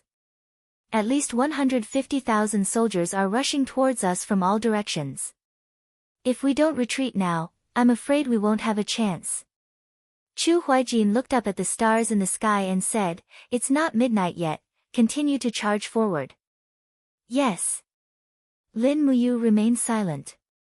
Behind her, 70 Imperial Guards from the Eagle's Nest camp had also joined the Winged Cavalry Battalion's battle formation. Each of them brandished their weapons and slashed at the volunteer soldiers. However, there were constant stray arrows on both sides, and many of them were already injured. Even Wei Chao's chest was pierced by an arrow, and he was bleeding profusely. Although the Winged Cavalry Battalion had killed many enemies, they had also suffered many casualties. However, this was war. The Winged Cavalry Battalion's mission was to attract more volunteer soldiers to gather here, and then to fight for the best time for the Longdan army camp to burn down the Lingnan rations. As they charged forward, they looked up towards the east. It was completely dark there. Lin Muyu's heart was filled with apprehension. She didn't know if the Longdan army camp had set off. With the level of elites in the Longdan army camp, as long as there were less than 5 volunteer soldiers guarding the granary, she believed that they would be able to successfully attack. Everything depended on Luo Yu and Fengxi. They didn't know how long they had been charging back and forth, but the more they killed, the more volunteer soldiers there were. Lin Muyu's white battle robe was already dyed red with blood, and Chu Huaijin wasn't much worse off. Chu Huaijin's shoulder was even injured. This was the work of a spear thrower. The spear pierced through Chu Huaijin's fragile battle armor and directly injured him. Looking at the stars in the sky and calculating the time, Lin Muyu said, "It's about time, let's break through the encirclement." "Okay." Chu Huaijin turned around and charged out with his sword. He shouted, "Turn around." The entire cavalry formation quickly turned around and rushed towards the volunteer soldiers. However, a black shadow quickly attacked them from the sky. It was the spear thrower. These spears were very sharp, and they instantly pierced through the bodies of many winged cavalry battalion soldiers. The soldiers and their warhorses were twisted together and trampled on each other. It was a tragic sight. However, Lin Muyu, Chu Huaijin, and the others didn't hesitate at all. They continued to lead the survivors and charged forward. Swoosh! The battle energy raged again. Lin Muyu opened her hands, and the golden gourd marshal's soul shone brightly. Golden gourd vines whizzed through the gaps in the crowd and suddenly separated the volunteer soldiers from the spear formation, opening up a path for the winged cavalry battalion. "Well done." Chu Huaijin laughed loudly. He waved his sword and cut off the head of a volunteer soldier. He shouted, "Brothers of the Winged Cavalry Battalion, we have completed our mission. It's time to go home." However, it was destined that many people wouldn't be able to go home. The volunteer soldiers swarmed over and separated the cavalry at the back into small groups. They completely separated the rear part of the cavalry. Then, they wantonly stabbed their spears, piercing the brave heavy cavalry and their warhorses like hedgehogs. In less than 10 minutes, at least 1,000 winged cavalry battalion soldiers had their blood spilled on this piece of land. Lin Muyu couldn't help but look back. Her heart was filled with pity, but this was war. It sharpened his will and helped him to grow and change. Heroes are created by the times. Perhaps this was the moment right now. Kill. The killing intent in his eyes intensified. He waved his right hand, and the dragon spirit sword flew out under the energy of the imperial fire sword. He raised his hand and took out the pear blossom spear from his qianquan bag. He suddenly shook the spear, and the spear had drilled into the abdomen of a volunteer soldier, sending him flying and smashing him into another group of people. At the same time, the spear's soul was suddenly activated. An ice Kirin roared and rushed into the crowd, freezing a group of volunteer soldiers into ice and then crushing them. The moment the pear blossom spear appeared, many volunteer soldiers were scared and retreated. At this time, Chu Huaijin didn't hold back his battle energy anymore. On his shoulder, the purple marten marshal's soul shone brightly. He raised his left hand, and a crescent energy fell from the sky and blasted into the crowd. Then, starlight pierced through the bodies of the volunteer soldiers. Although the star-picking finger was elegant, it wasn't inferior when it came to killing. When he returned to about 200 meters away from the city gate was already surrounded by a dense mass of volunteer soldiers. A group of spearmen swarmed over, and a fierce general with the rank of Chiliarch shouted, "Cut off their retreat. It's easy to come out, but they want to return to the city. Dream on." Lin Muyu didn't hesitate and said, "Kill." At this moment, the city gates suddenly opened, and a familiar voice roared, "Warriors of the imperial capital, kill your way out and support the brothers of the Flying Mount Battalion. Archers on the city wall, fire your arrows and kill those southern barbarian spearmen." It was Du Hai, the #1 warrior of the empire. He led the Tianchong army out of the city and quickly broke through the phalanx formed by this group of spearmen. Lin Muyu and Chu Huaijin also took the opportunity to lead the Flying Mount Battalion back into the city. They didn't continue to fight. Outside the city, there were soldiers of the Flying Mount Battalion dying in battle every second. Lanyan City couldn't bear any more losses. Unknowingly, the Flying Mount Battalion had been killing outside for more than 4 hours. The eastern sky was already turning bright. Below the city wall, Du Hai scared off the Yihan nation's army with 2 slashes. He returned to the city and checked on the damage done to the Flying Mount Battalion. Lin Muyu looked back and saw that Wei Chou, Xiahou Sang, and the others were all injured. She also had an arrow in her arm. She didn't even know when the arrow was shot. "Commander, you're injured," Wei Chou said hurriedly. "I'm fine." Lin Muyu reached out and pulled out the arrow in pain. She asked, "How's the situation of the Eagle Nest Battalion?" Wei Chou looked gloomy and said, 17 Imperial Guards and more than 300 Imperial Guards died in battle." "Oh," Lin Muyu responded faintly, but her heart ached. The Flying Mount Battalion marched slowly on the main road of the city. There were torches on both sides of the road, and many commoners were watching from both sides. However, the commoners' eyes were clearly filled with indifference. This made Lin Muyu feel even more distressed. In this battle, the Flying Mount Battalion sent 17,000 people out of the city, and less than 5,000 people returned. So many people died, but she didn't know who it was for. Chapter 298. Pa. A hard object smashed into Lin Muyu's face, but he quickly caught it with one hand. It was a piece of dry, hard bread. He looked up and saw that the person who threw the bread was a child about 10 years old. His face was full of childishness. His grandfather's face was ashen as he hurriedly said, "Sir, this child doesn't know any better." "Please don't blame him." Lin Muyu looked at him indifferently, then her gaze fell on the child. "Why did you throw bread at me?" The child's eyes were filled with hatred that didn't match his age. "You dogs of the Empire, why don't you let the Yihan nation's army enter Lanyan City?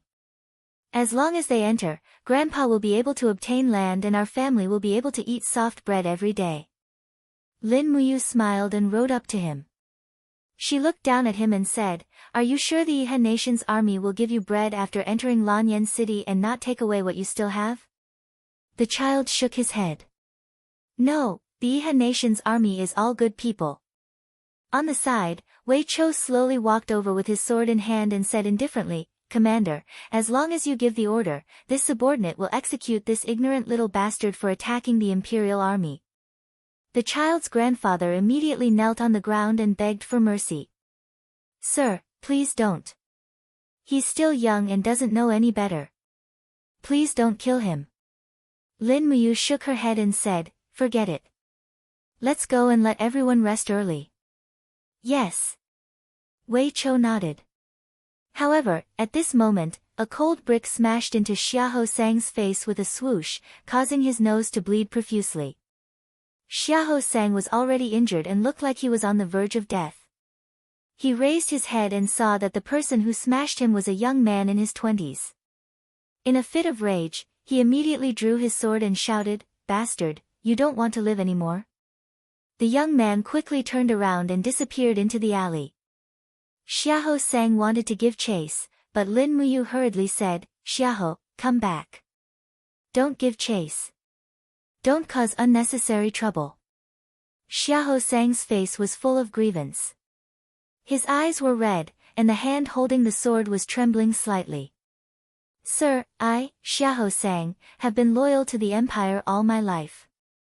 Aren't we protecting these lowly commoners by fighting for the Empire? Why do they treat us like this? I, Xiahou, have never suffered such injustice in my life. Lin Muyu said indifferently, you and I are both soldiers of the Empire. This is something we must bear. Enough, let's go back to camp. Yes. Just as Lin Muyu and the others were about to enter the Eagle Nest Battalion's campsite, a messenger from the Flying Mount Battalion suddenly galloped over and happily said, Commander Lin, it's a success. Success. What succeeded? Our plan worked. The Autumn Wind Town in the east is on fire. Oh. Lin Muyu hurriedly went straight to the northern city wall. The moment she climbed up the city wall, she saw the eastern fire soaring into the sky. Sure enough, the Autumn Wind Town where the volunteer soldiers were hoarding rations was on fire. It seemed like the people from the Longdan army camp had succeeded. The sound of messenger birds flapping their wings could be heard in the air. A bird slowly landed. Lin Muyu took the letter tube and looked at it. It was a letter from Luoyu. Sir, the mission has been completed. The rations camp in the Autumn Wind Town has been reduced to ashes. They sent 40,000 soldiers to defend it.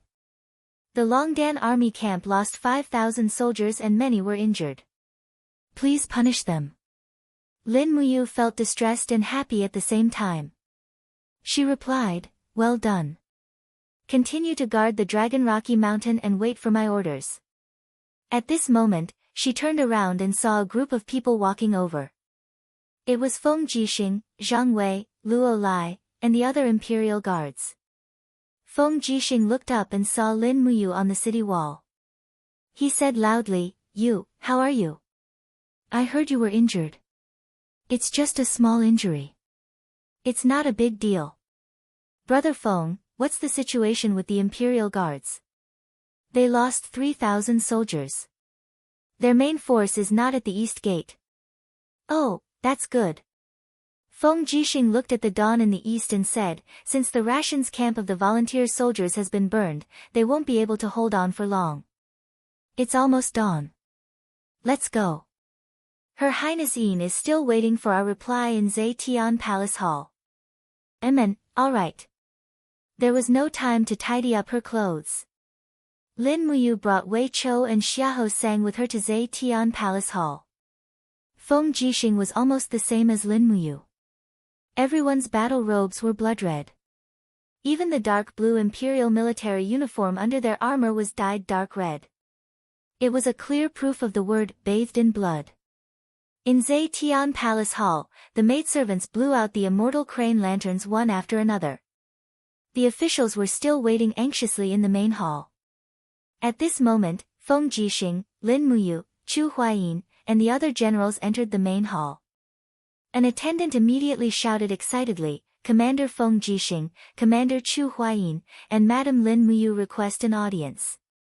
Qin Yin was currently sleeping with her face resting on her hands. She immediately opened her eyes when she heard this voice and rushed to the imperial steps. She looked at Lin Muyu with pleasant surprise and said, "Brother Yu, did you succeed?" Lin Muyu nodded. "I have already received a letter from the Longdan army camp. The volunteer army's rations and fodder camp have been burned to the ground." "That's great." Qin Yin was overjoyed. However, when her gaze landed on Lin Muyu, her heart ached as if it was being cut by a knife. You're injured." "It's nothing. It's just a small injury. Everyone is injured." Lin Muyu smiled. Qin Yin was now the master of Lanyan City. She was everyone's highness. Qin Yin belonged to everyone, not just him, Lin Muyu. Although he knew that Qin Yin loved him deeply, he couldn't act recklessly at this time. Otherwise, he would disappoint her. Qin Yin seemed to be aware of Lin Muyu's meaning. A shy smile flashed across her beautiful face as she said, I know." As she spoke, Qin Yin turned around and walked up the imperial steps. She sat down on the throne and said, "Everyone has worked hard. Commander Feng Jixing is the main contributor in this attack to burn Qin Yi's rations. Commander Chu Huayin and Brother Yu are the secondary contributors. After the battle is over, there will be great rewards." "Oh right, is there any news from Qihai City and Muyu City?" Du Hai gritted his teeth and said, "There's news from Muyu City." Duke Yun replied and informed us that there was another heavy snowfall after spring in Yunzhong province. Moreover, it lasted for 5 days. The heavy snowfall has blocked the Yunzhong ancient road. Even though Duke Yun has gathered 200,000 troops, he is unable to come over. Hence, Your Highness must hold on. Once the Muyu City army has cleared the snow, they will naturally send reinforcements. 5 days of heavy snowfall can delay the journey of 200,000 troops. The veins on Feng Jixing's handsome face popped. He said, "Excuses. This is simply an excuse." Su Muyun is clearly making up an excuse. He wants to wait until the day our Lanyan City falls before the snow melts. "General Feng, please watch your words." Minister Luo Xing sneered. "Duke Yun is Your Highness' maternal grandfather. He will not sit and watch Lanyan City fall. Don't you understand such simple logic?" Feng Jixing laughed. "I only know how to use troops. I don't know the ways of the world. Please enlighten me, Lord Luo Xing." Luo Xing snorted coldly and did not speak again. Qin Yin continued to ask, "Is there any news from Qihai City? It has been so many days. Xiao Yin should have reached Qihai City long ago, right? Why, is there no news at all?" Du Hai cupped his fists and said, "Your Highness, Qihai City lost 60,000 troops at Demon Subduing Pass because Yuanxia underestimated the enemy. Their strength is greatly weakened. Perhaps Duke Lan is still angry and is unwilling to send troops. This general thinks that Your Highness should write another letter to explain the current crisis of Lanyan City. I believe that Duke Lan will definitely send troops." Qin Yin nodded. "All right, I understand."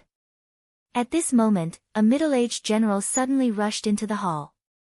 It was the commander of the city patrol. He cupped his fists and said, "Your Highness, something bad has happened. There is a large hole in the east wall. The Yihan nation's army is attacking." "What?" Qin Yin stood up abruptly and said, "How many people have attacked?" "About 2,000, and they are still increasing. However, the Imperial Guards have already gone to stop them." "I understand." Qin Yin waved her hand and said, "Send more reinforcements. We must drive all the volunteer soldiers out of Lanyan City. Also, repair the wall immediately. It must be done within a day. Otherwise, don't come to see me." "Yes, Your Highness." The commander of the city patrol walked out of the hall with a pale face. Chu Huaijin cupped his fists and said, "Your Highness, this general will lead the Flying Mount Battalion to intercept the volunteer soldiers who have entered the city. Commander Chu, you have worked hard. Go." "Yes." Feng Jixing watched Chu Huijin's back as he left. He looked up at Qin Yin and said, Your Highness, the Yihan nation's catapults are very powerful. The four walls of Lanyan City have been seriously damaged.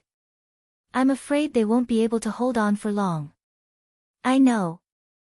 Qin Yin stared blankly into the distance and murmured, There's no news from Seven Seas City and Sunset Rain City.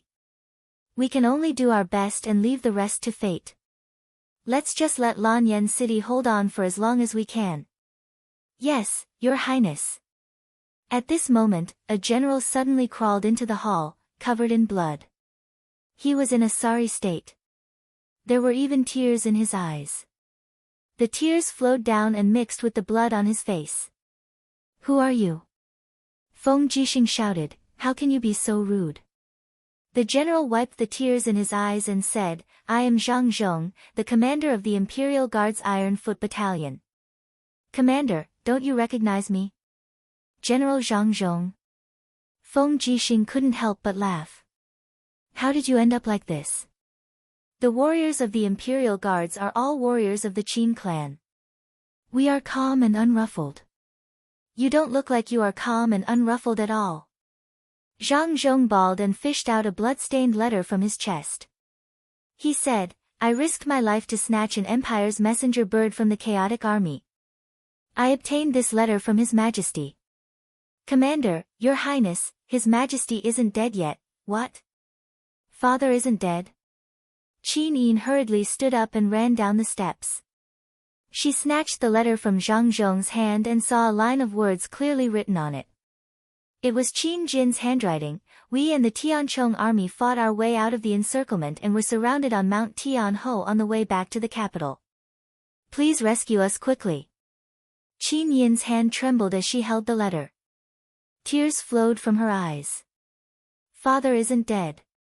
Father is still alive. Woo!